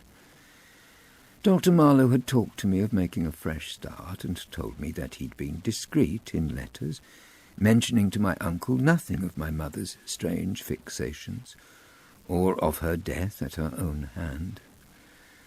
I was the only witness to my former life. And so, I thought, if I was careful with my answers, I might lead Captain Severn to believe I'd had a boyhood much like any other, with nothing hidden there, to make him think I might be tainted by my mother's morbid temperament or strange beliefs. When the first question came, it took me by surprise. Leaning his elbows hard on the polished table, his sharp green eyes bored into mine. "So, Daniel," he demanded, "tell me how Liliana fared once she had fled from all who trusted and loved her." Here was a fighting start. I stared down at my plate, and not wanting him to think me a fool for knowing nothing of my mother's early life, I said to him only, "As far back as I can remember, the two of us lived quietly together at Hawthorne Cottage." Liliana, quiet! Now there's a fine surprise for those of us who knew her as a child. And a surprise for me. My mother not thought of as quiet? Already, bafflement was taking hold of me. Meanwhile, my uncle kept up his stare and chewed on his fist. "Why, I heard you say, so did your mother not mingle with the townsfolk?" I still had hopes of hiding her deluded ways, and so it didn't seem much of a lie to answer only, "No, sir, she mixed very little." Staring at me, he said, "There were no ladies who became her bosom friends and shared her confidences?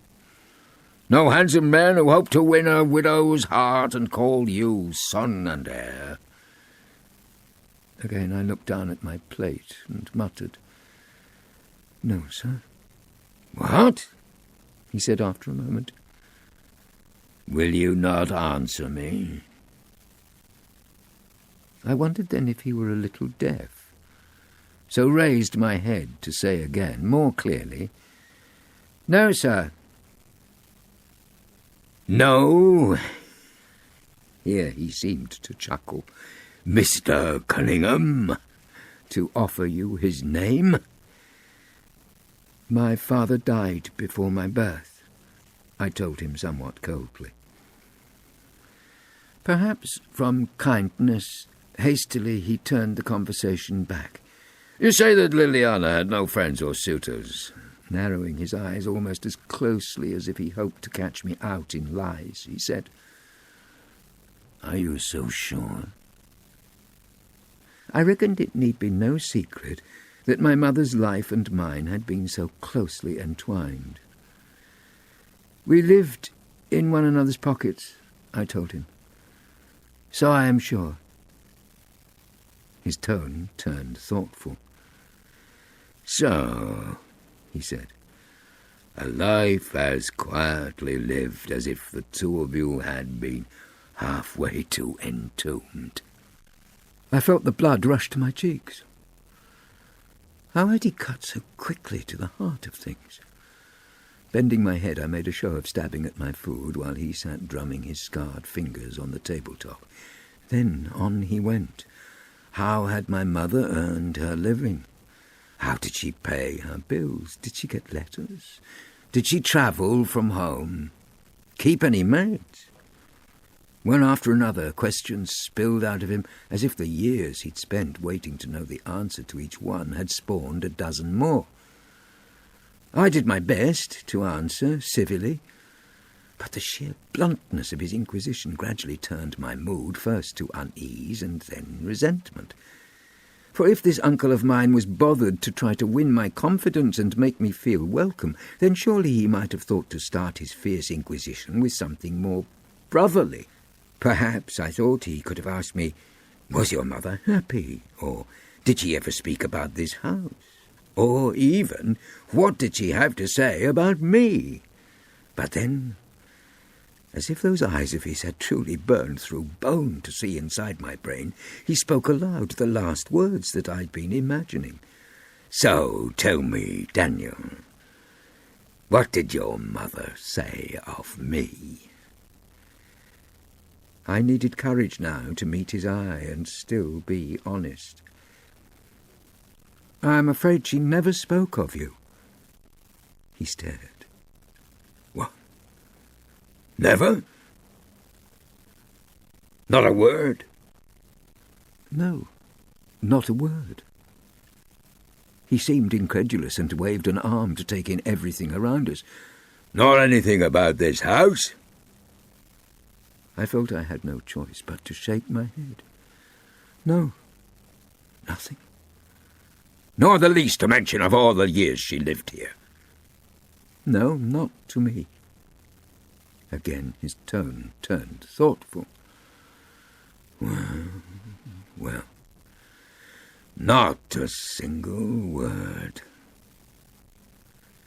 And so long was the silence that lay between us that I will swear he had forgotten I was there when he said softly to himself, Clearly there's more than one way in the world to rid oneself of an unwanted life.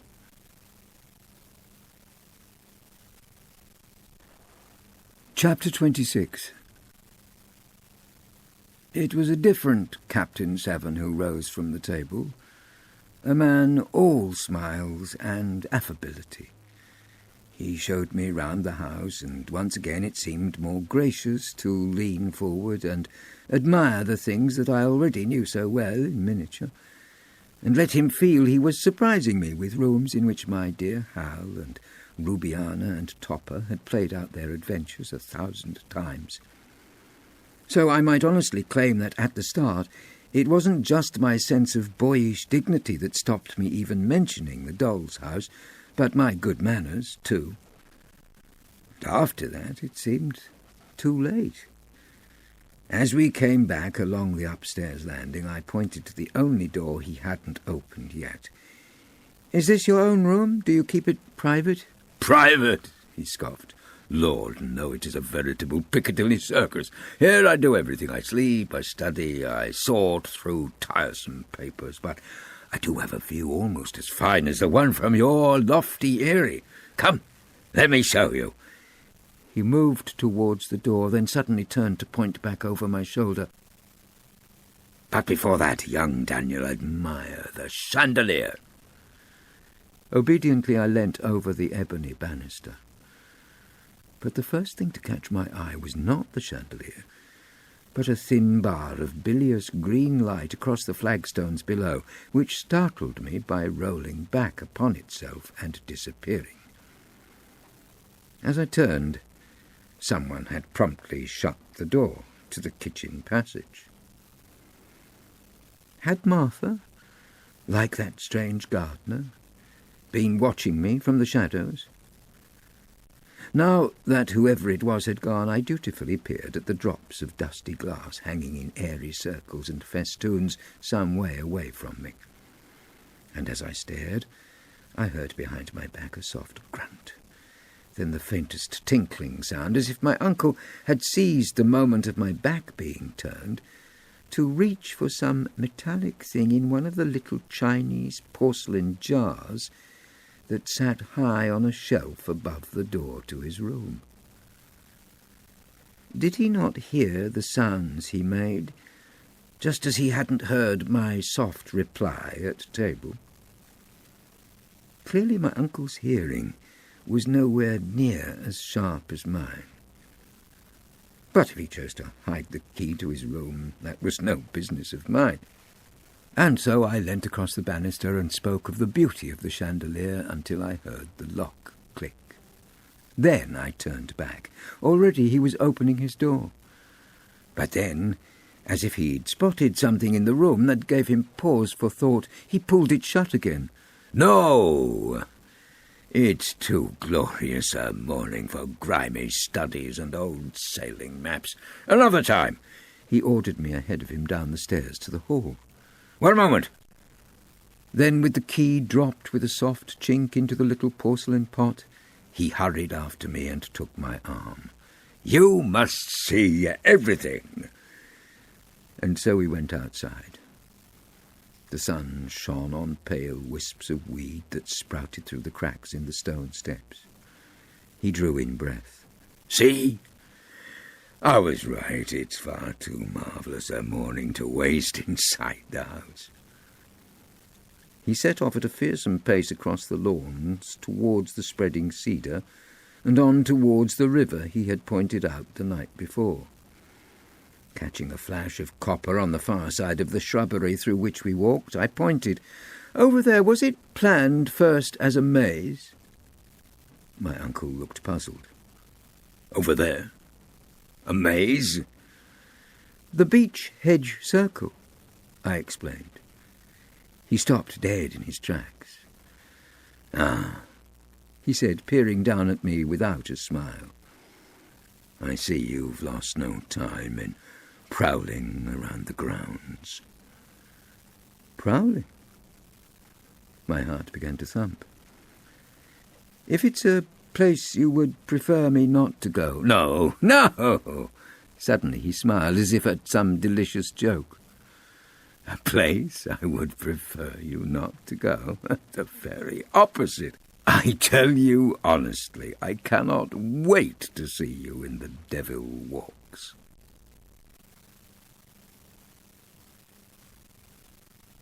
Chapter 27. "The devil walks," he roared with laughter now, then told me. "It's where the gentleman of the house strode off to curse and swear." He took 3 steps, then smashed one fist into the other, startling me horribly until I realized that, far from his mood changing, he was only making a pretense of being in a fury. "Merciful, take him!" he shouted. "Blast that man into hell! A curse on him and every last one of his family!" Dropping back smoothly into his earlier tone, he added cheerfully, "That sort of thing. I fear it doesn't take a lot to make the ladies blush." I was astonished. Someone grew those high beech hedges just to walk behind when they were in a temper? "That's right, so that we untamed creatures, men not abroad at arms, can safely storm from the house and round its hidden paths, churning the gravel underneath our boots and spitting and cursing, fit to burst till we are calm enough to return to our more mannerly wives." He was so merry that I thought to share the joke. Tipping my head, I spread my hands and said in high-pitched, wifely tones, "Do you feel better now, my dove?" He took up the jest at once and growled, "I'm quite myself again, thank you, my angel." We laughed together. And truly, from that moment I felt that he set out to make his company a pleasure. He walked me all the way along a track to show me a badger's set. "We'll come together one night to watch them frolic, Daniel. You will be amazed." He pointed out where mushrooms would be growing when the summer came to an end. He made the effort to explain how hares behaved in moonlight. And yet he seemed to have no sense of the effect that some of the things he said might have on me. "That's where your mother cut her knee and bled like a stuck pig. Look over there. Do you see all those brambles? Well, Liliana claimed their fruit was always the juiciest. At times I saw her reaching up at them to fill her basket. See, Daniel, there's the hollow oak in which your mother spent whole days playing at being a squirrel. Lord, how I scoffed at her. I look back now and am ashamed of my young self-importance." What did he think? That all the feelings in my heart were buried with my mother? I stared towards the oak. Here's where my mother had spent her hours, kicking up leaf mould, catching her pinafore against tree bark and jumping out of hollows. Why, I could almost see her there, her hand aloft, smiling at... Who? Well, not me. Ever again. So my eyes filled, and then the image blurred, just as the captain became impatient with my stolid gaze into the woods. "What are you staring at? What can you see?" I turned away to hide my tears, only to hear a stir of leaves and catch a glimpse of yet another barely moving shadow. It was that same grizzled gardener as before. At any other time I might have taken the chance to ask my uncle about these strange servants of his who seemed to be forever peering out at me from behind doors or trees. But I knew that my voice would still be trembling from thoughts of how my mother had amused herself each summer in this place. So I just shook my head, and though my once weak legs were tiring more with every step, I let the captain lead me on and on, further towards the river. On the way over a wide field, he pointed to a blackened streak on a huge fallen cedar. "That's where the lightning struck. It must have been a flash to wonder at, to fetch down such a beast." "You didn't see it happen?" No. You take the air beside a sturdy old salt. By then, in hopes of making a great fortune, Jack Severn here had turned himself into Jack Tar. "You'd gone to sea?" "I had." And instantly his face turned dark and brooding. My earlier unease swept back in force, for I too felt on no firm ground with this tempestuous man, so affable one moment, so brusque the next. Perhaps, I thought, even from childhood, his moods had swung this way and that, and the rough life on board ship had no doubt sharpened any tendency to gruff impatience. Now, clearly irritated at my slowing pace, the captain strode ahead, deliberately fast. "And do you miss the life?" I asked, trying to slow him. No, seafaring is a fine and useful past," he called back over his shoulder so firmly that I felt he was attempting to persuade himself, not me. Then his voice dropped to a mutter, and it was only because I'd hurried to catch up with him that I caught his last words, meant for his own ears only, not for mine. "But me, I'm set on quite a different future."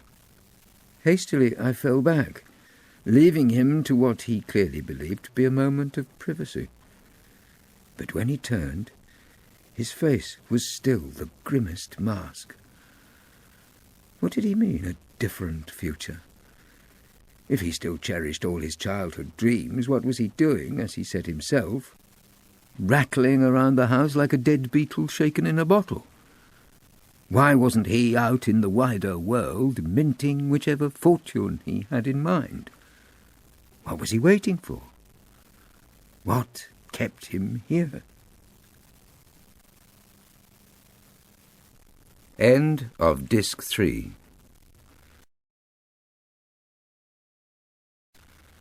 Disc 4. Chapter 28. So once again I tried to coax my uncle out of his dark mood. To that end, I kept prattling as we walked on, asking a host of questions about the places he had sailed and dangers he'd seen. And he seemed happy enough as we turned back towards the house to talk of steamy islands he had visited, strange cargoes they had carried, and all the curious people he had met. I couldn't help but be thrilled. One long adventure, and you were still a boy when it began. No older than yourself when I set off on my first voyage. Did you see natives like the ones in storybooks? Men with bones through their noses? Tribesmen with bows and arrows? All those, and more. You haven't run till you've outraced a poisoned blow dart. He grinned at me. Why, I've dodged assegais and fallen into traps, and once I even found myself whipped up into a tree and spinning from an ankle noose woven from creepers. I told him frankly, I would be dead from fear alone. He shrugged. It's foolishness to let the things of this world frighten you. Better to save your anxieties for stranger terrors. And he went on to talk of pounding drums and eerie singing, of squawking chickens killed for sacrifice and altars sticky with blood. He spoke of men in fearsome masks and tiny figures crudely carved from roots or fashioned out of clay, and naked priests who called up ancestors and chanted spells. What sort of spells? Spells of all kinds. Spells to bring love, or end it. Spells to make people sicken or die. Spells of revenge. But Mrs. Marlow told me such things are primitive nonsense and there's no power in them. Then she's mistaken, came the sharp retort. Hastily he tempered his tone. Why, even your own mother recognized that there was more around us than we understood. I can remember Liliana saying things your Mrs. Marlow would have found very strange fancies. Perhaps it finally occurred to him when I fell silent that it was his mention of my mother that stilled my tongue. And that was partly true. Into my head had come a memory of her sweeping through my bedroom door with one of the musty books from those dark shelves below. Tales of the Caribbean Islands, it was called. For hours I'd thrilled over its graven plates of twisted trees in darkest mangrove swamps, and lush green forests set between mountain ranges. I'd read of moist trade winds and furious hurricanes, ground sloths and crocodiles. I'd been entranced with colourful accounts of priests performing rites of sorcery, witchcraft and magic. The book had been a favourite for many weeks. But in the end, like all the others, it went back on the shelf and I moved on to something else, with only a few last images of what I'd seen and traces of the things I'd read becoming foggier in my mind. But I soon threw off the grey cloak of memory to ask more questions. How could I help it? I'd led a life so dull I had to pester him about the battles he had seen, the ships on which he'd sailed. And so the morning passed. At noon, with my poor legs feeling as brittle as glass rods and just as likely to snap, he walked me back into the house and told me he'd eat alone. Martha will bring a tray to my room. I'll join you again when the gong sounds for supper. He sighed. Till then, I face my usual struggle with the household accounts. And you must surely have at least one letter to write to those whose kindness has so miraculously brought us together. Letter to write? Still in my mind was the conviction I'd be back with my beloved Marlows sooner than any letter I might send. And yet my uncle had done his best to be a good companion and show me round my new home, so it seemed courteous to nod agreement and ask for pen and paper. The captain took the stairs at a pace. I followed much more slowly, and once again heard that metallic rattle before he opened his door. Had he not realized that his slight deafness masked not just soft answers and approaching footsteps, but this clear hint to where he kept the key to his room? Courteously I hung back, pretending to admire a tapestry while he went in and shut the door firmly behind him.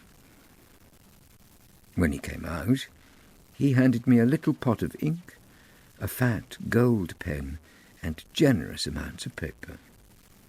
There, he declared. Now, like your mother, you may write your memoirs. My mother? Did no one tell you? Whenever she wasn't tumbling round the grounds, playing at squirrels, Liliana would be found hunched in a corner, scribbling secrets. Smiling, he shut the door. And I too probably kept a smile on my face till I was safely through the alcove door. I forced my tired legs up the stairs and into my attic room, then slumped against the panels of the door and wept. No, wept is too weak a word. I fell into a very storm of tears. The rage I felt. She was my mother. Mine. Yet everything about her life and character came as fresh news to me, her son. I howled and howled, stemming my sobs of fury and resentment only on hearing footsteps trudging up the stairs, and then an old, cracked voice outside the door. "Daniel?" Martha. She tapped once, then again, but I said nothing, only pushed my spine back harder on the panels of the door to keep her out. I heard the scrape of the tin tray she left for me, and I ignored it. How long I sat there, I don't know, but only when it seemed I'd no more tears to fall did I climb to my feet, only to face another insult.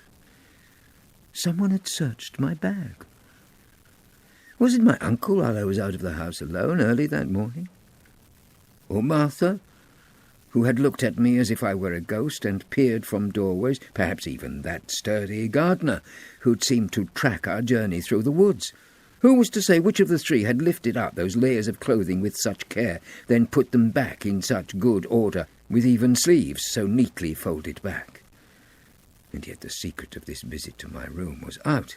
For how could any snooper have imagined a boy might glance with swollen, reddened eyes at crumpled wads of newspaper and see the words "Carriage in Ruins," where Grand Theatre Opening had been before, and "Voters Frustrated," where once had been the news that Government Minister sickens, and know at once that someone in this house had searched the things he'd brought with him so thoroughly they'd felt down to the very toes of his new boots. Once again, rage and frustration fought to take the upper hand. Why should I stay another single night in such a house? Wasn't my bag already packed? Twice over. The shillings in my pocket would get me as far as London. I had the calling card of the doctor's friend. He'd lend me money for the onward journey, and if he wouldn't, I could beg food and walk. Why not abandon all these mysteries and hurry back to my old life? But then the next thought sprang. What life is that? For, till the day that Dr. Marlow took me into his house, my life had been as much a blank as if I'd never lived. What had the captain said as he gave me the pen? "Now you may write your memoirs." A sour joke, for I'd deliberately been raised so I'd go nowhere, never meet a soul, and waste my days in bed. Here was my only opportunity to find out why my mother kept me so hidden from the world that no one knew of me almost until her death. Was I too scared to snatch the chance to make even my own past half-life real to me? No, I'd be brave. Then I'd be gone. Back to the family I'd grown to love.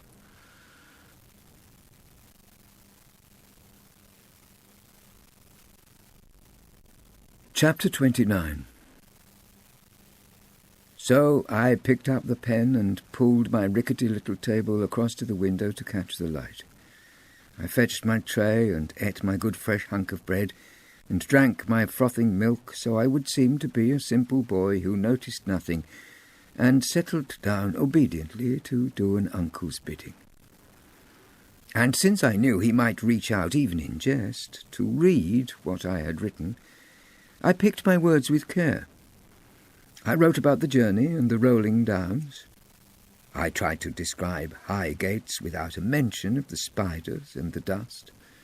I told about the captain's shock of white hair on his youthful frame, but not a word about the way he'd startled me with all his savage questions about my mother's life. I told of the badger set and the burned oak, then sucked the end of my pen and, fearing that Mrs. Marlow would worry that there was no one in this house to care for me as she had done, I wrote of Martha, and how I'd helped her peg out the kitchen cloths, and how I planned to fix her washing lines more firmly to the wall. And then, at last, I wrote the only thing I truly wanted to tell them. How much I missed the happy hours in their company.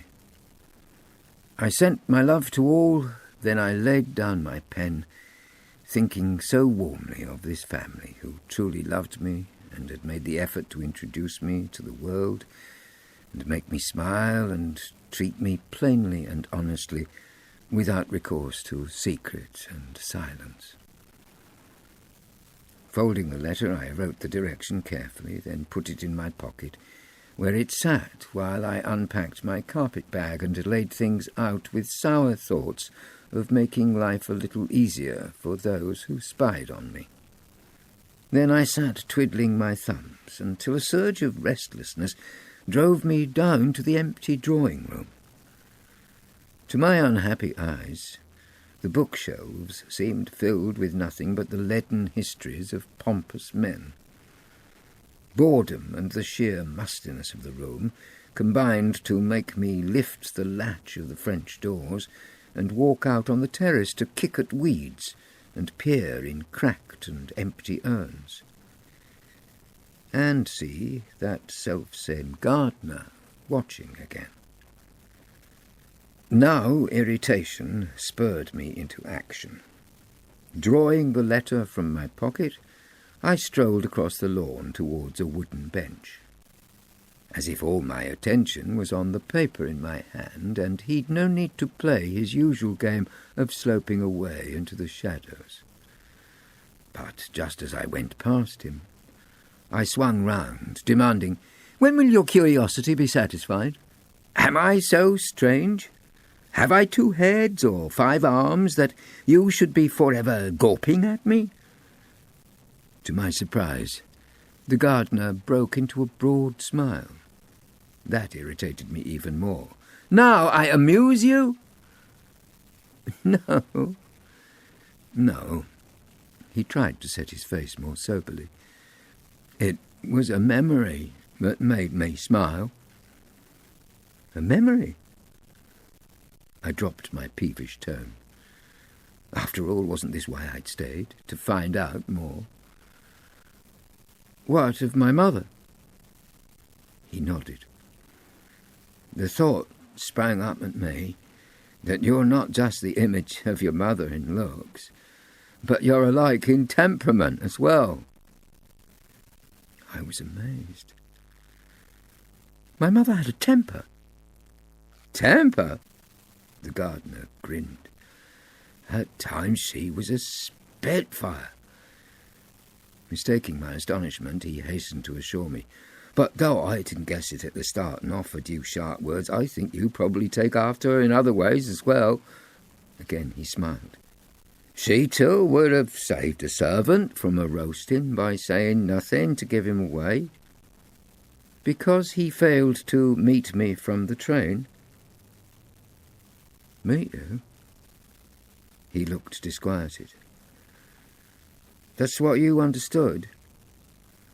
"It's what my uncle assured my guardian would happen." The man's expression darkened. Perhaps if the captain had cared a little more about your welcoming, he would have thought to mention it to those he hoped would undertake the task. He shrugged his irritation off. "No, I meant earlier today when I was in the woods." I wasn't going to confess I'd been discreet back there only to hide my tears, and so I said, "My thoughts were elsewhere. Captain Severn was showing me my mother's childhood haunts." He laughed. "An easy enough task, since there's no place for miles around that wasn't one of them." Again I had that strange, unsettling feeling that my old world had been some weird delusion, nothing real. In Hawthorne Cottage had lived my shuttered, silent mother. Yet here she'd been the Liliana of whom the captain and this gardener spoke, some talkative and merry Liliana, who had a fiery temper and jumped from trees and wandered far and wide among the brambles. How could these 2 so very different creatures have been one and the same? I stood confused, watching the gardener raise his eyes to the windows of the house as if he feared that we'd been talking too long. Then he reached for the letter in my hand. "Better to leave that with me than trouble the captain with it. I will make sure that it gets sent." Was it a warning? Some bland suggestion that Captain Severn was not to be trusted with any confidence that might be on the page? So was it then my uncle who had searched my bag with such great care? And yet, to have the gardener offer to take charge of my letter, even perhaps pay for its carriage onwards from his own small funds, now that was surely out of the usual way of things. I stood in indecision. Who in this strange house was I right to trust? Needing a moment more to think, I tried distracting him. "This is our second meeting. I should know your name." "Thomas." So this was Thomas. And he was a man who knew my mother well. I stared. For what was my name? Daniel Thomas Cunningham. And why would a mother choose a name for her own son except from her past loyalties and old affections? The choice was made. I put the letter in his hand. Then, since the man seemed generous-spirited enough, I burst out, "Thomas, please, tell me about my mother." It was a reasonable request. After all, wasn't I now some kind of orphan? Who could begrudge me the comfort of knowing more about my family? He answered carefully, "I'm sure the mother who raised you was the same soul who left this house." Now we were both uneasy. How could I say, "Impossible. The Liliana who raised me was secretive and silent, and she was frightened all the time, and she went mad enough to rip her clothes and hurl her food away from her, and hang herself from a rusting window bar"? I couldn't say it. No, not yet. Still, something about his face and gentle manner made me determined to confide in him. "I thought I knew her well enough." I felt tears gathering. "But since her death she has become a stranger, even to me. She told me nothing of her childhood, nothing. And though I've looked, I've yet to find a single painting in this house that might show her as a child." "Oh, there you be wasting your time," he burst out bitterly. "There are no portraits any more. No, none of her, nor any of her brothers." "Brothers? Not just the one? How many secrets had my mother kept from me?" He'd seen my shock. "You didn't know? She didn't even tell you about her brothers?" I watched him hesitate before he added softly, perhaps for fear he had raised hopes in me, "and their sad deaths." "She told me nothing," I burst out again. Then the tears truly sprang. "She's left me, stumbling here alone, and Already his hand was on my shoulder, and he was chiding me. "You're not alone." I made a scornful face. "Oh, yes, forgive me. I have an uncle who forgets to send a man to meet me at the station, then taunts me with the details of my dead mother's life." No, he soothed. "You've better friends than that." I grabbed his sleeve. "Then tell me more about my family. How did these brothers of my mother die? Why did she run away? And if my uncle thinks she fled from all who loved and trusted her, why has he sent for me?" Once again, Thomas glanced towards the house. I turned to see what he was looking at, but now the sunlight gleamed so hard against the windows it was impossible to tell who stood and watched. But Thomas must have seen something, for "Not now," he warned. "Thomas—" But he'd already turned to stride back into the woods. I stood a while, distraught, then tried to follow, but he'd been too quick for me. Soon I no longer even heard the rustle of his footsteps, or saw more of the shadows that led me to believe he might have gone this way or that. So, still in tears of misery and abandonment, I turned back slowly to the house.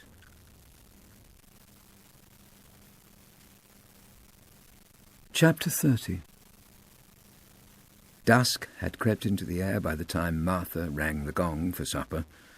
I joined my uncle in the dining room. Now, as at breakfast, he was grave in mood and narrow-eyed with concentration, and full of questions still. You say your mother never spoke of her past? No, sir. He waited while Martha heaped potatoes on his plate. And if you questioned her? Questioned her? Already he was impatient. Yes, Daniel asked her a simple question like, where were you born, or was your childhood happy, even... And here he nodded up at Martha carelessly. Who was the patient soul who sat for hours teaching you how to make such pretty lace? Behind him, Martha stiffened as if to arm herself against the casual cruelty of this reminder of a happier time. Then she came round the table and made a trouble out of filling up my plate, giving me time to search for any answer that might prove honest enough. I spread my hands. I know that we had very little money, and so our lives were narrow. If I'd had company, I might have thought a little more about my own childhood, even asked my mother more about hers. I shrugged. But, as things were... It seems to me, he said incredulously, you asked your mother nothing. I tried to defend myself. You claim she was a lively soul. And yet, with me, my mother was always steady and quiet. And I accepted how things were, and was content. I thought some more, then added frankly, Indeed, I think I must have been a very incurious child. He narrowed his eyes at me. Incurious? Perhaps we should go one step further and call you stupid. Oh, he was in the worst of moods. He shovelled food into his mouth, then set about his questions again as if his only aim was to torment me. So here you are, your feet under my table. Yet you have nothing to tell me about your mother and your upbringing. Why, you could be no more than some false interloper who has wormed his way into this house. If he was trying to browbeat me, he'd chosen the wrong tack. I barely needed to remind myself that I'd begged to be left where I was happy, and it was this man glowering at me across the table who had insisted that I come. Interloper, indeed. Since at that moment I'd have sold my soul to have him order me back to Dr. Marlow's house, I summoned up the courage to say to him coldly, Yes, I suppose I could. We ate in silence for a while. And then, as if he had more toads to spit from his mouth, he asked, So what did your mother think most precious in this little house of yours? I stared.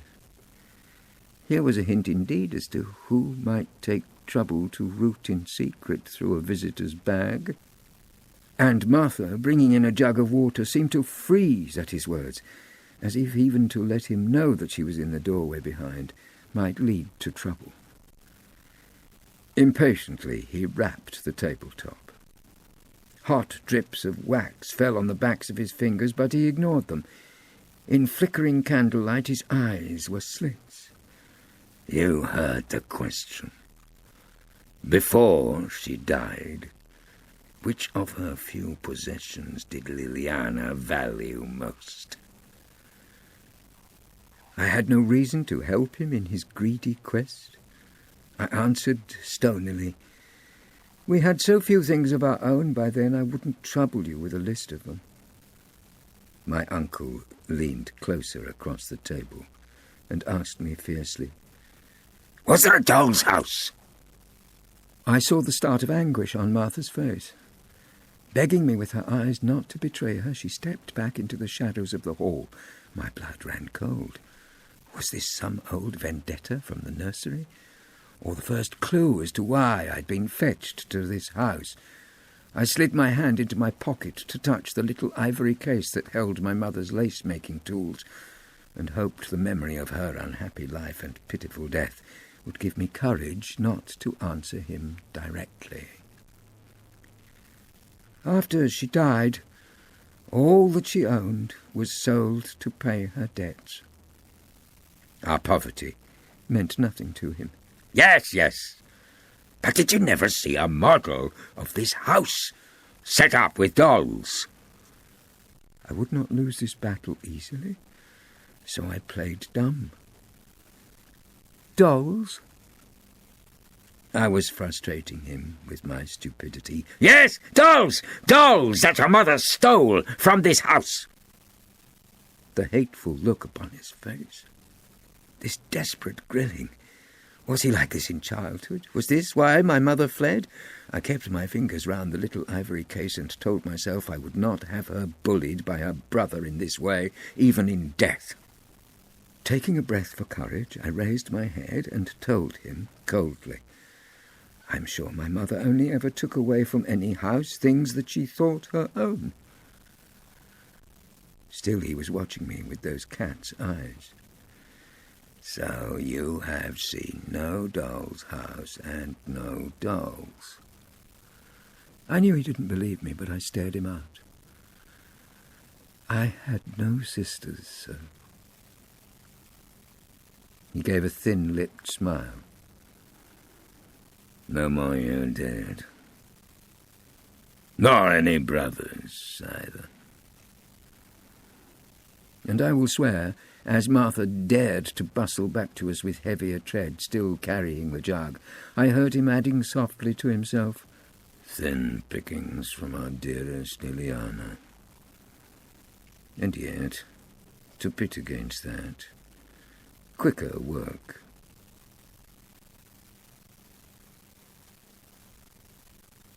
Chapter 31. Cunning grows fast. Instead of going up to bed when I was ordered, I walked no further than the hall, then slid from sight behind a tattered screen. I waited till I was sure that Martha had made her last shuffling journey back and forth along that dank and gloomy passage, carrying her plates and crocks, and then I hurried after her into the kitchen, determined to trick her into spilling some of the secrets of my mother's life. She was already in the scullery, washing the pots. I pulled a drying cloth from its hook and set to work beside her, wondering if I should confess I'd lied to my uncle, or whether it would be wiser not to mention to someone I was not yet sure that I could trust that this old doll's house was now mine. In the end, I hedged, and after a few words about the meal she'd offered us, I asked her only, why is my uncle so determined to track down a nursery toy? She kept her head down, playing as dumb as I had earlier. A nursery toy?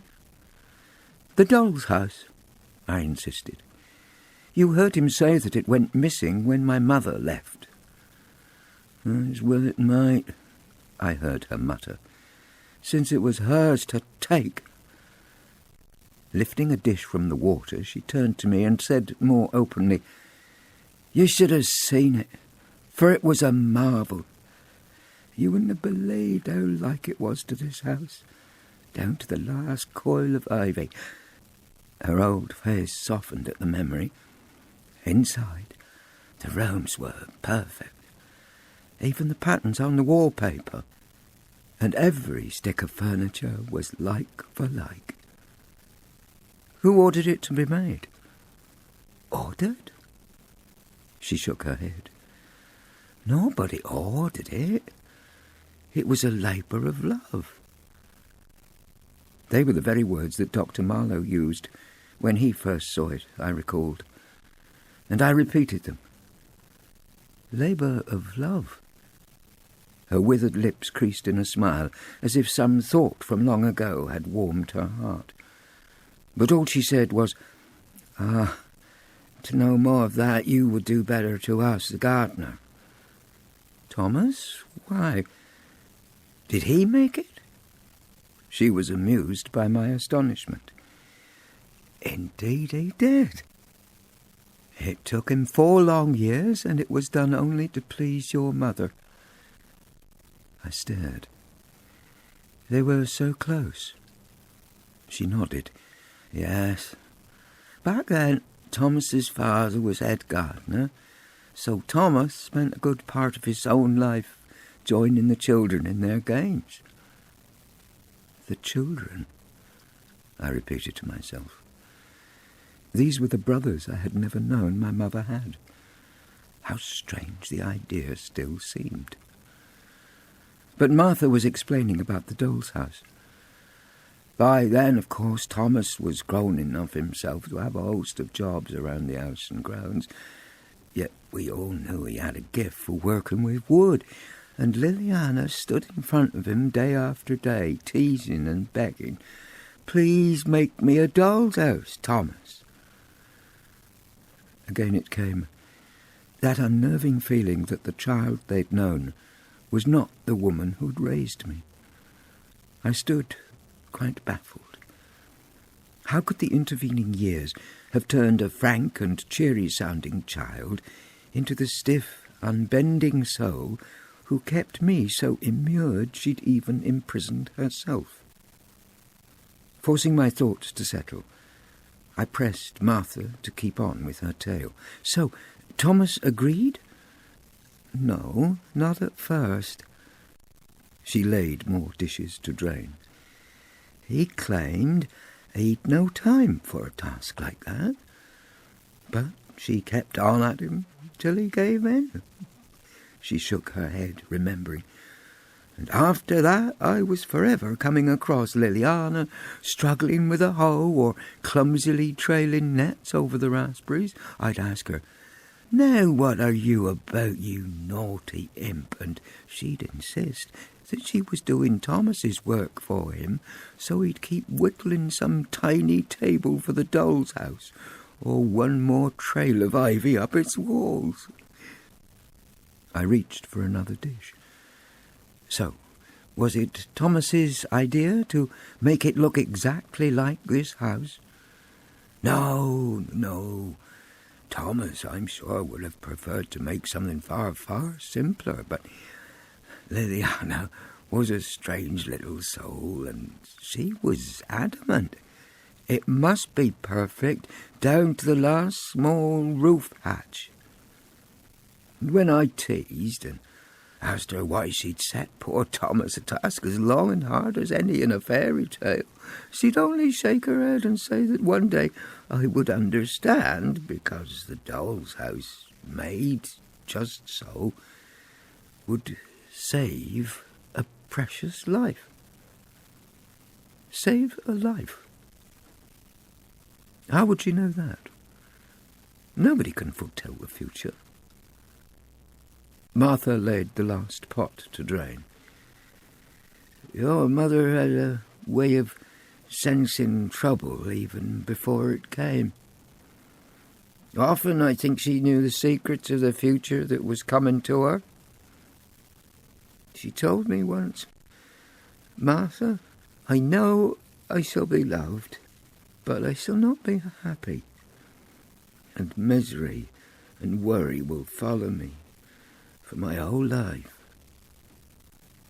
She broke off. Down the passage coming towards us were the ringing steps that we both recognised. "Quick," Martha urged. "The captain's on his nightly rounds. He won't be pleased to find you still about."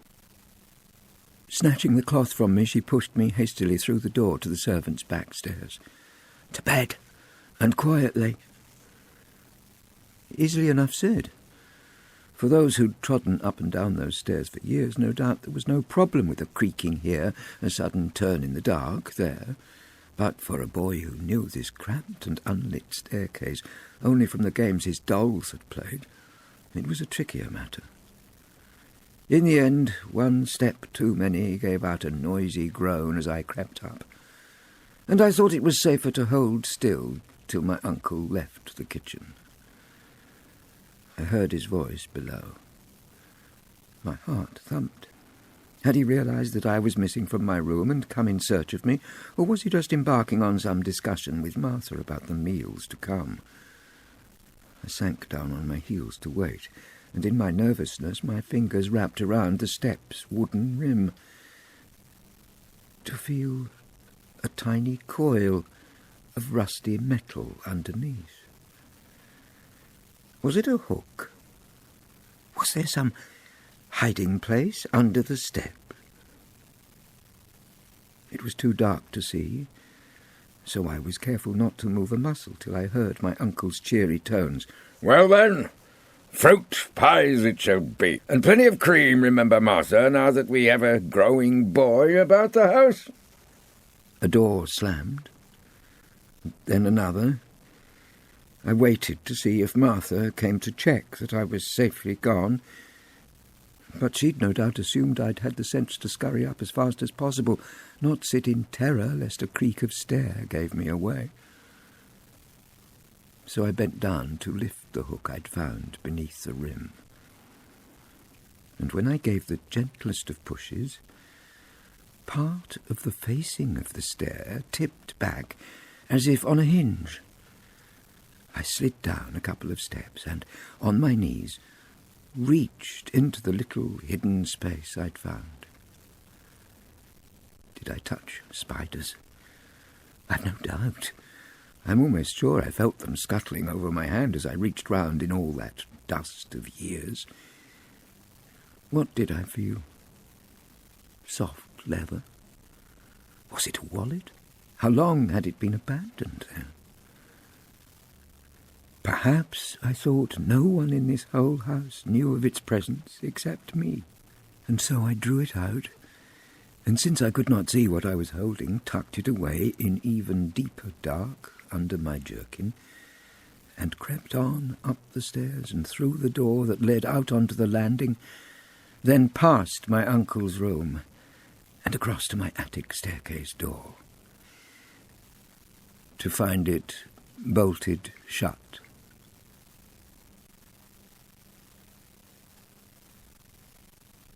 Chapter 32. Here was a brand new terror. Had my uncle taken to locking me in at night? I could go through the door, but how then could I slide the bolt back into place behind me? Should I find a place to hide till he shot it back at dawn, thinking he'd freed me? Or should I sleep in my own bed and face his wrath in the morning? What? Were you out prowling yet again? The very thought was enough to bring me to my senses. Let him believe he'd had me safely caged the whole night long. I crept back down the stairs and past the dining table at which he had enjoyed tormenting me such a short time before, into the little room beyond, flooded with moonlight. I settled in the largest chair and pulled the small leather package that I'd found out of my jerkin. Now I would look for secrets. I picked off stray strands of cobweb and blew away dust and wiped my fingers down my jerkin till they were clean enough to pull the wallet open. No, it was not a wallet but a book. Even in moonlight I could see that someone had covered the first page with swirling patterns, and on the next, penned in a childish form of a familiar hand, I saw the first words, Liliana, her private diary. Was this what my uncle had in mind when he described my mother as forever scribbling secrets? I took the book to where the moonlight fell more strongly over the page, and there I sat on dusty floorboards for an hour or so, turning the pages to read her childhood worries about the squirrel with an injured leg, the way her governess scolded her careless stitching, accounts of her dreams, even her cunning plan to coax Thomas into guessing that a better, bigger rabbit pen would be the best gift for her coming birthday. I turned the page to find another worry. Why does Jack act so meanly? It seems to me that he lives on a seesaw. He can be cheery and open, then in an instant, full of spite. Sometimes I watch him as a choice is made, and it's as if he ponders gentleness, then invites devilry, only because it seems to him to be more interesting, perhaps more fun. But Mother says that habits begin as cobwebs, then turn into cables that will hold you fast. And when we were in church, the minister spoke warmly of how we must train ourselves to step away from the dark path, or it will draw us ever closer to the pit. And I believe that, as he said those words, he looked particularly at Jack. So now I hope with all my heart that Jack will change his naughty ways, for only today we came across him on the steps tormenting poor little Jolyon, and Edmund had to rebuke him for holding back the ball till Jolyon cried. I turned the page, but she'd moved on to write of stumbling as she climbed the riverbank and scraping her knees. I laid the journal down, remembering what the Marlows' vicar had said in church as I sat there with Sophie. The devil can make no headway if he has no help. Had he been right? Is that what had gone wrong with young Jack Severn? Had he invited some sort of devil in? I pushed the diary safely away deep in a pocket, but somehow the very thought of someone playing games with wickedness turned it into the worst of nights. I tossed about in that huge, musty chair, dreaming of horrors and waking at every creak or whisper of the old house. Still, even that was better than returning to my room, alerting the captain to my midnight wanderings and tipping his mood into the same fierce irritation that I had faced the day before. And yet, at breakfast, he was a different man. "Daniel," he greeted me, "look at the morning. Such bright sun, such crisp air. Today I must teach you how to be a countryman. Which shall we try our luck at first? Shooting or fishing?"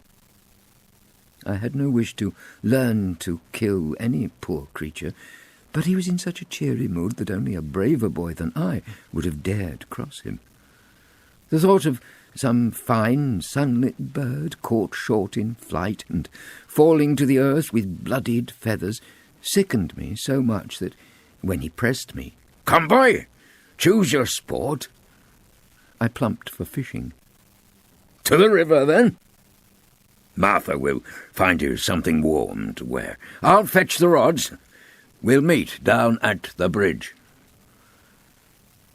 He went off one way, I went off the other to find Martha dealing cutlery into a drawer. "Good morning, Martha. I come to ask you for something warmer than this jerkin to see me through a morning by the river." She pointed to the door on which hung 2 drab jackets. "You can take Thomas's and, in return, carry down something to warm him while he clears the devil walks." I shivered at the memory. It's a cold place. Yes, cold and sad. She handed me a basket in which she'd put a jar of soup and a hunk of bread, and I set off across the lawns towards the devil walks. As soon as I was through the gate, I felt the chill, even through all the wool of Thomas's jacket. Round and round I walked, deeper and deeper in shadow, until at last I stepped out into the clearing. The circle of grass smelled freshly cut, and in the middle Thomas stood beside one of the slabs of stone. Seeing me swamped in gardener's tweed, he chuckled. "Off for a morning's sport?" I made a rueful face as I put down the basket. "I fear my uncle is determined to make a proper man of me." He laughed. "Then I'm the lucky one, here with the good things Martha's sent." He leant his rake against the hedge behind and reached for the jar of soup. Seeing the rake begin to slip, I stepped across to catch it by the handle and, turning back, noticed a pattern carved on the nearest stone. I looked more closely. Under the moss, I thought that I could make out faded letters. O-L-Y-O.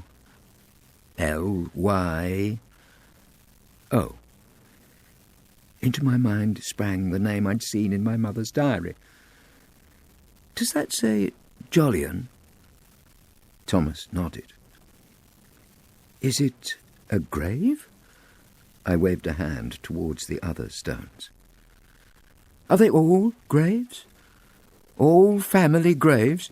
Turning round to peer more carefully at each in turn, I made out enough lettering to read aloud, "A deeply loving mother, the kindest father, dearly beloved Samuel, in memory of Edmund. All dead." I knew the world was filled with horrors. Still, for one family, this seemed the grimmest litany of grief. Was this, I wondered, part of the reason why my mother fled from home, because the place seemed cursed? Again, Thomas was nodding.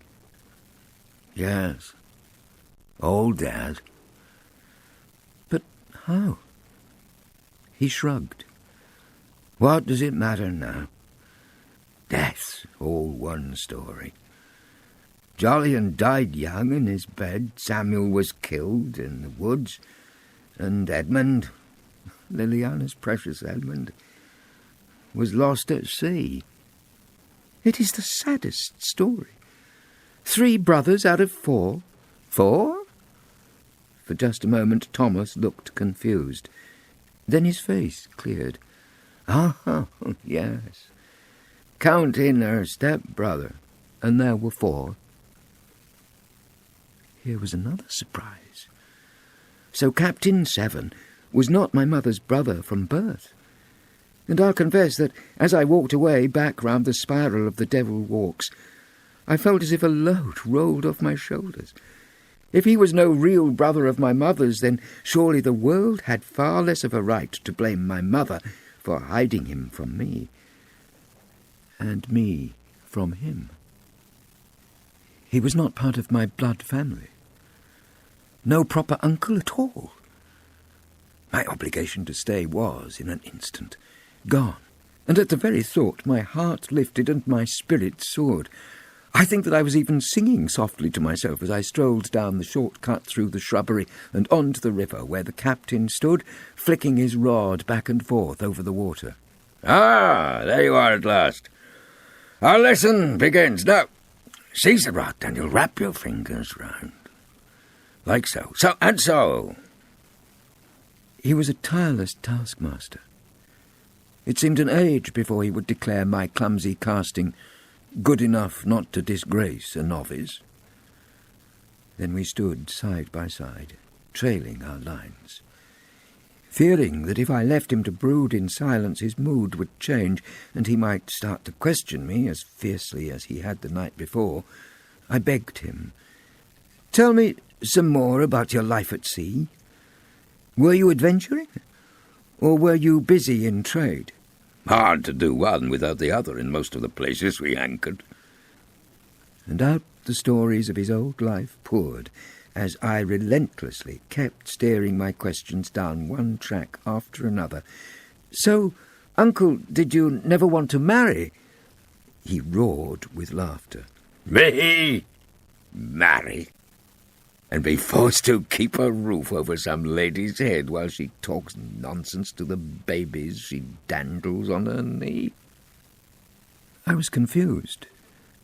"But you already have a house that's more than fit to shelter any family." "This place?" He gave a small, contemptuous smile. "Lord, boy, I have a finer destiny mapped out for me than mouldering in this backwater. I'll soon be gone. Gone? He chuckled quietly to himself. Yes, he said. Gone in as little time as it can take for one thing to be found. He looked at me the same way foxes in my nursery tales looked at the chickens, and added quietly, and yet another lost. The mischief in his look disquieted me so much I let my rod drop almost to the water. He leant across. Don't jerk your line that way. Your catch will barely have been hooked before you lose it. And so began another lesson. But I can't claim I pleased my tutor, because my freshly rising fears had turned me stupid and clumsy. The rod lay heavy in my hand. My arms were tired.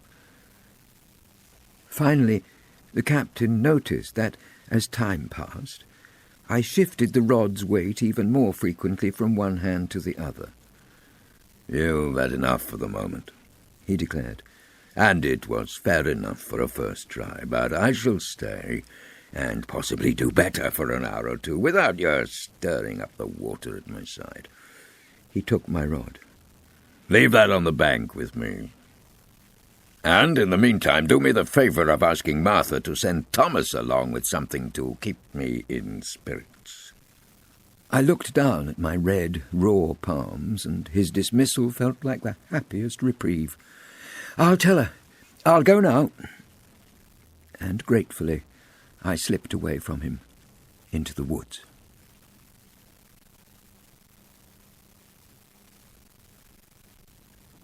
Chapter 33. I took the basket Martha filled to Thomas, who had left the devil walks and was now dragging dead wood from the shrubbery. He smiled. "So, you've become a kitchen boy." Seeing me wince as a stray strand of wicker from the handle of the basket scraped at my skin, he took my hands in his and turned them over. "Aha," he said. "Now I see why it's me who has to take the basket down to your uncle. You have already tired of manly sports." "I have," I said, "and of his grisly tales of warring tribes who feast on their enemies' brains and kill small, squealing children for a sacrifice, and carve their horrid little wooden dolls to look like living people." He spoke with such contempt he made me curious.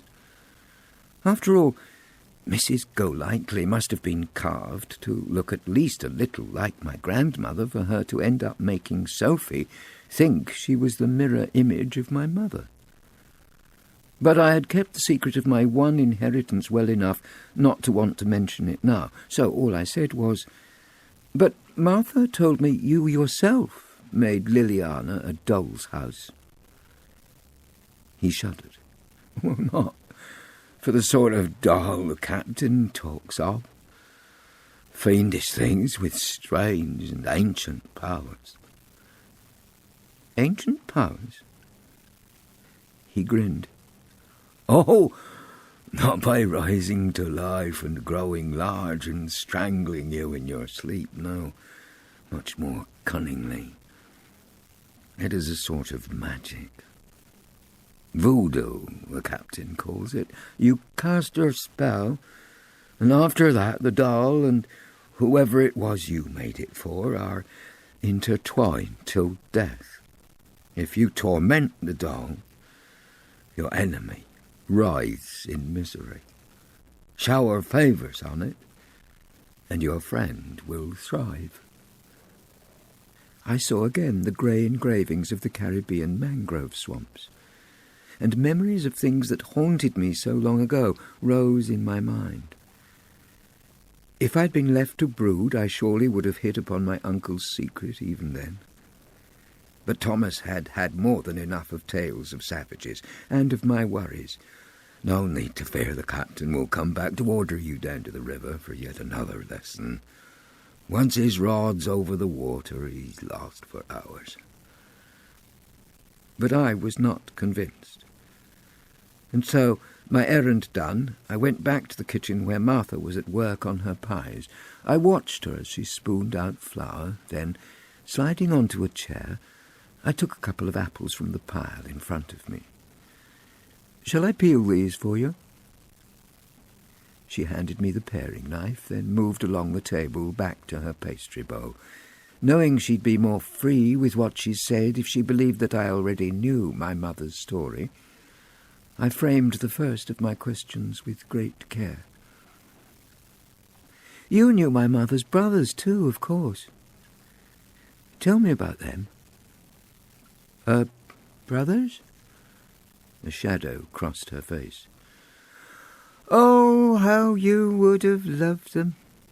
This house was such a happy place when they were all alive." I took a chance with weasel words, half guess and half invention. "I'm sure my mother wept so when she thought of them that only a brute could have forced her to tell the story of her family more clearly." She shrugged. "Happiness leaves no mark. So there was little story to tell until the children's father fell from his horse a week after Jolyon's birth." She sighed. "The house was bleak with grief, and it was 2 long years before Liliana's mother dried her tears enough to travel off to London to sign some last few papers. And it was there she met George Severn, whose own poor wife had died some years before. They fell in love and married, and since her new husband could boast no house or fortune of his own, he joined her here, bringing his only son." "The captain. He was young Jack back then. What was he like?" Inside the mixing bowl her fingers stilled. I had the feeling she was determined to be fair about her first impression of this half-grown boy who'd joined her precious family. She forced a smile. "Oh, just another cheerful, impudent lad with locks of jet-black hair falling across his face." "Jet black?" She chuckled at my surprise. "Oh, yes. Look at him now, and you'd not recognize him as the same Jack Severn who prowled around this house so restlessly, counting the days till he was old enough to go to sea. Some say his hair was bleached by tropic sun, and others whisper that he had a fright so horrid that it turned white overnight. Which does he say?" Her mouth pursed, and it took a moment or two for her to answer guardedly. "You'll find that what the captain says does not always settle a story." Hastily I led my questioning back, away from her discomfort. "But when he first came to this house—" "Why, it was mostly all smiles. The children's mother found herself happy again, and certainly she'd lit upon an excellent union because the captain's father was a gentleman, easy withal. Samuel and Edmund and Liliana tried hard to offer friendship to their new stepbrother. They did their best to ignore his shifting moods and his occasional spite." Here was the selfsame word my mother used of Jack in her diary. "So, spite," I repeated softly. "Oh, yes, he could be harsh, and though but a child himself, still he would say cruel things about the merry games the others played together. Often there was contempt about his manner, as if Jack felt himself destined for greater things than anyone round him. 'When I am grown,' he told us constantly, 'I will make such a fortune that even a fine house like this will be beneath my notice.' Then he aimed high, so we all thought. Indeed, George Severn would laugh and shake a finger at his son. "Take care, Jack. Better to praise your dear stepmother for the fine home she's given you than talk it down in favour of some dream." Then, in an instant, Jack's mood would change. He'd turn and, grinning to show that he'd meant no offence, he'd beg the children's mother for pardon, praising the very flagstones on which he stood. And was he always forgiven? Oh, every time. I think we all knew Jack was born with an unsettled nature. 1 minute up, next minute down. One moment merry and the next cantankerous. It was as if the devil and an angel were wrestling constantly for his soul. Sometimes the one stood behind him, sometimes the other.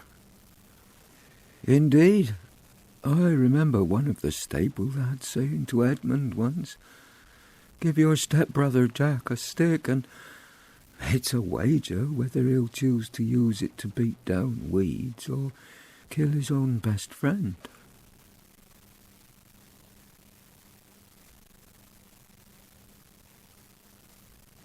Chapter 34. We sat in silence for a while. Where Martha cast her mind, I could not tell. But I was thinking of the troubling ways in which my step-uncle had blown first hot, then cold with me since I arrived. At last I dared to ask, "This stable lad, did he say this of Jack before or after the first of the brothers' deaths?" She shot me a strange look, as if the very fact I had to ask the question puzzled her. But then, perhaps reminding herself that it was no strange thing for someone as young as I to learn a family story back to front, and know some parts of it and not the others, she replied, "It was before." Her face set. "The first death was young Jollyhunt's. He was no more than 5 years old, a chubby, happy fellow.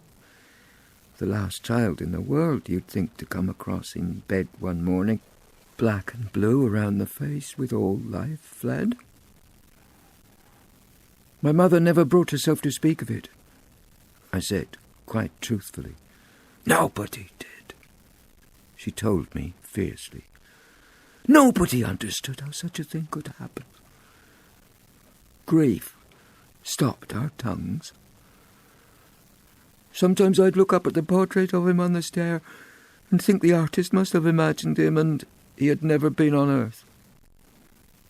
Nobody even spoke of him, no, not till a few months later, when that cursed shot rang out deep in the woods." I thought back to the toll of death Thomas had listed in The Devil Walks. Samuel. Yes, Samuel. Brushing the flour from her fingertips, she pulled her shawl closer around her shoulders, as if her body had run cold. She sat where you sit now, playing at puddings with the scraps of pastry I had trimmed from pies. We heard the shot, and it was far and faint. Still, I will swear that Liliana went white and bundled up her pinafore to crush it to her face, and through its folds I heard her crying softly to herself, "Oh, not again, no, please, no, not another." Gathering her pastry, Martha began to knead as if she thought that she might knuckle all the pain out of her story. I thought her fanciful, of course, to make a fuss like that about some bird that had been shot in flight, but she was right, and I was wrong, for there had been, she spat the words, some sort of accident in the woods. And this time it was Samuel who lay oblivious to the loving tears that fell on his poor face. I asked her outright, "Who was it fired the shot?" Her tone was bitter. Nobody would confess to having done so, though of course everyone knew who had been in the house and who had not. She didn't need to say his name for me to know the one whom she suspected And I was mystified. After all, here I was, new to this house. For all she knew, my tongue could run as loose as hers. And since her suspicion of her employer was plain as paint, I couldn't understand what she was doing, cooking pies for him, unless she had some special plan to blight the man with hideous stomach pains until the very day he died. Still, I'd not throw away the chance to learn more of the family story, and so I asked, "And was Jack in the house?" She gave me a level look. "No. He was gone, down fishing in the river. Or so he said. And nothing could be certain, since there'd been gardeners about as well." She threw the last of the pastry on the board. "That's when most of the other servants left. Some for fear there would be another accident, and others because they thought a villain who had proved himself so cunning might next time throw the blame on someone else." She scowled. "Who'd want to hang to do a devil a favour?" But I was still astonished. Did no one in the family suspect him? I understand why no one might dare to say a word to Jack's father, but why did no one try to warn the children's mother? By now Martha had rolled the crust so thin that when she peeled it from the board I saw her shadow through it. I tried. Lord knows I tried. So did the housekeeper and the maid, but the poor soul was sick already.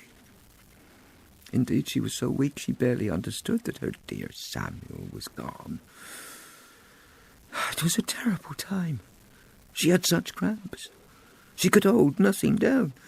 The doctors shook their heads and even sent some bumbling limb of the law to rattle around my pots and pans in search of poison. Poison? I was aghast. So was it Jack again? Who knows? Lord, we were careful. But it is hard to keep a growing boy who claims his belly's empty from prowling round the kitchen of his own house. She scowled. The nurse the captain's father hired was nothing but a fool. And Jack could charm ducks off water. It was no effort for him to wheedle his way into the sick room over and over to say a few sweet words to his dear stepmother. Now Martha shivered. By the end, Liliana's mother's pains were so bad that some of us were glad to see the poor tormented soul at rest. I sat without a word, imagining how grim things must have been. And finally, I asked, "What of Jack's father?" "George Severn?" Martha shook her head. "Robbed of both wives by death, he was a broken man. He lived just long enough to see Jack off on his first voyage, then drank his way into oblivion."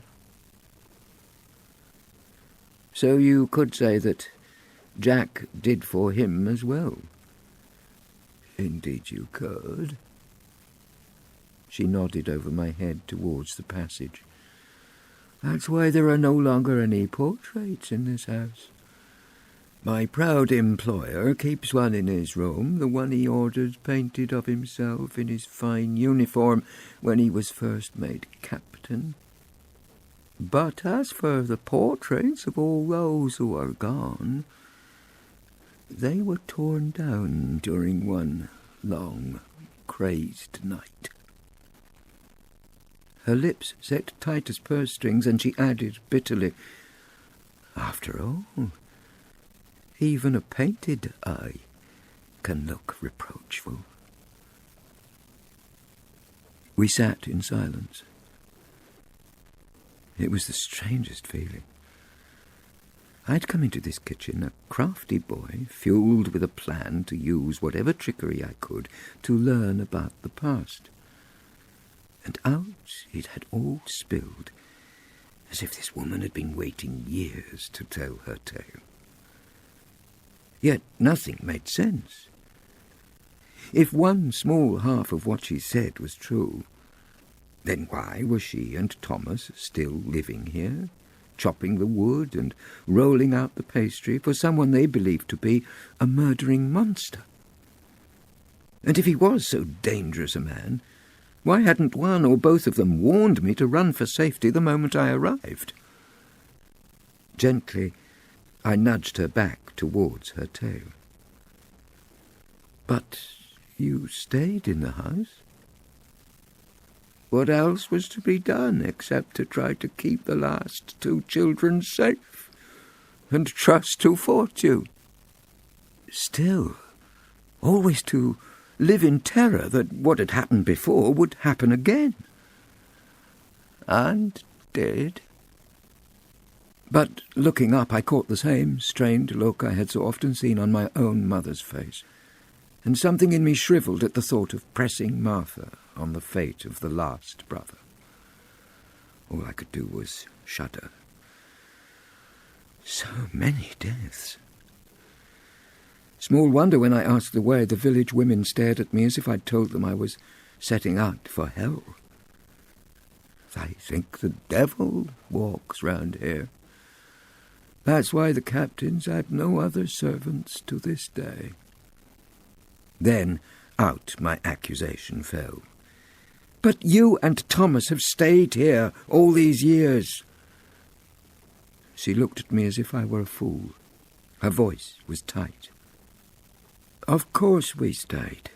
Who else would be here, ready to watch over Liliana, should she come back again? But when you learned about my mother's death from Dr. Marlow's letter... Again she stared at me as if she found it hard to believe a boy my age could be so slow in wits. Why, then we knew for certain we had to stay. Because we knew you would be coming in her place. End of Disc 4. Disc 5.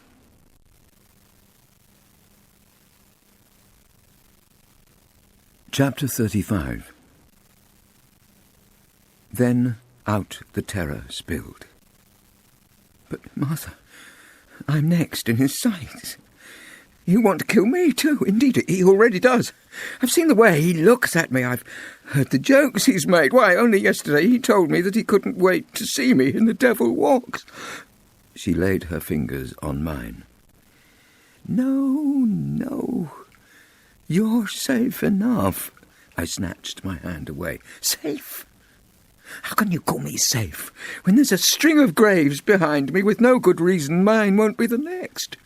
There is a reason. That's why he sent for you, and why you needn't fear he'll try to harm you yet. Yet? I was still panicking. But what reason?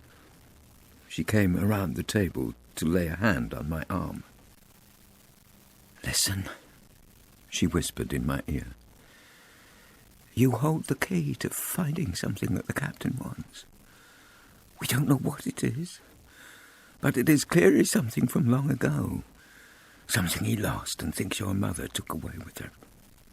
Late at night, passing his room, we hear him mutter in his dreams, and sometimes when he fails to hear our footfalls coming close, we hear him raging. But till he's sure there's nothing more that he can learn from you that might bring what he prizes back to him, you can be sure that he won't harm you. It was cold comfort. To be sure, I'd kept my secret well, showing the blankest of faces when my uncle persecuted me about the doll's house, and lucky that I had. For that same stubbornness the night before had probably saved my life. Once he knew where it was, it would take nothing for the man to order me to send for it. And after that, there was no reason why I shouldn't suffer as convenient an accident as all the others in the family. Why, he could take me for another fishing lesson. I could slip off a rock and crack my head, or tumble into the river. I could just vanish. And no doubt would, for even in this nest he so despised, the captain was a cuckoo.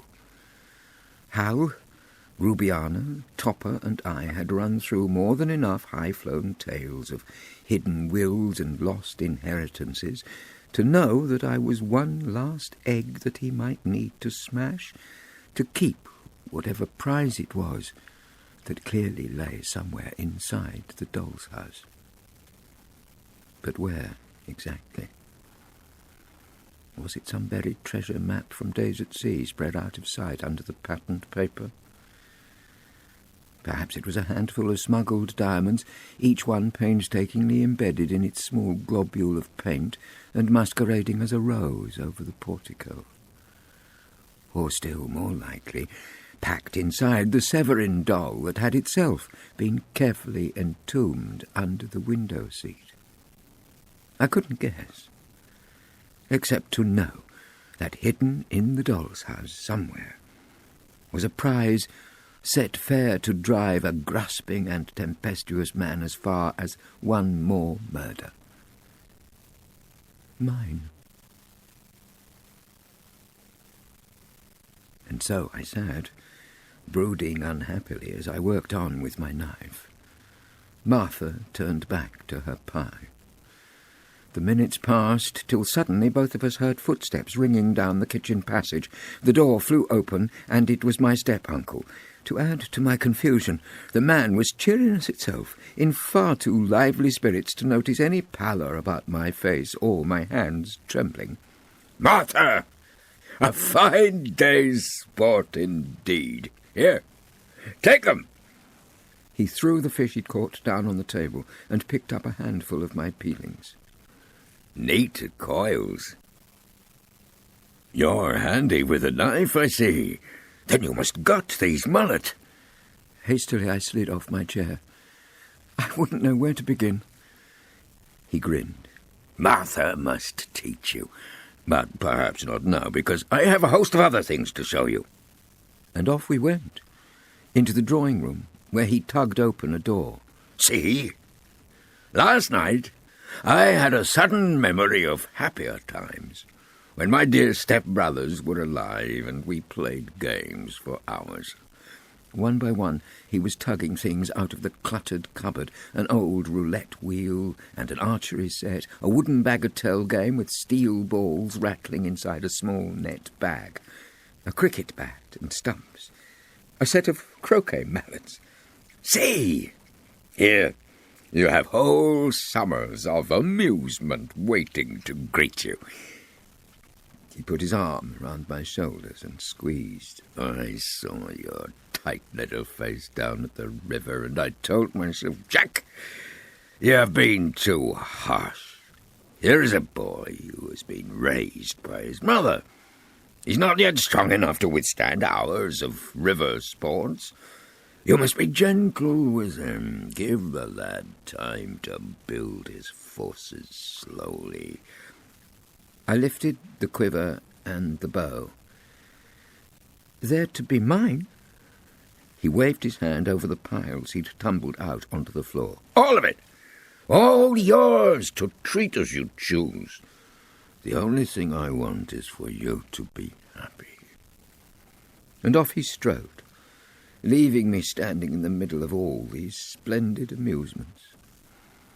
Unhooking the net bag slung from the bagatelle board, I spilled out all the silver balls.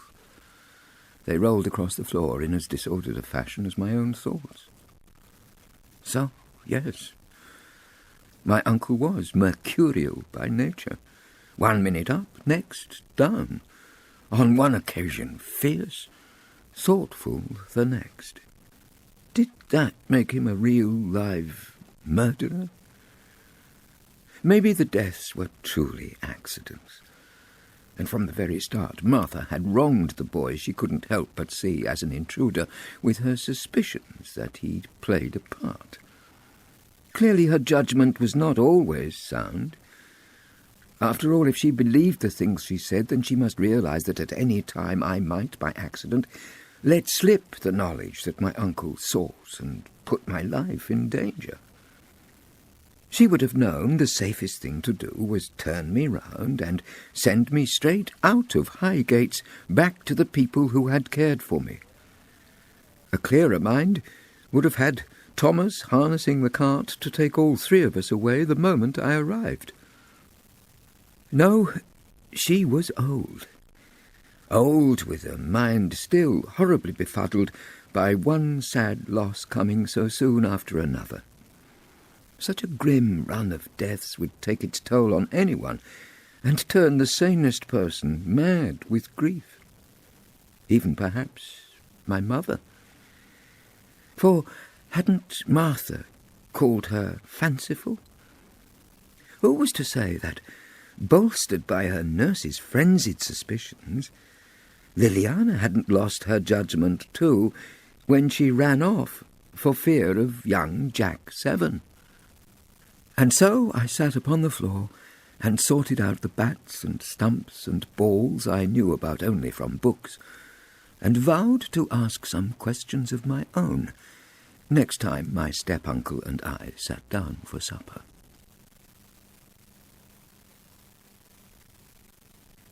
Chapter 36. And he was in fine mood when we began, making me laugh by imitating his shipmates and teasing me about the arrows he expected to find stuck in his fundament once I had chosen archery as my sport. I waited till the apple pies were set in front of us and Martha had shuffled back to the kitchen. And then I said, as idly as I could, "You'd think that everyone around would want to work in such a house as this. And yet you seem to manage with one bent old lady and a single gardener." And keep those only out of charity. I stared. You were surprised? Think, Daniel. Why should I want a doddering woman who can barely lift a bucket and one stubborn gardener who lets the place turn happily into a jungle while he cares only for the devil walks? I don't. I'd trade the two of them tomorrow for two strong people from the village who do my bidding more than their own. He spread his hands. But Thomas and Martha have both lived at Highgate since they were no age at all. This is their home. It would be cruel to uproot them. He chuckled. And so I bite my tongue and learn to live without complaint amongst the dust and spiders, leaving the two of them happy in their cloud cuckoo land. Cloud cuckoo land? He dropped his voice. Have you not noticed that Martha has a host of strange notions? Listen for half an hour and you would think this house was set about by goblins. And as for Thomas... The captain sighed. Why, sometimes I believe he has as many weird beliefs as she does. He gave me a broad smile. But your dear mother was so fond of both of them. He chased a lump of apple round his plate. And Martha makes the finest pies. We laughed together. And I confess that when the body is determined to show itself at ease, it's hard for a suspicious mind to stay on guard. So though from time to time unease crept back, still I admit that I enjoyed my uncle's company. Twice he leapt up from the table, once to fetch me oil for the cricket bat. No, if I don't find it now, I never will. And once to pull out a map and show me the straits through which, on one of his many voyages, he and his shipmates chased pirates. That was back when I was young and free. Now I've responsibilities that spill out of my ears. Why, even tomorrow I must be off to London to see to some tiresome affair that hangs forever around my neck. He leant across the table to pat my hand. It may be a few days. You won't be lonely. I shook my head. I'm used to quiet and my own company. There's a good lad.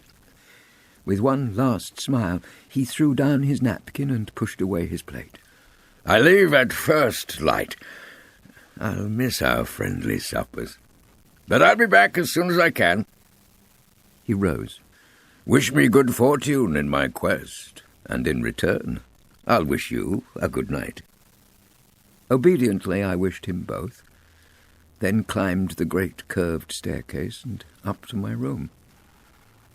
The fishing must have tired me out, because I fell asleep at once. But when, later in the night, the moon had scudded across to wake me with its light, I felt uneasy suddenly, and, rising from my bed, I crept down the narrow attic staircase to see if, yet again, the bolt was shot across to keep me in. The door swung open. If my step-uncle planned to rise at dawn, there was no need for him to miss the chance to lock me in overnight. So, was it Martha who had pushed the bolt across? Or even Thomas? Whoever it might be, I was no prisoner now. Or had I somehow been mistaken the evening before? Whatever the explanation, the feeling of disquiet that had drawn me down the stairs now drained away. Yawning, I scurried back to bed, quite ready now to sleep as soundly as a hibernating squirrel the rest of the night through.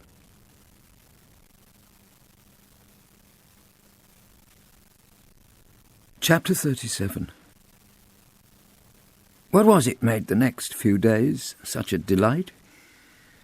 I'd found the captain's turbulent changes of mood so terrifying that once he was gone, it felt as if the very air was settling quietly around me.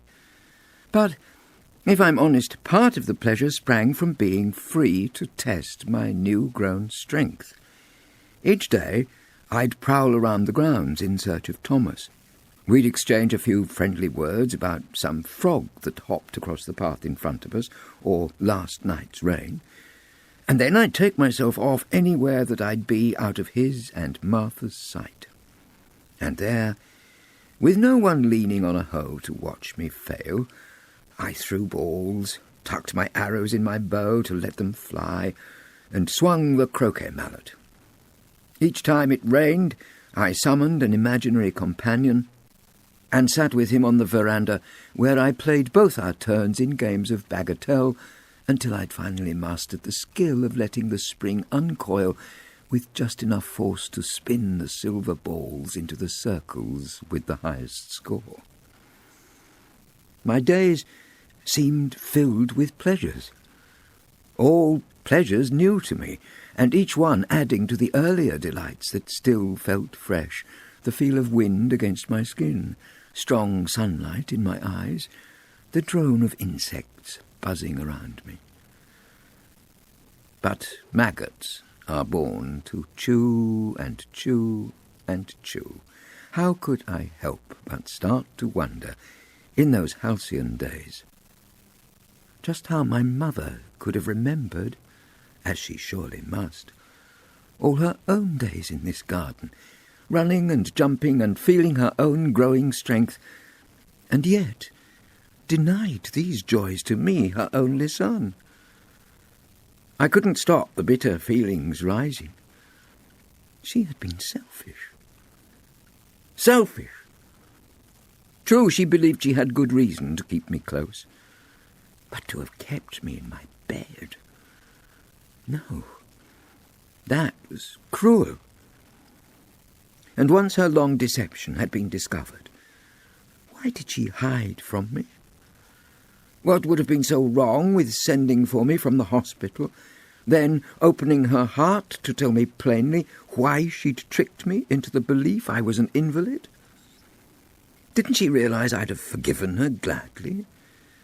Didn't she even know that much about me and my love for her? She was a mystery, indeed. So I kept at my plan to find out everything I could before I left. In between swinging the cricket bat with growing vigour and sending the croquet balls more often through the hoops, I haunted Martha and Thomas, pestering them with what I hoped they'd think were idle questions. And so I found myself one day seeking out Thomas as he shifted last year's leaves into a barrow. "I'll help you, shall I?" He pushed the hair back from his eyes. "Tiring of play?" I nodded and went off to fetch another fork. After we'd worked a while, I asked him casually, "Tell me what games my mother played in this garden." He chuckled. "Tell me what games she didn't. Why, she and Edmund were forever hurling balls about and climbing trees and teasing the chickens." "Chickens?" "Edmund kept chickens from the first day he was strong enough to pick one up and fall in love with it."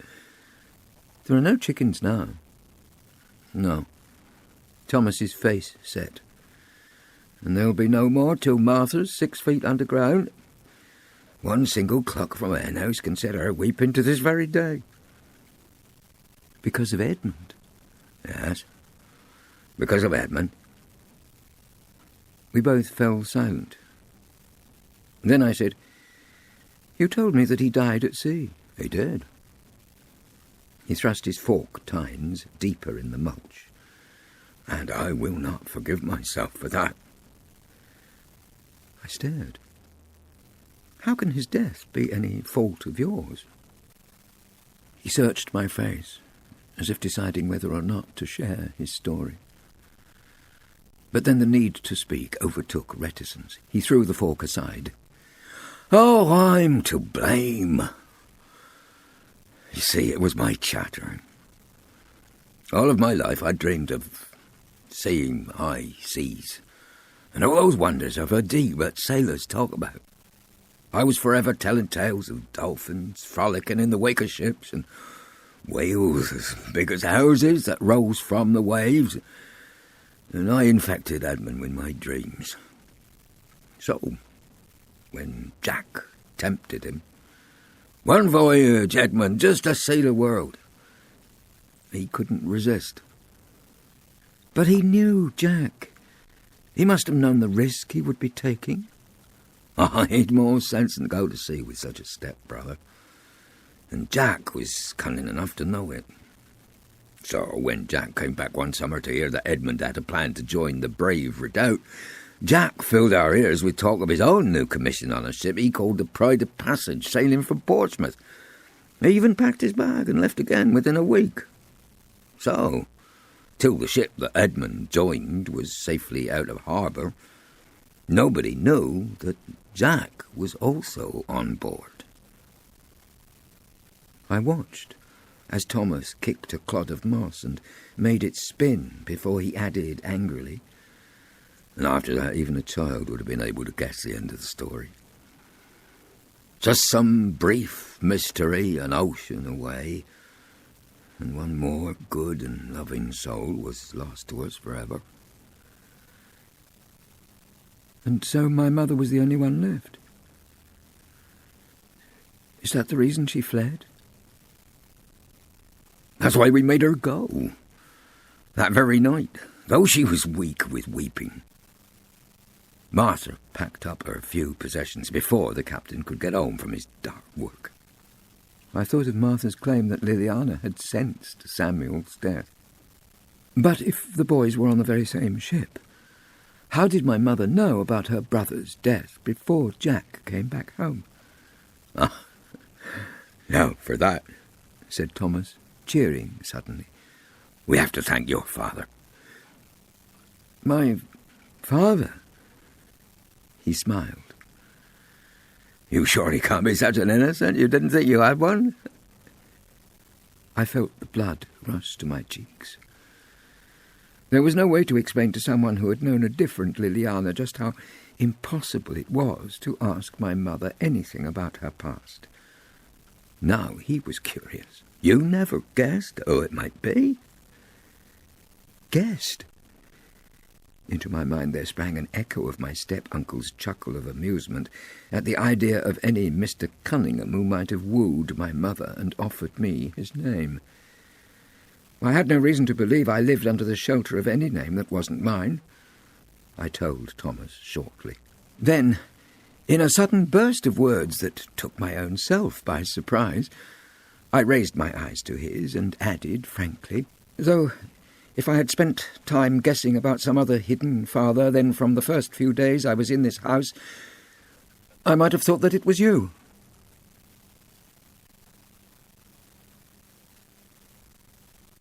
Chapter 38. You'd think I'd told him that I thought he might be King of Spain. Me? Me? Your father? I tried to defend myself. Why not? I knew you spent your waking hours making a doll's house for my mother, and Martha has quite openly declared that it was a labour of love. He laughed, then laid his arm around my shoulders. Daniel, I would be honoured to stand in his place. But no, your father was a man called Harry Hetherington. He peered at me in gathering astonishment. You've never heard the name? I shook my head. Truly? Your mother never once spoke of your father? Except to tell me he was dead, and make it clear it was a matter on which she had no more to say. He shook his head in wonder. Poor soul. Her heart can never have healed. He took a breath as if even to tell the story would cost some courage. He was a friend of Edmund's, a fine-looking lad. As soon as Edmund told him he was off to sea, he wouldn't be satisfied till he'd arranged to go along. And on the day the two of them left on that fatal voyage, I watched Liliana standing on the dockside waving her handkerchief until the ship was no more than a speck on the horizon. And though not a word was spoken, we all knew that Harry was as much in her mind as her beloved brother. He couldn't save him, though. Nobody could have saved him. For what went on there was the devil's business. There was a fire on deck, and much confusion. Still, Harry said, it was a mystery how someone as sure-footed as Edmund could vanish overboard in such a way. He thought it was no accident. He was convinced it was no accident. He'd heard the whispers about the other deaths. And here was Jack, one further stepping stone towards the family's fortune. Harry was wise and kept his counsel till the end of the voyage. But when they berthed, he gave your step-uncle the slip and rode home in a blaze of speed. I can remember seeing him pull Liliana after him out onto the veranda. You won't be safe, he warned. No, not till you're out of his house and heading away. That Jack's a very devil and won't rest till you have joined the rest of your benighted family in death. Thomas was shuddering at the memory. Poor Liliana didn't say a word. She was unfit from weeping. But we all knew that she loved Harry, and he said he loved her. So it seemed safest by far for him to rush her away and marry her next day and keep her safe in some far town. He pushed his hair back from his forehead as if still panicked at the memory of that grim night. You see, we hoped that if the captain thought that it was passion that had made her leave the house, not terror of his wiles, he was less likely to chase after her. And so you tried to make it look as if, even before Harry sailed, the two of them had planned to run away together afterwards. And that's why he'd rushed off the ship. Smart boy. So, Martha tumbled Liliana's few possessions into bags and threw them on the cart. And Harry and I fetched down the doll's house because the captain knew she cared so much for it that if she'd left in anything less than some great storm of hurry, it would have gone with her. His face turned dark. But one of the things that Liliana took away with her that night must have been precious to your uncle. So precious, he won't rest until it's back. He chased poor Liliana and Harry until your father was tired to the bone of moving towns at dead of night and changing names to leave false trails and never being able to hold to a profession or a friend. And, in the end, rather than say the words, Thomas fell silent. But I was not prepared to let the matter drop. So this fine-looking father of mine deserted my mother. He tried to soothe me. Harry was not a saint. He said he loved her, I burst out. And I'm sure he did, but you'll soon learn that when trouble flies in the window, love often chooses to creep out. Then it's not love. Perhaps. His face changed. Over it spread a puzzled look. But there was something else as well. Over the years, he had sent word that Liliana was changing. She was becoming cold with him, he said. She had turned stiff and unfeeling. He should have tried a little harder and a little longer. Perhaps he did. But we don't know because his letters stopped. So he had gone, leaving my mother and me. Perhaps he didn't realize you were on your way. Certainly we knew nothing of the matter. Thomas brushed the last leaves off his sleeve. But clearly your mother soon did. And looking back, we now believe that it was Liliana's fear for your safety that stopped her sending her beloved Martha any more messages. What? Not a word? No. Not a word. And though we waited, always trying to live in hope, we could learn nothing of her whereabouts or whether she was alive or dead, until, walking behind the captain one day, I heard him muttering about the letter he'd received from Dr. Marlow. My head was spinning from the tale. What of my father? Thomas shrugged. A man who leaves his wife is not much prized among his friends and family. We think he started off another life. Another life? I felt a stab of bitterness. So Harry Hetherington, my father, had carved out 2 full lives where I had only had the shade of one. Yes, only the shade. Because although we'd spent the years cooped up together, it seemed I had not truly known my very own mother. She had not shared a single moment of her past with me. Everyone knew more about it than I. To me, she might as well have been some wooden-headed doll, quite empty of the sort of love that will share memories and hopes and fears. She'd cheated me of any knowledge of my own place in the world, down to my own real name. She had preferred bland silence to the truth of who I was, and, for her own convenience, had forced me into living one long, debilitating and bedridden lie. And then to cap all, she had deserted me. Nobody murdered her. She didn't die of fever like the doctor's unhappy patients, no. She had put an end to her own life simply because she couldn't keep things in the way that suited her. She'd put her own desires before her duty to her child. I felt a hand on my shoulder.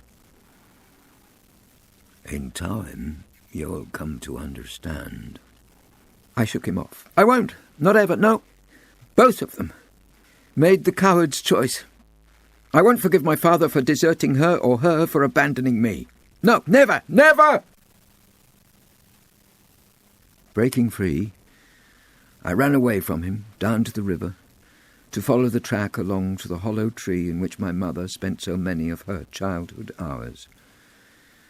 The smell of leaf mould rose around me like a cloud as I squeezed in.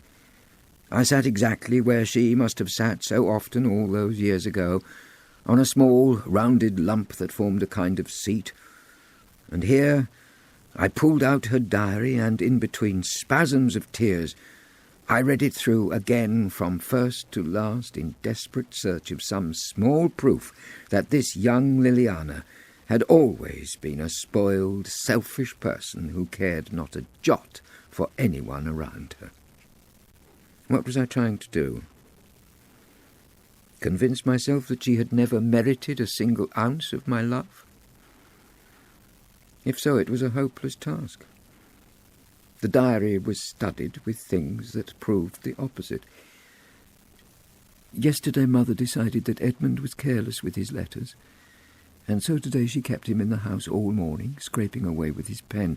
Jolyon wanted to jump on the veranda steps, but it seemed cruel for Edmund to have to hear us playing happily outside.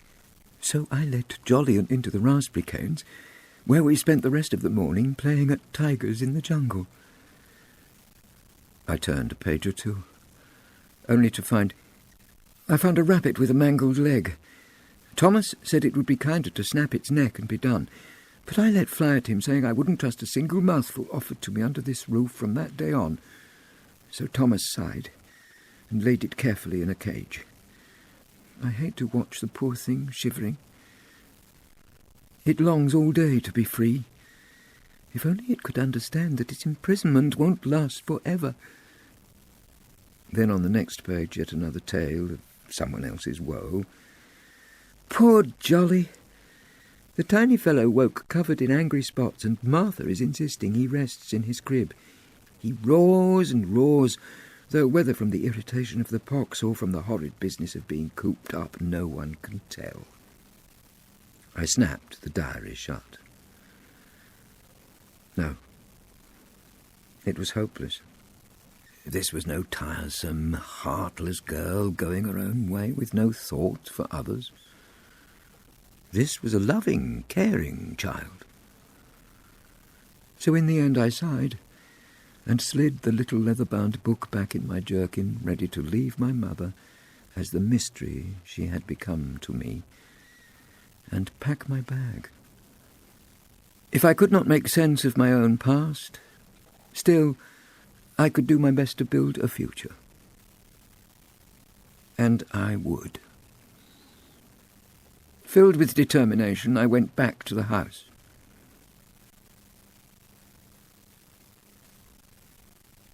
Chapter 39.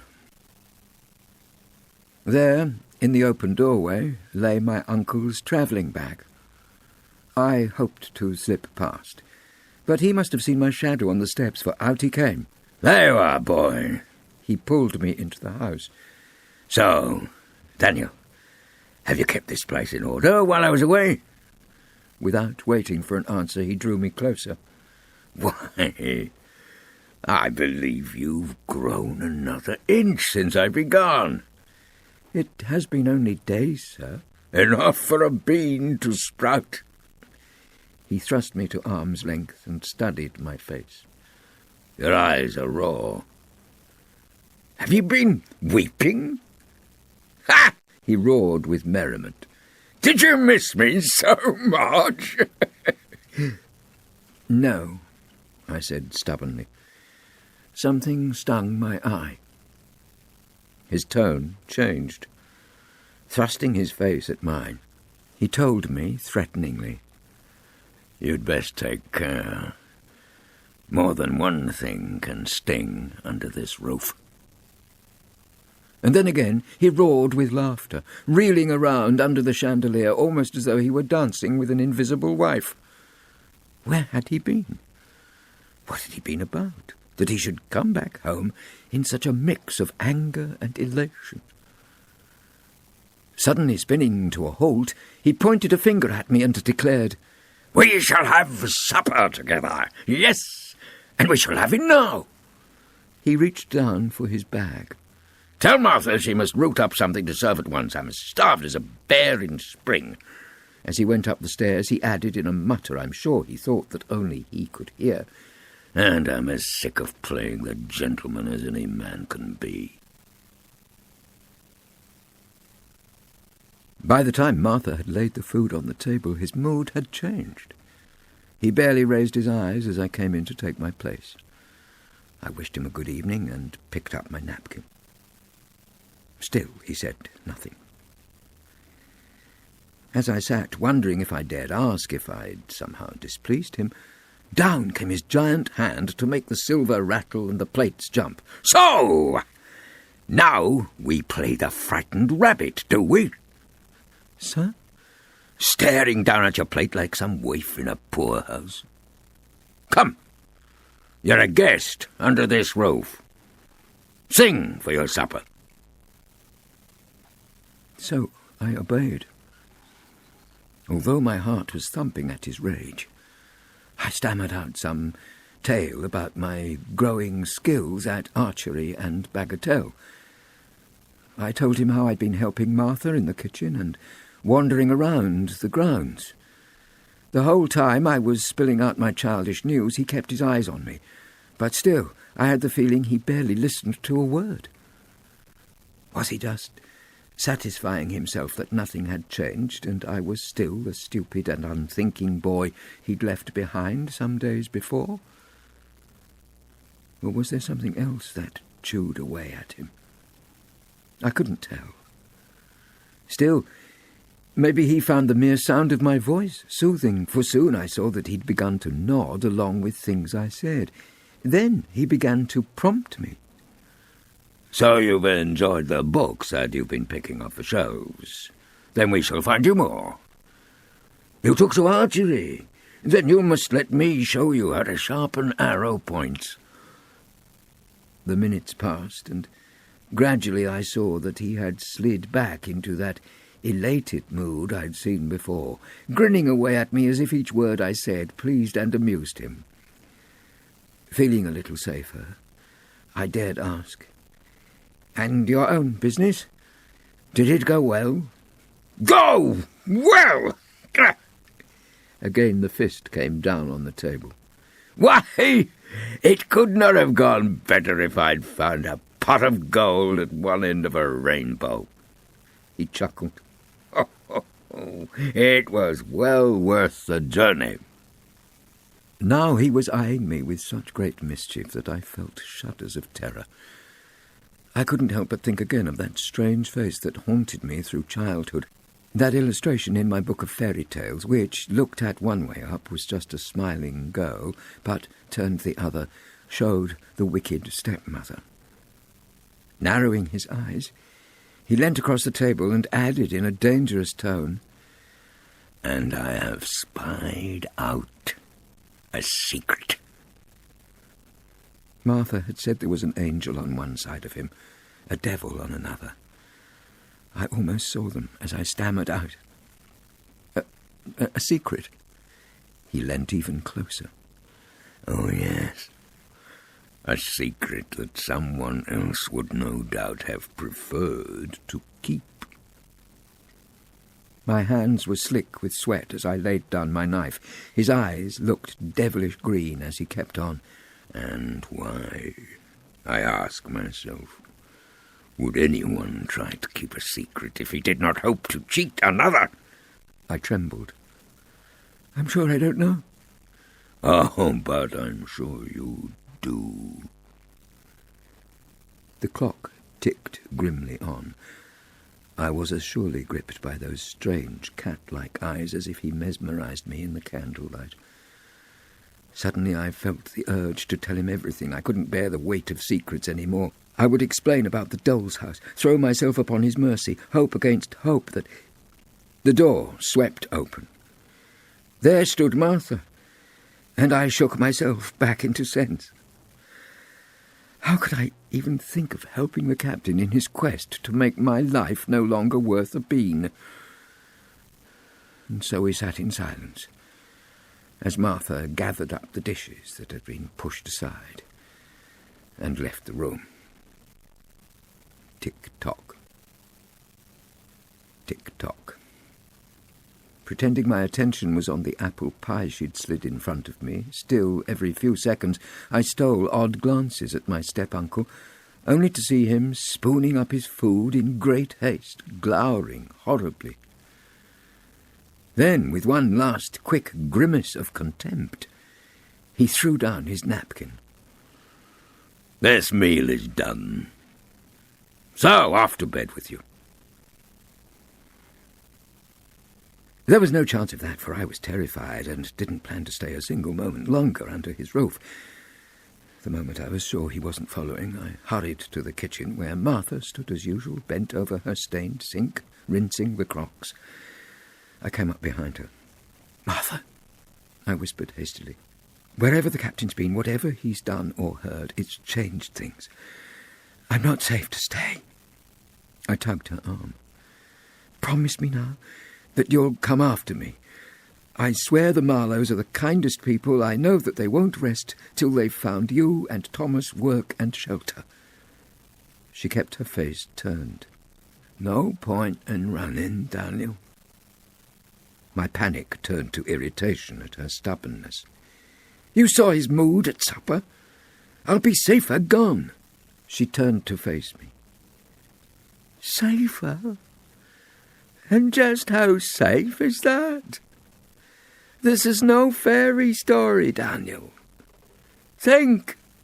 Your mother was pursued into the grave. This is no petty wickedness you can escape by running off." A chill fell over me. "What are you saying, Martha?" "Daniel, this is some deep, deep evil we are dealing with. An evil that is done for one fine boy after another, and for the sweetest lady who ever lived, and her one gentle daughter. Surely you understand that if you are to live the rest of your life in any sort of peace or safety, you must be rid of what hangs over you." I looked into her face, and it was lined with age and anguish. I tried to comfort her. "You've done your best for me, I know, and I am grateful. But the man is in some strange and twisted frenzy. I'd be safer gone, this very night. No, no!"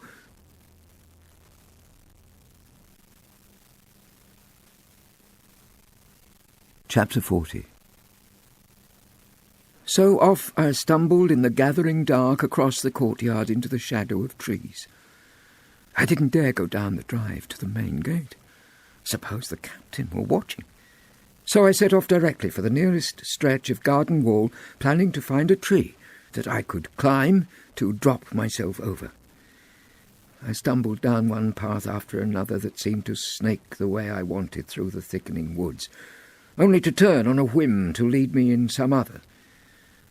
But finally, in luck at last, I followed a well-trodden path that ended at the wall. Or so I thought, until I saw that, hidden beneath a clump of overhanging ivy, there was a door. I pushed it open. On the other side, the path led on, first through more trees, then past a host of fruit bushes, and into a rose walk so old the trellis arches leant awry. But though the paving underfoot was soft with moss, the roses had been tended carefully, for none of the heady blooms slapped in my face, and no thorns snagged as I walked through. I stepped out onto a narrow path that led to a cottage. Outside on a bench there sat a man, hunched over, whittling wood in the shaft of light that fell from the lamp in his window. Hearing the rustle of my footsteps, he looked up. "Daniel, is it you?" "Thomas!" I burst out in astonishment and stopped to stare at the dwelling, so low and squat it looked as if it might have sprouted from the ground. "Is this where you spend your nights?" He grinned. "Why? Does it look to you as if the roof is too much rotted to keep the weather off?" His look turned curious. "Here's a late visit. I would have thought your uncle would have packed you off to bed well before now." He has. And for the first time since I'd seen the captain's bag lying there on the step, I felt a little safer. My heart stopped thumping. Thomas raised an eyebrow.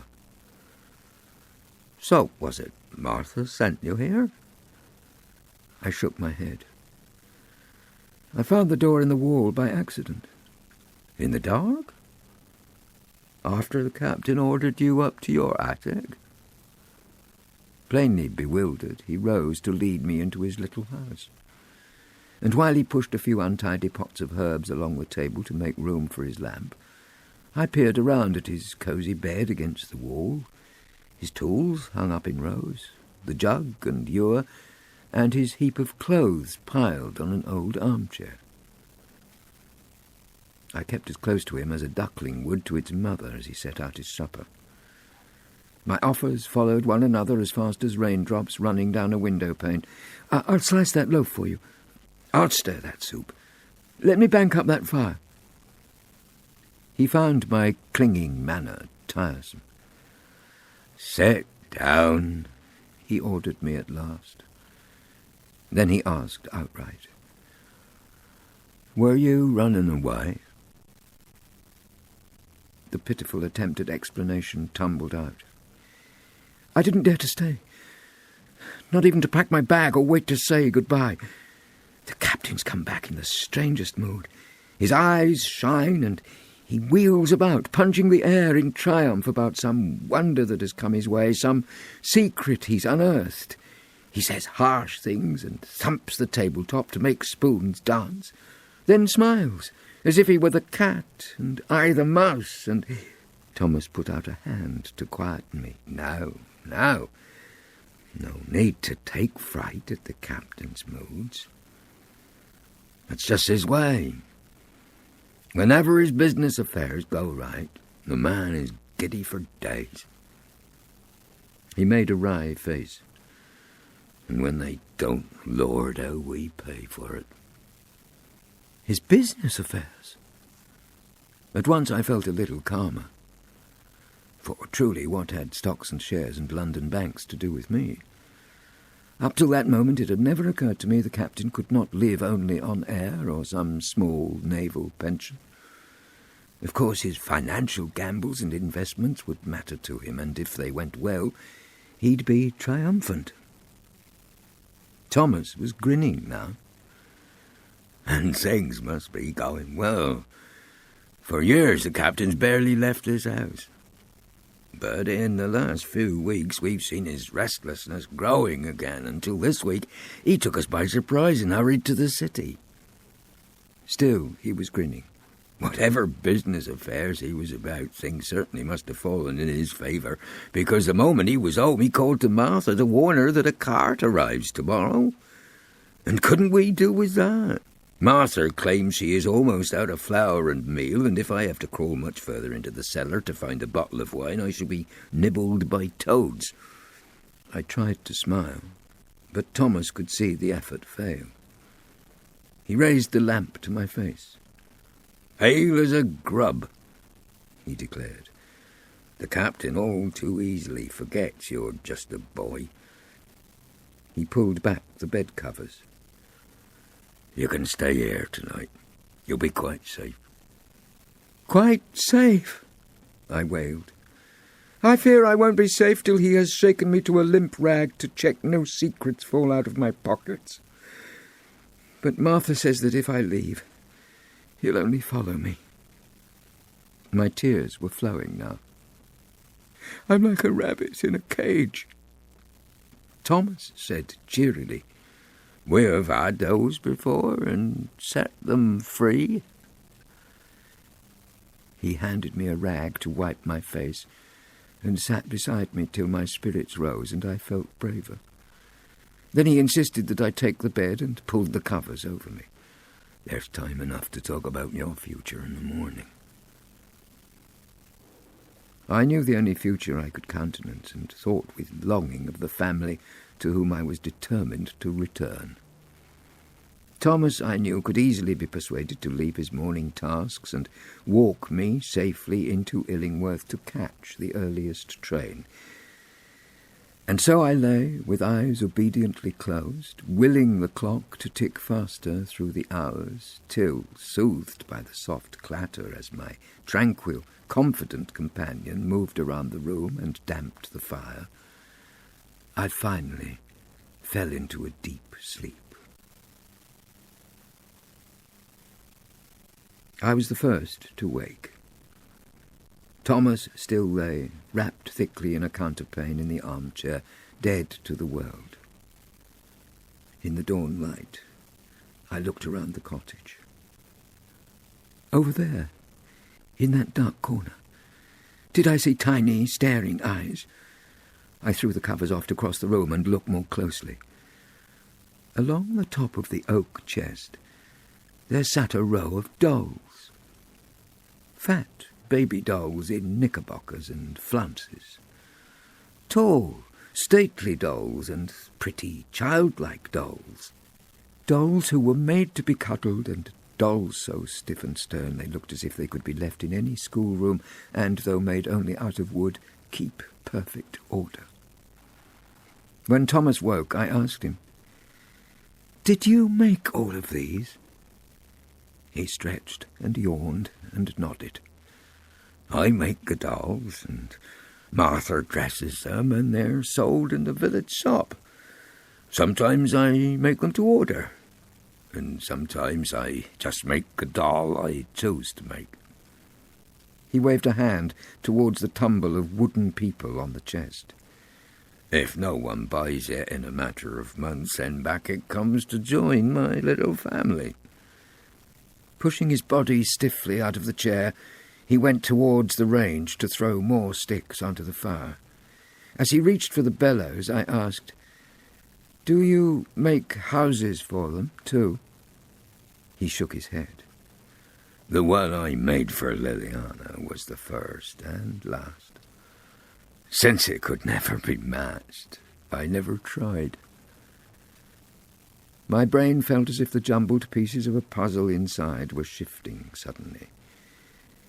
Picking my words with care, I asked, "So was it you who made the dolls my mother always said were in her doll's house?" He looked up, startled. "She talked to you of those?" I thought of telling him the truth. Not only had she spoken of the dolls, but they were mine. Yet I had kept my secret so well in this house. And if I planned to leave, then it was surely better not to burden this good man with confidences that he'd have to hide. So once again I spoke warily. "I know that when she was a girl, my mother had a peg-thin lady doll, the image of your grandmother, though it was wrong of me to carve her as such a starveling, for though we did not know it at the time, she was already halfway to death's door. There was a rosy-cheeked girl, Liliana herself, and a young man with a crown." Now Thomas stared in true astonishment. "How the past vanishes," he said. "I had forgotten that she made me carve the Edmund doll a crown." Now he was smiling at the memory. "Indeed, the order came so late in the whittling that in the end his glorious crown could be no more than a thin coronet, and that a fragile affair."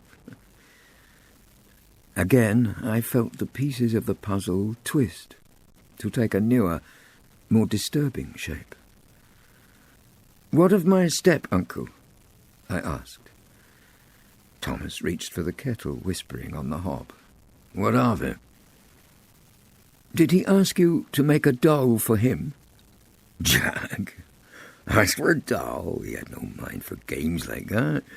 He poured the steaming water on his bran and mine, adding, "Though I remember once that Liliana made me whittle a doll to her stepbrother's likeness. It was to be a special gift for the day he was made captain. A kindred spirit, Liliana joked, to share his cabin. But then she couldn't for the life of her decide if she wanted me to show him as he'd been when he was younger, or how he was now he'd grown to a man." The last of the pieces fell in place. "And so you whittled both?" Chuckling, Thomas passed me my bowl of bran. "Indeed I did, a head at each end. thinking to trim whichever Jack she finally dismissed down to his long, thin legs. He shook his head. I spent whole hours on it, week by week. It was a masterpiece. Now everything was clear to me. And even then, my mother couldn't choose. She told you that? Yes. Right the very day Jack left, Liliana was dithering. Shall I give him the man? Oh, but the boy's so like. Oh, Thomas, I can't choose. So in the end, she gave the doll as it was. Again he laughed. All those hours whittling, all Liliana's fretting, simply for Jack to lay it by with barely a word of thanks. But, I said, sure of the whole story now. He took it with him, didn't he? In the end, yes. Thomas scowled at the memory. But only to tease Edmund. Just as Jack left the house, he snatched it up again and said, See, Edmund, even this little man of wood dares come a seafaring. Next time it must be you. And then he thrust the little doll into his canvas bag and hurried down the steps. I watched as Thomas spooned the last scraps from his bowl, then added, And yet, for all I know, the first thing Jack did once he was on board the ship was toss it overboard. For neither Liliana nor I ever saw it again. Chapter 41. So I felt braver. Now I knew for certain that the Severn doll was what my step-uncle craved. I'd seen the passion in his eyes. I'd seen the way he lost control each time he spoke of the doll's house. I'd been a fool, guessing at hidden wills behind its wallpaper and diamonds in the roses. The captain had no interest in anything except the doll Thomas had carved of him and he'd despised. Until the day his ship sailed somewhere effigies were prized and sorcerers clung to ancient powers. He would have heard his shipmates' outlandish claims. Stick pins in such a doll and you will make its mirror image writhe in agony. Pour treasures on it, and its living twin will thrive and thrive. Who wouldn't long for such an easy path to fortune? On which of his many voyages had he dared carry the little figure ashore and barter with the witch-doctor to cast a spell? How much blood had been spilled? How much gold paid? Small wonder it was precious to the captain.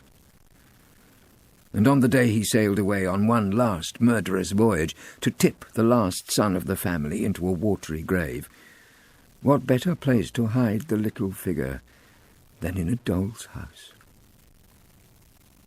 I shivered, chilled to the bone at the mere thought of Captain Severn's fury when he came home to find that Liliana had fled and taken with her unawares the small demonic effigy that had been primed to work its master's will. My mother couldn't possibly have guessed at its dark powers. But now I realized for the very first time why I had lain in bed for all those years. Because the doll was locked away. Sophie was young enough to look at things without the prejudice of reason. What had she said? This doll can make things happen. People might say to her, "Oh, nonsense, child, a doll is just a doll. It has no strength of purpose." But Sophie had seen things clearly. Only my mother hadn't understood. Blindly, she'd fought to protect me from evil that she sensed was growing around her. Now, at last, things fell into place. That night I saw her on her knees, whispering a prayer to keep safe my precious boy Daniel and his Uncle Severn. I had misheard. She had been begging for her son to be kept safe from his uncle. And now I realised that all the time this doll lay locked away as though inside a coffin, its poisonous spirit had been quietly seeping into our lives, turning my mother's mind, making her change from the warm, open Liliana everyone remembered into some pale, weak mockery of that malignant little mannequin, and causing her to clamp down on my life as if I, too, had been shut in a box. But nothing more. For what had the vicar said in church that Sunday? Without our help the devil can make no headway. For him to triumph, we must invite him in. And she'd not done that. No. Indeed, her faithfulness and love had somehow managed to weaken the hateful mannequin's powers to make another's sufferings mirror its own. But these were strong. I thought again about the scar across the captain's cheek, remembering Sophie's careless scratching of the doll's face when she attacked the skirts so hastily with a pin. Then, too, hadn't the captain told me how much he longed to leave Highgates, how he despised the place? But the imprisoned doll he so resembled had, clearly, over the long years that they'd been apart, held him almost as fast as he'd held me, the victim closest to his hiding place. And suddenly I felt a very flood of all my former love for my poor mother. All these long months since Dr. Marlow made it clear that there was nothing wrong with my health, the image of her face had come to me over and over, and each time I had had to stifle what? Loss, certainly. Misery, too. But something else as well. Something as hard and hateful as that small, double-headed doll. Resentment. Anger, even. Why, I had wondered constantly, had someone who should have cherished and cared for me, my very own mother, offered me nothing but a shuttered life, and kept me locked away for no good reason. The answer was now clear. And I could also understand what had been in mind that day when I held up the thin peg doll that so resembled her and looked into those anguished eyes and whispered, "What must I do for you?" At last, at long last, came the answer to that, too. I must forgive her. And I could. End of Disc 5. Disc 6.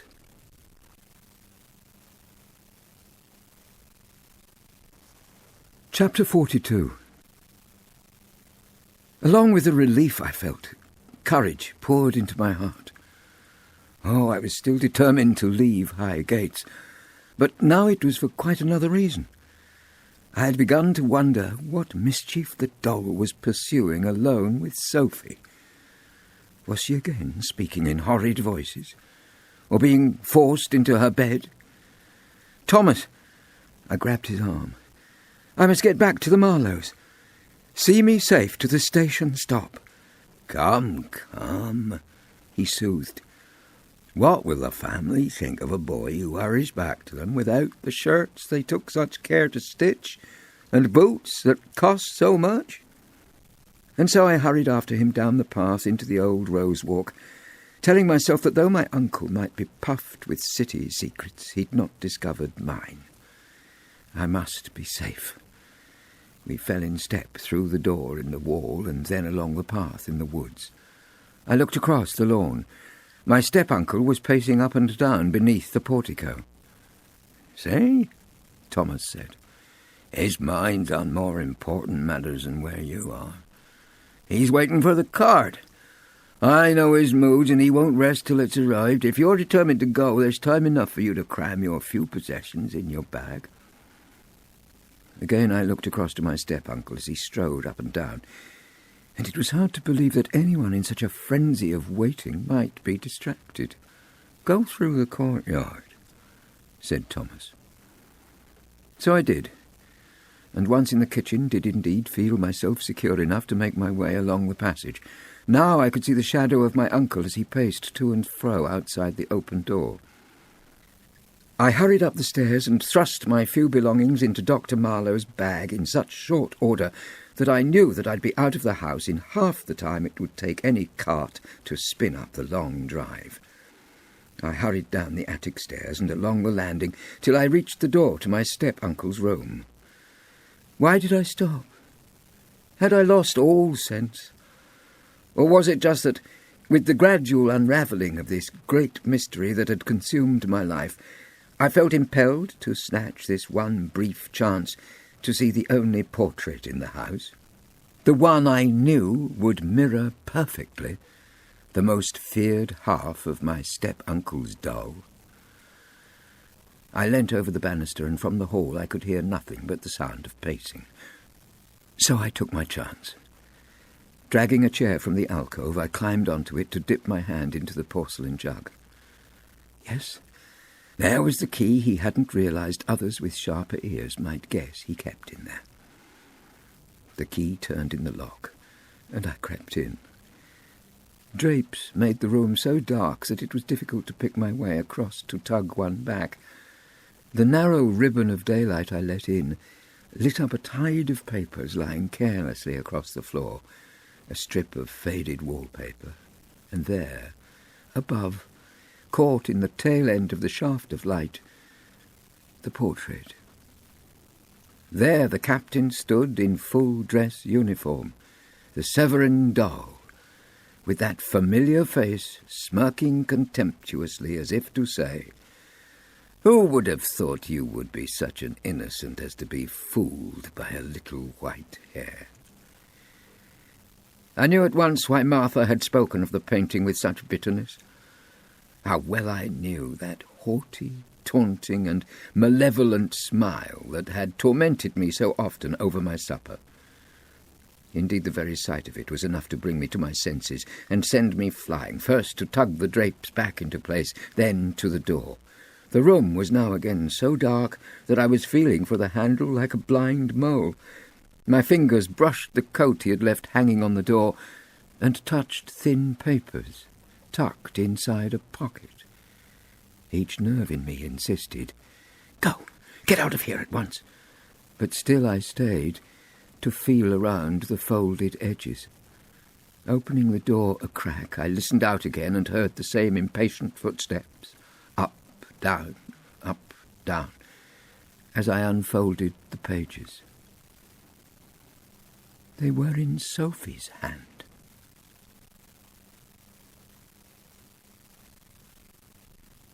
Chapter 43. My dearest Daniel, what joy to get your letter, and oh, how we've missed you. Since you've been gone, the house has seemed so empty and dull. Even games with the dolls have turned into a miserable matter. I swear that hateful Severn doll gets stronger. I leave him out of all my adventures, yet still his horrid nature seeps into the stories. I cram him back in the box and move it further away, but over and over again I get the creeping sense his little wooden limbs are twitching there in the dark. And when I lift the lid to check I'm being fanciful, I find him insolently staring up at me as if to say, "Yes, Sophie, you have every reason to imagine that I am gathering my powers." Now terror rose. Not only was the doll at his uncanny tricks again, but I was plunged into the deepest danger.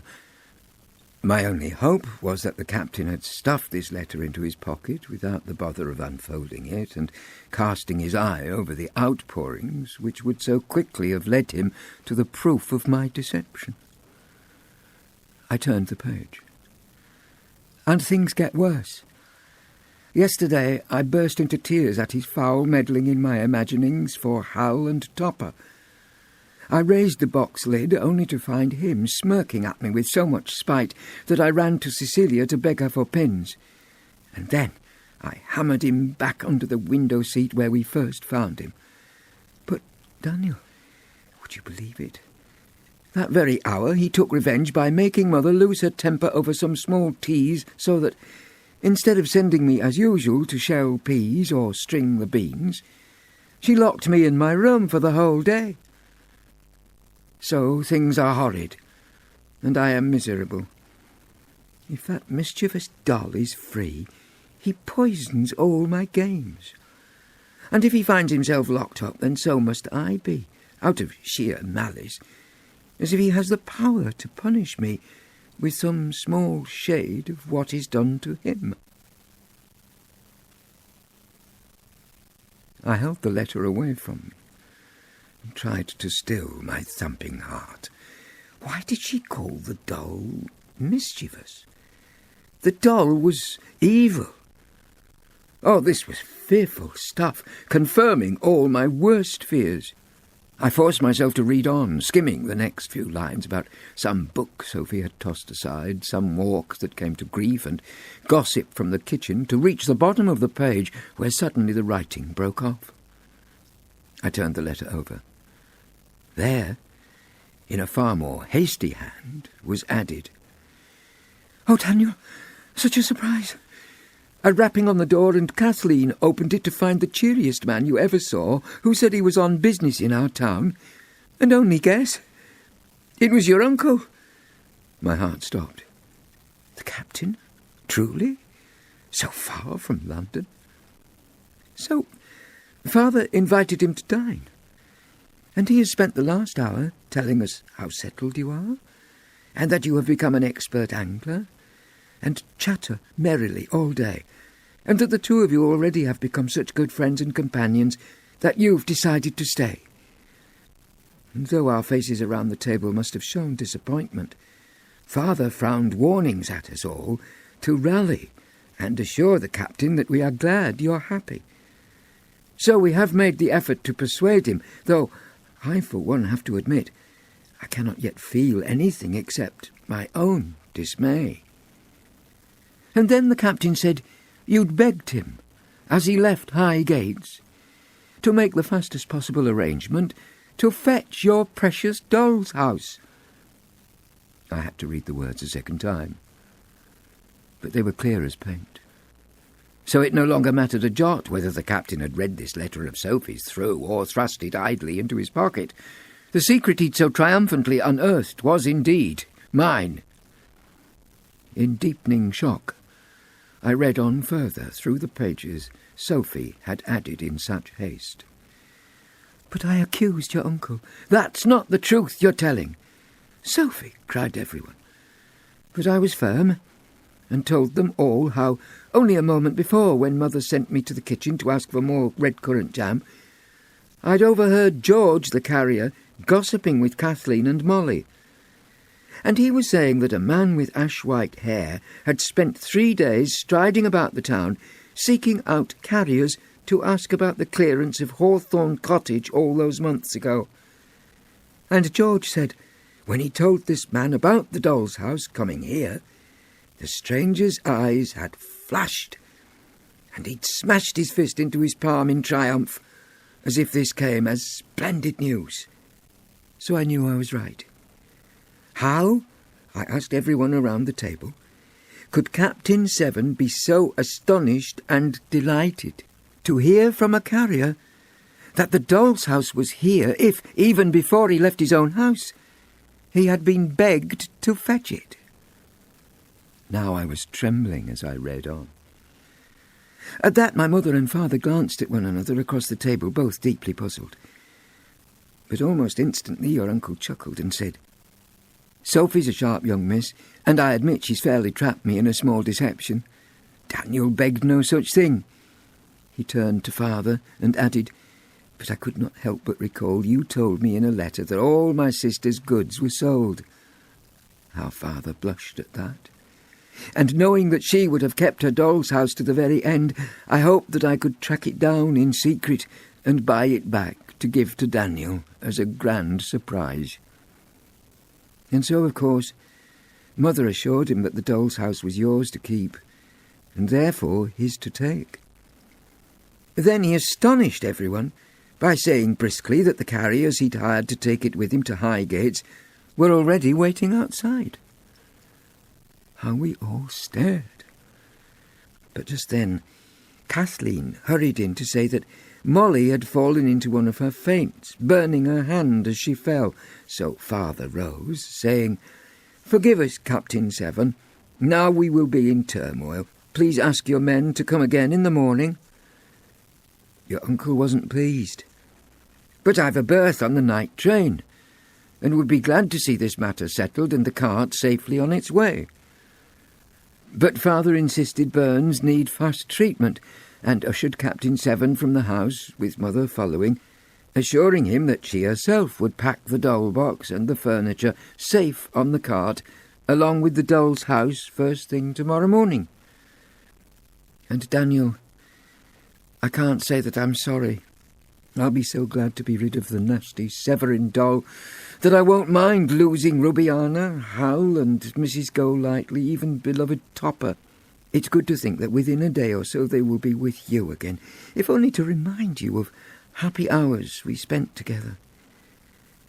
And now I must close, because kind Kathleen has promised that if I finish this before she leaves the house, she'll give it to the station master, who can press it into the captain's hand before he steps on the train. And here she comes. The letter ended in a scrawl of signature, but even if she had kept on, I wouldn't have been able to read another word.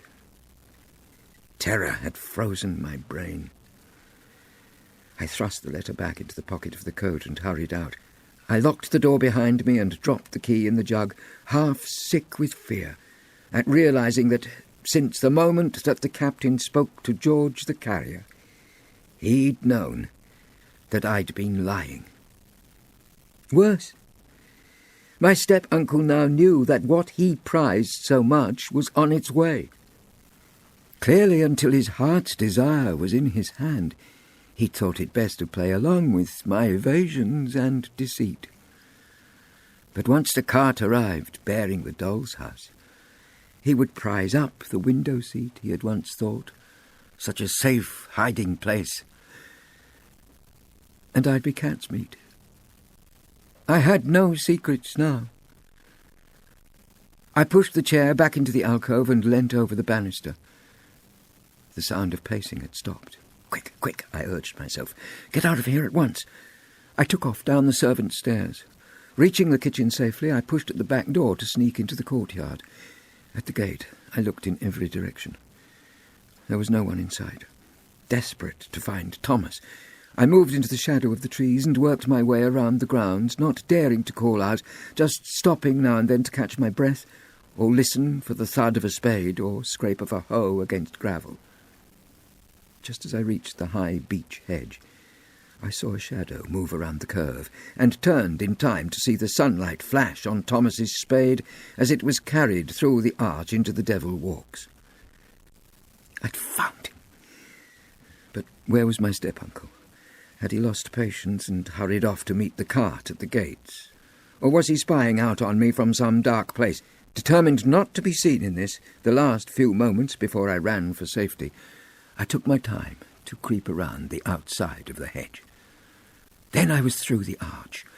I raced along the spiralling path, round and round, further and further in, until at last I heard the thud of a spade digging in earth. So nearly there. On I ran, on and on, until I skidded round the very last tight curve and almost fell out in the clearing's sunlight. The spade's blade cut into the ground even as I reached out. "Thomas, leave that and help me. I'm in the deepest trouble. The secret that the captain has unearthed has turned out to be mine, and I know his. I am no longer safe." Chapter 44. The hand that fell on mine was round my wrist in an instant, as strong as steel. "Smart boy," he baited me. "I do believe that, like your mother, You must have some way to tell your future. How could I have been so stupid? I pulled back hard, but Captain Severn held me tight. I looked across the clearing to where the cluster of memorial stones stood in the sun. Then I looked down and saw the first few spadefuls of turned earth. Into my mind sprang something he had said on our first walk. I cannot wait to see you in the Devil Walks. My blood ran cold. Was the man digging my grave? I wriggled fiercely. "Let me go!" He chortled. Forgive me, but can you truly believe that I will lay aside my aims, forget my purpose, just because a worthless little sprout like you demands it? What aims? What purpose? Still I was struggling, and still his grip was tightening around my wrist. Come now, back to the house. I have a plan for you. What plan? It's time for you to write a note for me to send off to your precious Marlows. His grin was merciless. The farewell note you kindly wrote to me, blessing me for my kindness and telling me that, fired by my fine example, you're off to sea. Again he chuckled, never to be seen again. I will do no such thing. The chuckling stopped. His voice was razor-sharp. I think you will. He gave me a sharp tug. My feet scuffed the moss as he dragged me as easily as he might drag a log back through the Devil Walks. I tried to shout for Thomas, but Captain Severn clapped his free hand over my mouth before the cry was out. Now he was treading backwards round the widening spiral, pulling me after him between the cold, dark hedges.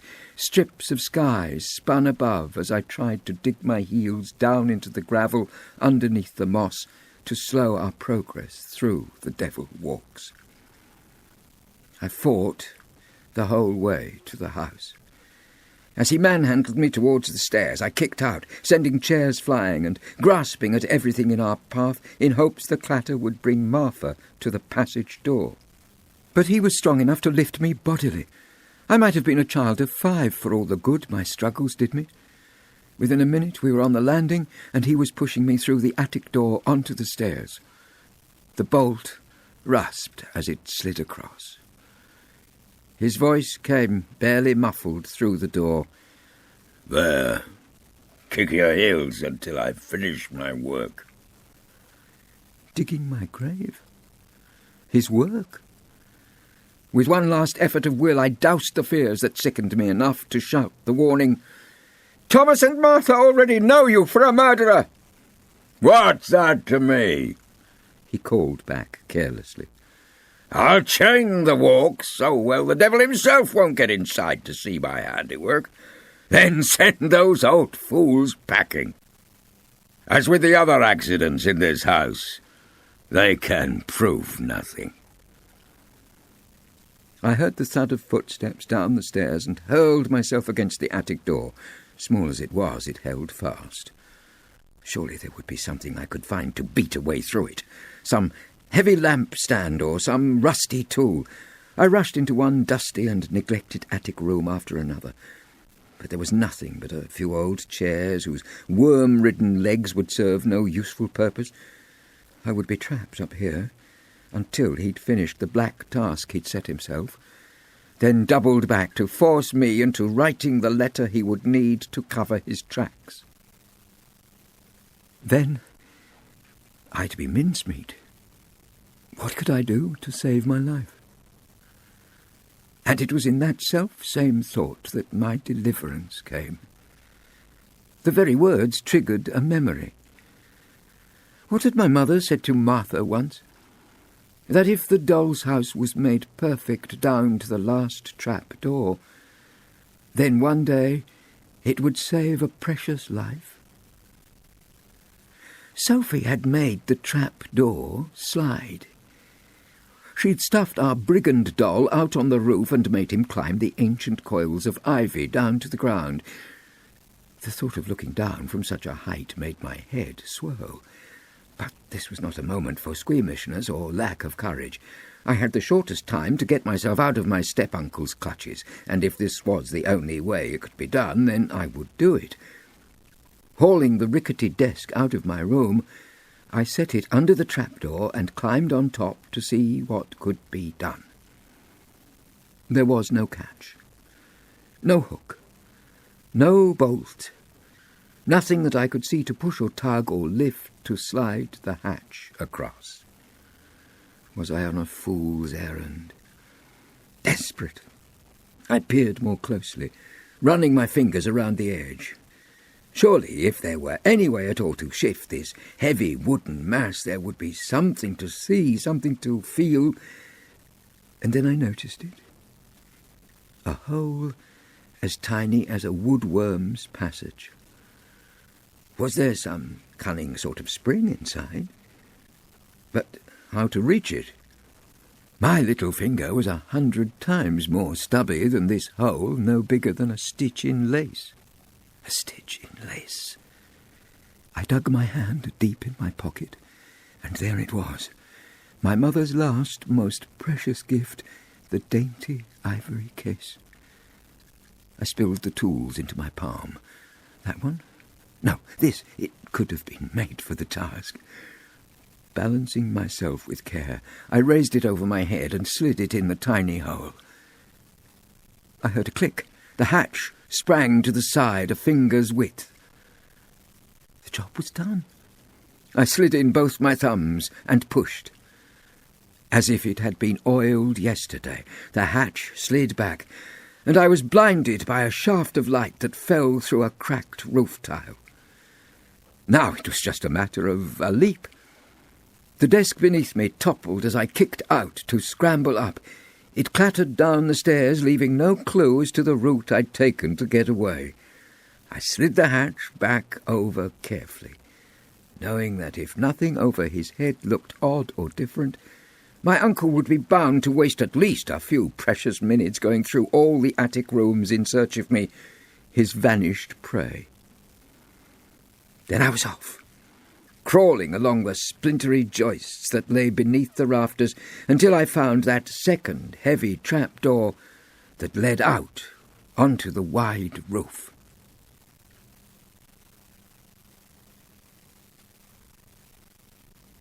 Chapter 45. That parapet. It seemed a whole mile high.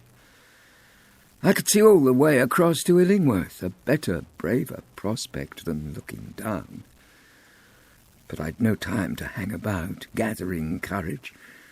At any moment my uncle might glance at the house and see me standing clear against the sky.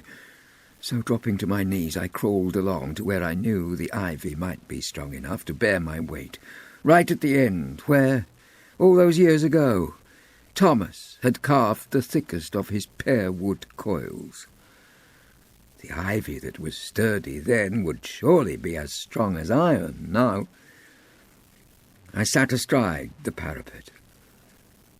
Come now, I urged myself. If Simple Jack can clamber down a beanstalk, then so can you. The first few footholds were the hardest to find. My heart banged in my chest. The merest rustle of leaves drowned me in terror. But I kept at it, foot beneath foot, hand under hand. I didn't dare look down, not for a moment. No, I buried my face against the whiskery stems and forced myself to think I was a child from one of my old storybooks who climbed down trees as easily as he ran over bridges or paddled in streams. Down. Down. I could see casement windows now on either side. They were too far away to reach, but still they cheered me with a sense of making progress. If I kept going, then each minute that passed I would be safer. So down again. Another foot and handhold. Down. Down. And down till I was almost to the ground. I turned my head to check no one was near, and then I slithered down a little further till my feet hit earth. And so I left Highgates through the door in the wall that led to Thomas's cottage. I scribbled a farewell, then, rather than cut back round the outside of the wall and risk the captain and his hovering eagles peering out to see me, set off directly across the downs, planning to meet the track to Illingworth beyond the woods further along the way. What was I feeling? Terror, certainly. And yet, in spite of that, springing inside me was a shoot of happiness. For I was going back. I'd jump the train and buy a ticket from the guard and sit in perfect safety and content, counting the minutes and hours as I retraced the long, long journey I had never sought to make. Finally I'd arrive where, from the day I left, I'd longed to be again. I saw it all in my mind's eye as I strode over the downs, setting my path by Illingworth's church spire. I'd hurry up the Marlows' garden path and rap at the door. It would swing open. Here would be a surprise to send poor Molly into one of her faints. I'd watch her mouth fall open in astonishment as I stepped past her into the cool hall. She'd say my name with quite as much amazement as if she'd seen a ghost, and then from every room would run the members of the family. "Daniel, can it be you? What joy! I would be home at last." I faltered in my stride. Had I said home? How much must have wheeled about if, after these short months, the word no longer conjured up a picture of my mother sitting by my bed in that small room in which I'd languished so long, but a large, airy house cluttered with bonnets and ribbons, bursting with merriment and laughter. Now I walked slower and absorbed in thought. So much had changed since I first shuffled on the doctor's arm out of my mother's house. I was a different boy. So the old saying's true, I told myself. The way we live will make us what we are. And that in turn led me to think about my step-uncle. Perhaps the wickedness in him had in itself been born of doing evil, as if it were some sort of muscle he had exercised by all the choices made along his way, until it was his own true self, and he'd become a man who would bring back from all his marvellous travels not gorgeous silks and spices along with wonderful tales of leaping dolphins and shining minarets, but some stick creature which had been shot through with poisonous magic. Perhaps something drew my attention back. What was that I could see ahead of me? A tiny cloud of dust coming this way from Illingworth, and very fast. It was a wagon rumbling along the chalky track. Still thinking it much safer not to be seen, I threw myself behind a slope and watched as it rolled by. And it was by the purest chance that, as I looked back, a gust of wind lifted the heavy cloth to show against the silvered sky that silhouette I'd known forever and will see in dreams until the day I die. The doll's house, on the final leg of its long journey. And even now I can't explain what happened next. It seems to me I must have lost my senses. But I was damned if that vile doll was going to end up in my uncle's hands. It had, I knew, twisted my mother's mind till she kept me entombed. Its black, black shadow fell on everything around it. It made my harmless wooden Mrs. Golightly hang awry to presage my own mother's death. It had turned patient, loving Mrs. Marlow into a mother who could banish Sophie to her bedroom for almost nothing. For heaven's sake! This vicious, haunted puppet had managed to turn even sweet Sophie's games into monstrosities of cruelty and spite. Once in my uncle's hands, once evil had joined hands with stronger evil, what might not happen? Oh, I could not bear the thought. Already I was running after the cart, and with a flying leap I hurled myself aboard. I threw back the tarpaulin, revealing the doll's house's dusty front. I felt around for the hook and tugged it open. thrusting my hand towards the cushioned window seat in which the foul mannequin lay. Sophie had pinned it down well, so I dug in my pocket for my mother's ivory case. Surely, I thought, 2 of the tools held together would be strong enough to prise the seat open again. The wagon bucked and rocked. Twice I was thrown aside, and twice I stabbed my fingers with the tools till the blood sprang. But I would not be thwarted. I stuck the sharp little hooks under the seat top and pressed down hard. There! It was done. There lay the Severn doll, and I will swear that though its eyes were painted, they fixed on mine with living hatred.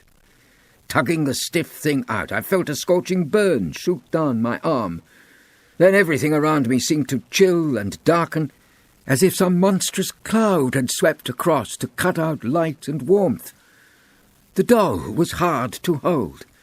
I grasped it tighter and tighter, but still the devilish thing seemed to be trying to whip itself out of my grip. The cart kept rattling on.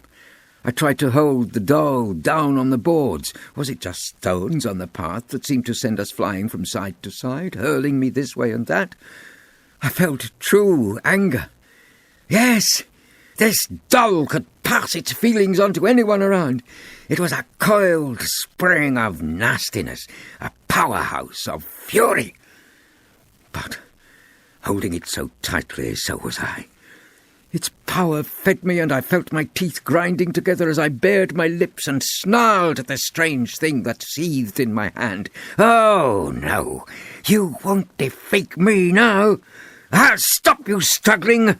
I'll keep you still. I thrust it back on the boards with all my strength, but in my haste and fury I'd slammed it down just where my dear mother's lace-making tools lay spilled. A delicate steel hook spiked through the mannequin's heart. My vision clouded, and a bolt of pain ran up my arm and through my body, leaving me breathless. Everything around me shook. I heard a sullen roar, as if some giant soul were bellowing in agony.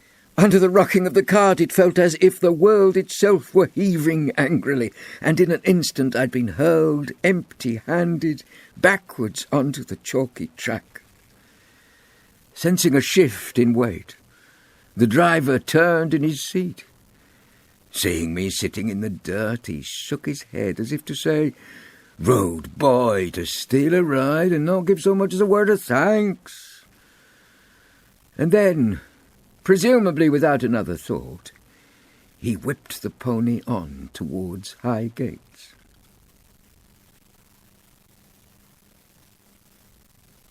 Chapter 46. I scrambled to my feet. There was no chance of catching up with the cart again before it rumbled through the gates between the hovering eagles. In any case, I longed to run for the train. I stood in indecision. Should I turn this way or that? To set my footsteps on to Illingworth would be the coward's choice, and in that moment no one in the world felt more faint-hearted than I. But even as I stood there wavering, I seemed to hear the echo of my own harsh judgment on my father and mother. Both of them made the coward's choice. I had forgiven my mother, but now I realized Thomas had been right about my father too. He'd said one day I'd come to understand how a man could be tired to the bone with hiding from the devil. My father had been faithful and strong for years, yet here was I, planning to run for safety after the shortest time. Had I no courage either? But then another memory sprang to mind of Dr. Marlow in the garden, warning me that I'd a whole life's journey to undertake and must be brave. And Martha and Thomas had been good to me, and to my mother. How could I sit in a warm railway carriage and watch the downs rolling away behind me, without assuring myself that they were safe? Brave I would have to be. So back I trudged, scratched, bruised and terrified, along the track until I reached Highgates. I slipped beneath the eagle's outspread wings and into the trees, making my way down all the winding paths that I now knew so well. There was no sign of the cart, and, guessing that the captain had ordered it round to the courtyard, I set off that way. But as I followed the path round towards the arch, I saw the front door opening. Was it my step-uncle? Had I been spotted in the shadows? No. It was Thomas, staggering out onto the steps, and gazing around as if in deepest shock. What? Was he wounded? Did he have a knife stuck in his back to make him so unsteady on his feet? His chest heaved and he slumped against a pillar. Not even thinking that the captain might come after him and stab me too, I raced to his side. "Thomas, you're hurt. What has he done to you?" He couldn't speak for panting, but he shook his head. "Quick, let me look." While Thomas fought to cram more air into his lungs, I pushed him forward to run my hands over his jacket, front and back. But I could find no blood-stained tear, no small stiletto hole, and finally I let him fall back once again against the pillar with his legs splayed out. "Thomas?" What was that on his face? A grimace of pain? No. He was smiling. "Thomas?" I begged again. And finally, his breath back in his lungs at last, Thomas began his tale. "The captain ordered me away, down to the river, to cut logs. But then a wheel on the barrow went awry, so I crept back to make a wedge, and by the purest chance, I saw him stride out from the Devil Walks, tossing a spade aside." "And you knew why?" "Only a fool would think the man had spent his time clearing the leaves. Fearing the worst, I followed him towards the house." "Where he was after my blood?" "I had no doubt. Indeed, so keen was he to get his black work done, he took the stairs 3 at a time. I was hard-pressed to stay close, and truly you would have thought the thunder of my footsteps up behind would have reached even his stopped ears." He shook his head. "But no, your uncle was too taken up with thoughts of murder to look behind him. And shooting back the bolt, he disappeared up the last stairs in search of you. I heard his war cry. 'Here I come, boy! Your grave's already dug! So, a few lines written in your best hand for my convenience, and then a sad farewell.'" Shuddering at the memory, Thomas pressed on. I waited, thinking to creep up and spring on him while he was standing over you and forcing you to write. But all I heard was doors slamming, chairs and tables being hurled about, and venomous shouts. "What? Have you become a rat to slip away behind walls? Show yourself, boy!" I could not help but say it in some triumph, for I was gone. Now Thomas shook his head at me in wonder. I'd barely dared to hope you knew the secret of the hatch, or had the wits to take advantage of it. There would be time enough, I thought, to tell him how my mother's childhood stubbornness, it must be perfect, down to the last small roof hatch, had saved my life. So all I murmured was, yes, I was gone. Thomas picked up his tale. To cause confusion. For when I reached the top of the stairs and crept along to peer through a crack in the door, I saw your uncle standing in bewilderment, muttering, "The cunning brat. He slipped away." But where? And how? I watched him smash his fist into his palm and hurry to the window to scour the grounds for any sign of you. You should have pushed him out. If I was tempted, I was so distracted. For as the captain suddenly leaned out further, over his shoulder I saw a tiny cloud of dust coming along the track over Farley Down. The pony cart. Yes, getting closer. And as it came towards Highgates, his sharp eyes must have seen a shape he recognised, because he suddenly cried out, "The doll's house! On its way!" He must have been delighted, I said bitterly. His heart's desire come back at last. More than delighted. He was in a rapture. He threw himself upon his knees as if he prayed in church. "Oh, hurry, hurry," he cried. "I tell you, Daniel, he might have been a mother calling to the son she had waved off to war a dozen years before. Hurry," he kept on whispering. "Come back to me. Oh, hurry." Again I saw myself sitting by Sophie that day in church, hearing the vicar's warning. "Make no mistake, the devil walks, but he can make no headway unless he has our help. For him to triumph, we must invite him in." I stared at Thomas. "You heard him calling someone? Something? To come to him?" "Daniel, I heard him begging." My heart began to thump. What then? Over his bent back I could see the cart jolt closer down the track. Then suddenly it seemed to sway, and as I watched, a further cloud of dust flew up behind as if some small part of its load were lost. Your uncle let out a fearsome, anguished cry that chilled my blood, threw out his arms, and fell with as much force as if a knife had stabbed him. I thought again of that sharp little lace-making hook.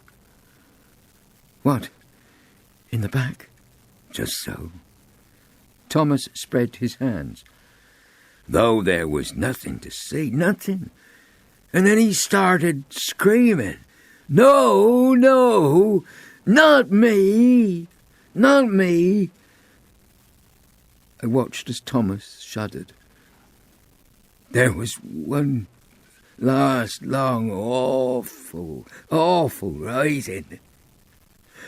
Then he lay still. My heart leapt. "So, is he dead?" "I am no doctor, Daniel. To me he looks like a fouled log." I called for help, but with the noise of the cart as it rattled up towards the house, Martha could not have heard. So I have loosed his collar and turned his body over. Thomas grasped at my hands and whispered, "Daniel." His eyes stare out as if he sees into the very pit of hell. We sat in silence for a moment or two, and then this good man took a grip upon himself and scrambled to his feet. Making as if to shake off some grim memory he knew would haunt him all his life, he slid his arm around my shoulders and told me gravely, "And I am glad."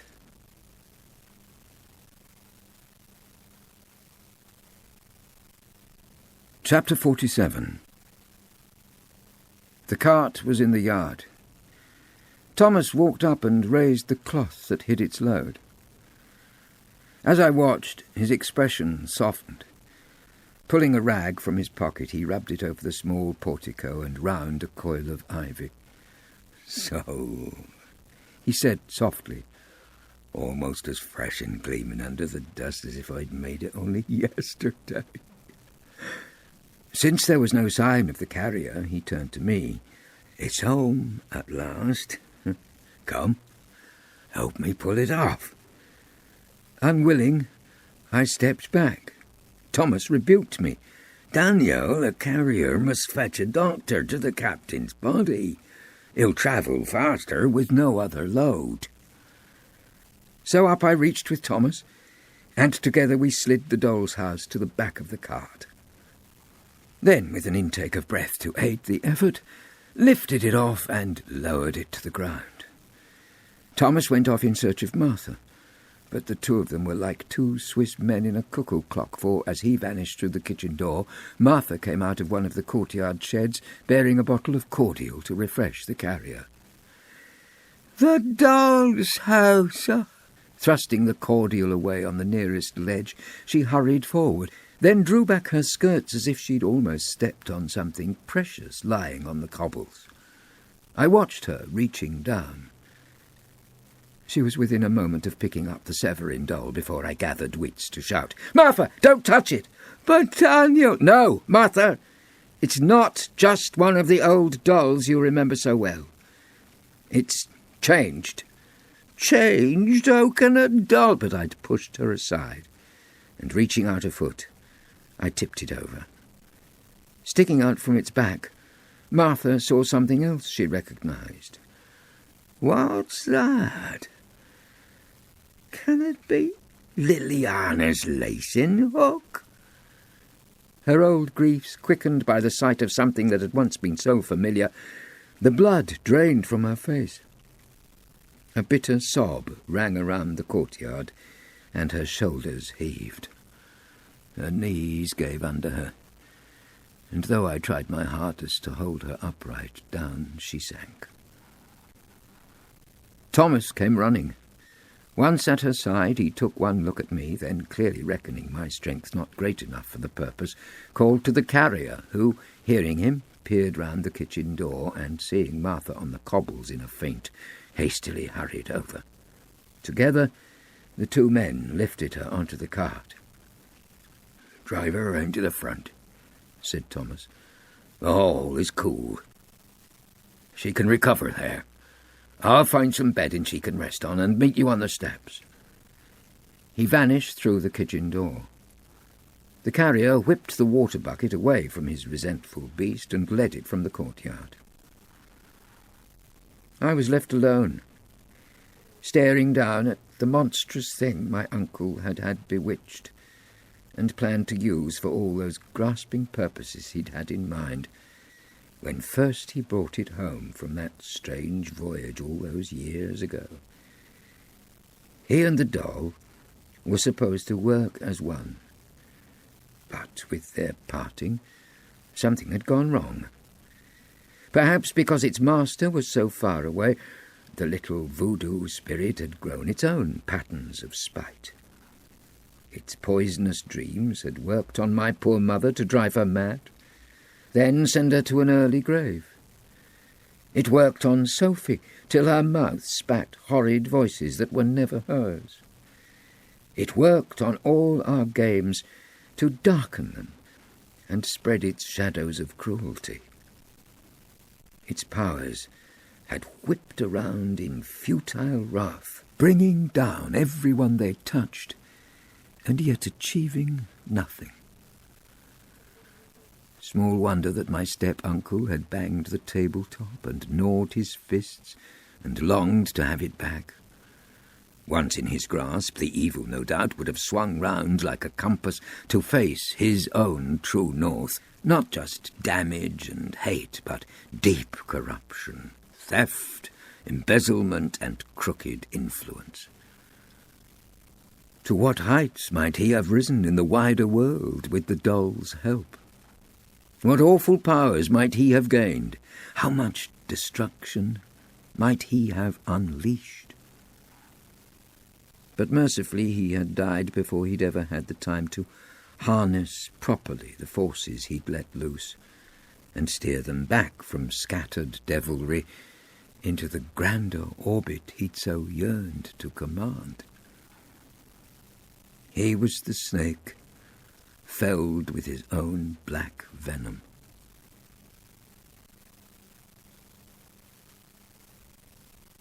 Chapter 48. Leaving this devilish little thing.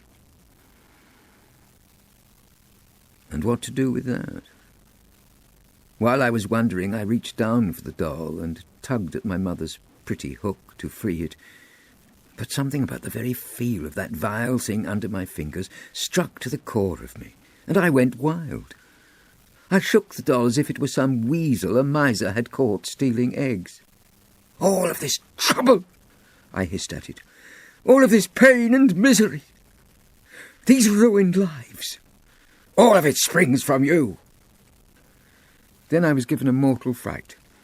The monstrous thing had heard me, and it understood. I felt it squirm, and knew that though it was carved in wood, it was alive. Still fury spurred me on from simple terror. Surely, I told myself, some of the rules of God must stand, and wood will burn.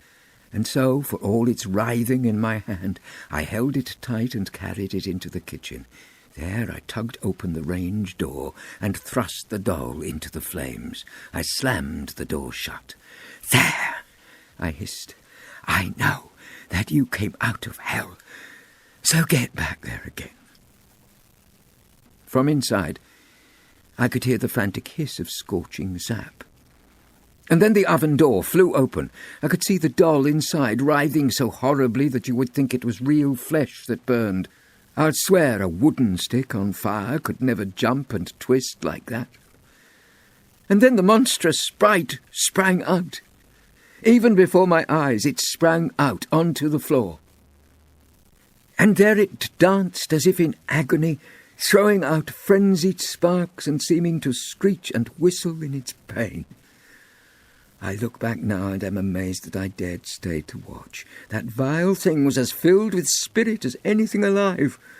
But I was so determined to see the back of it forever that I think I'd have waited at the gates of hell to watch them swing apart to take it.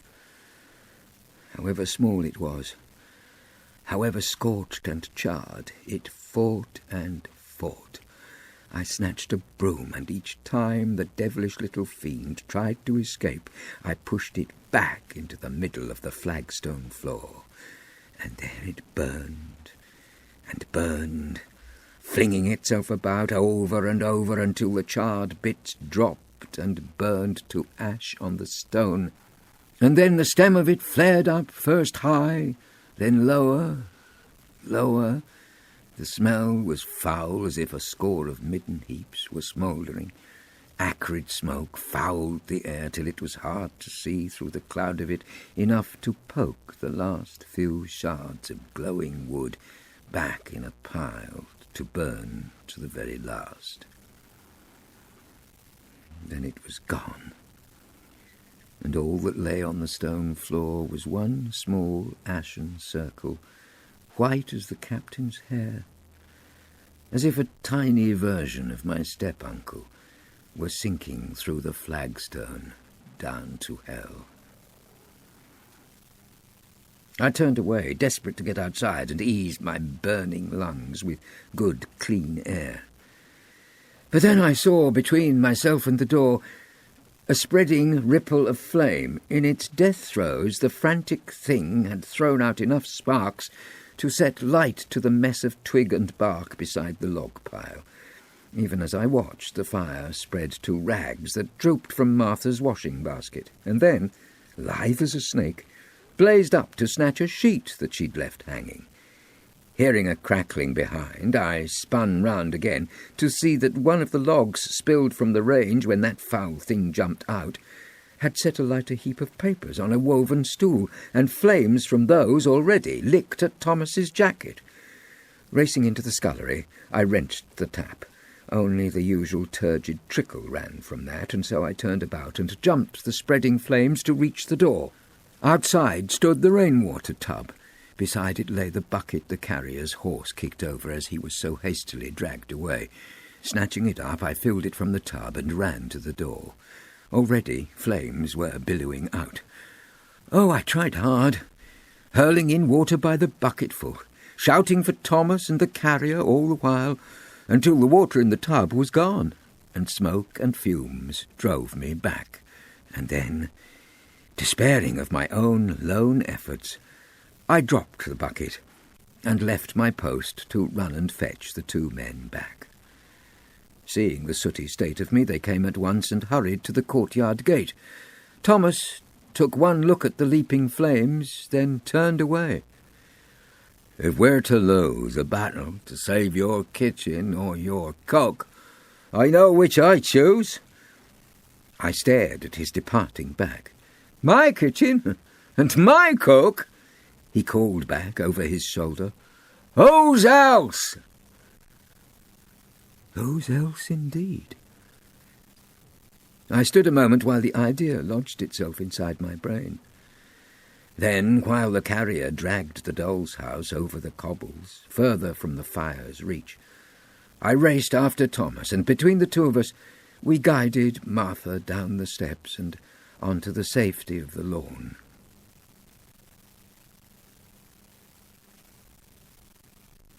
Chapter 49. The carrier took word to Illingworth. Within an hour the village folk were gathering. Some had come quickly on carts to form a chain with buckets carried from the pump, and others who had made the journey out of curiosity, on foot, were still arriving, fanning out across the lawns to watch the virulent splutters and sparks that greeted them, and talking in high excitement. I swung my buckets with the best till Thomas came to take my place. "You're at the end of your strength. Go and comfort Martha." I worked my way across to where he pointed. On every side the air was live with gossip. Oh, the things I heard! For Captain Severn had had the blackest reputation for miles around, and had the villagers not known that Thomas and Martha too had spent their lives behind that high stone wall and those forbidding eagles, I do believe they might have travelled to Highgate only to cheer the flames. And such flames! Orange flares that raged up at the skies. I heard the talk around me. "See how the fire rises, such a sight! The chandelier, hear how each crystal drop explodes like gunshot! Stand clear! There goes another beam! Who would have thought live ivy could burn so fast?" Part of the roof caved in with an enormous, lasting roar. The crowd around fell silent. What their thoughts were, I can't say. All I know is that to me it was as if each pane of glass that blew out, each beam that cracked and dropped, each burning shutter falling on the urns beneath, felt like one more snapped bar of the unyielding cage in which I'd lived my fettered life. Martha was sitting on an upturned barrow, far back from the watching crowd, where Thomas had clearly led her for safety. One shock might well have rushed to take the place of the last over and over in that hour, but still there was a flush of colour in her cheeks, and she looked stronger. I stood beside her. Neither of us spoke, just watched the fire burn until, hearing men shout, we looked across to see that Thomas and another man had broken from the bucket chain. Along with others, he was calling down the line, "This effort's wasted. Time to step back. There can be nothing of the place worth saving now." Lifting his sleeve to rub at the mix of soot and sweat across his face, he walked across to stand on Martha's other side and squeeze her hand for comfort as, with a deafening crack, more of the roof collapsed into the conflagration. Hastily, the crowd surged back, then, as the rain of sparks gradually thinned, crept forward once again. I think that Martha seized the chance of their distraction to ask the two of us quietly, "Where is the captain?" I watched as Thomas pointed up to where the last of the attics blazed. Again her face turned pale. "So all the whispers around are true. He's dead." "Stone dead." Her face showed horror. "Trapped and burned?" No, said Thomas. "It was from apoplexy, some would say." He glanced across at me, though others might believe that he was felled by his own black wrath. Still she was baffled. "Way up there?" He scowled. "Up there. And not just up there. Up to no good there. And by the time there was no more to do to try to save the house, it was too late to get back up the stairs and drag his body out." It was a moment before Martha spoke again, and when she did, I saw that she was pointing to the flames whose licks of light danced over all our faces. "And this fire, how did it come about?" Thomas grinned. "Aha, now," he said. "For that you must ask after Daniel's fresh idea for kindling." Martha turned my way in astonishment. "So it was you who set the house on fire?" I answered ruefully, "With a little devilish help." And then, in fits and starts, in between showers of sparks, I told the story. First of my struggle with the Severn doll up on the cart, then of its frantic fight with me down in the kitchen. It took time in the telling, for I'd so much to explain about the secrets I had kept and things I'd known.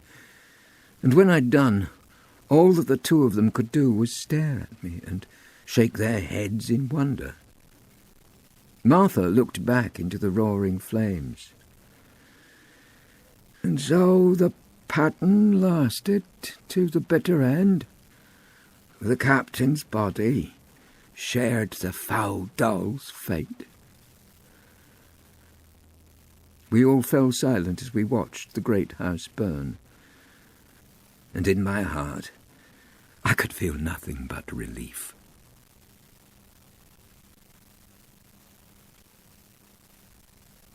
Chapter 50. By morning there was nothing left of Highgates but a spread of orange embers licking round the last few blackened timbers. Thomas kicked one of the smouldering piles apart. "I sometimes think," he said, "that it is only fire that knows how to leave behind the past and face the future cleanly." He turned to ask, "Will you rebuild?" "With what?" I asked him ruefully. "The few coins in my pocket I aim to use to buy my ticket home?" I seized his arm. "Will you come with me? Will you bring Martha with you?" He shook his head and chuckled. "Martha and I are not like you. We're far too old to start our lives again."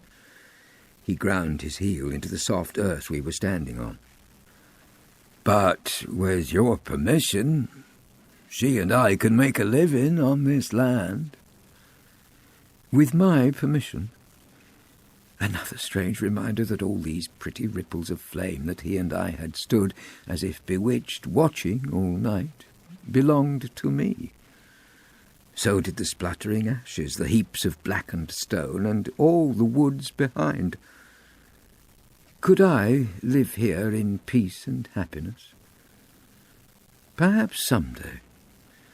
Far in the future, maybe, when I had earned enough at the doctor's trade to pay for laying one stone on another, till I had built a house fit for the wife I hoped to find, the children we would have. Children who'd tumble around these gardens as happily as Liliana and her brothers had before Jack Severn came. Children who'd scramble in and out of hollow oaks and fire their arrows in the air and tangle the nets over the raspberry canes playing at tigers. With Thomas at my side, I wandered one last time around the grounds. Was it an accident that led us to the Devil Walks? Together we walked round the spiral until we reached the clearing. There stood my grave, fresh dug. "A lifetime early," Thomas said dryly, and took to kicking heaps of soil back in the hole, while I strolled between the stone reminders of my lost family and my past, running my fingers over the mossy stones. Perhaps, I thought, I will lie here one day. But right now I'm in need of a bright future more than any past. I turned to Thomas. "Do what you want," I told him. "Do what seems best to you." He laid a hand flat upon Edmund's stone. "If I did that," he said, "I'd raise the Devil Walks down to the ground." I had a thought. "And grow a maze in its place?" "A fine idea," he told me. "And by the time it's tall enough to please a child, you may be back with some." We stood in silence. Perhaps he thought of Liliana and Edmund and all the others in his past, but I could think only of days to come.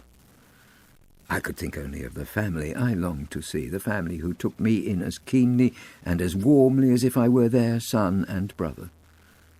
The family to whom I would return, whose name I'd ask to take to start my brand new life. The family with whom I'd learn my trade and grow into a man. The family I'd love as dearly as if they were my own. I felt his hand on my back. "Come, let me walk you to the morning train." Together we strolled back between the hedges and out onto the sadly trodden lawn, half black with smuts. I said goodbye to Martha with a long hug, then turned to take one last look at the smouldering embers. "We'll send the doll's house after," said Thomas. Without a thought for Sophie. "No," I begged. "It holds too many memories for me now." I watched him turn and stare at it, still lying where the carrier had pulled it safe from the gathering fire. "And for me too," he said at last, and hurried over to it as if to think too long about the task would make it harder. I went after him. Together we dragged the doll's house into the receding tide of burning embers. It sat there longer than I thought would have been possible before a single tiny wooden rose beside the portico exploded into flame. And then another, and another, till it was fully alight. Did I regret destroying the very last token of my mother's childhood, the last link with the past? No. For I suddenly remembered the morning I'd stood at my mother's grave and read on her memorial stone the words Dr. Marlow chose for her, almost as if they were a promise, until the day breaks and the shadows flee away. Well, if it was a promise, I'd kept it for her. Now her son was safe, with people who would love and care for him, and he had learned enough about his mother's nature to know she must have done her very best to love him. That wooden and unbending heart had not been hers, and she could be forgiven for my strange, joyless childhood. Everything had changed, and she could rest in peace. Thomas stood close, his arm round my shoulder for comfort, as together we watched the delicate carved ivy shrivel and the tiny roof tiles flare. Gone. Gone. As I myself would be on the next train, back to the happy and useful future I could now foresee.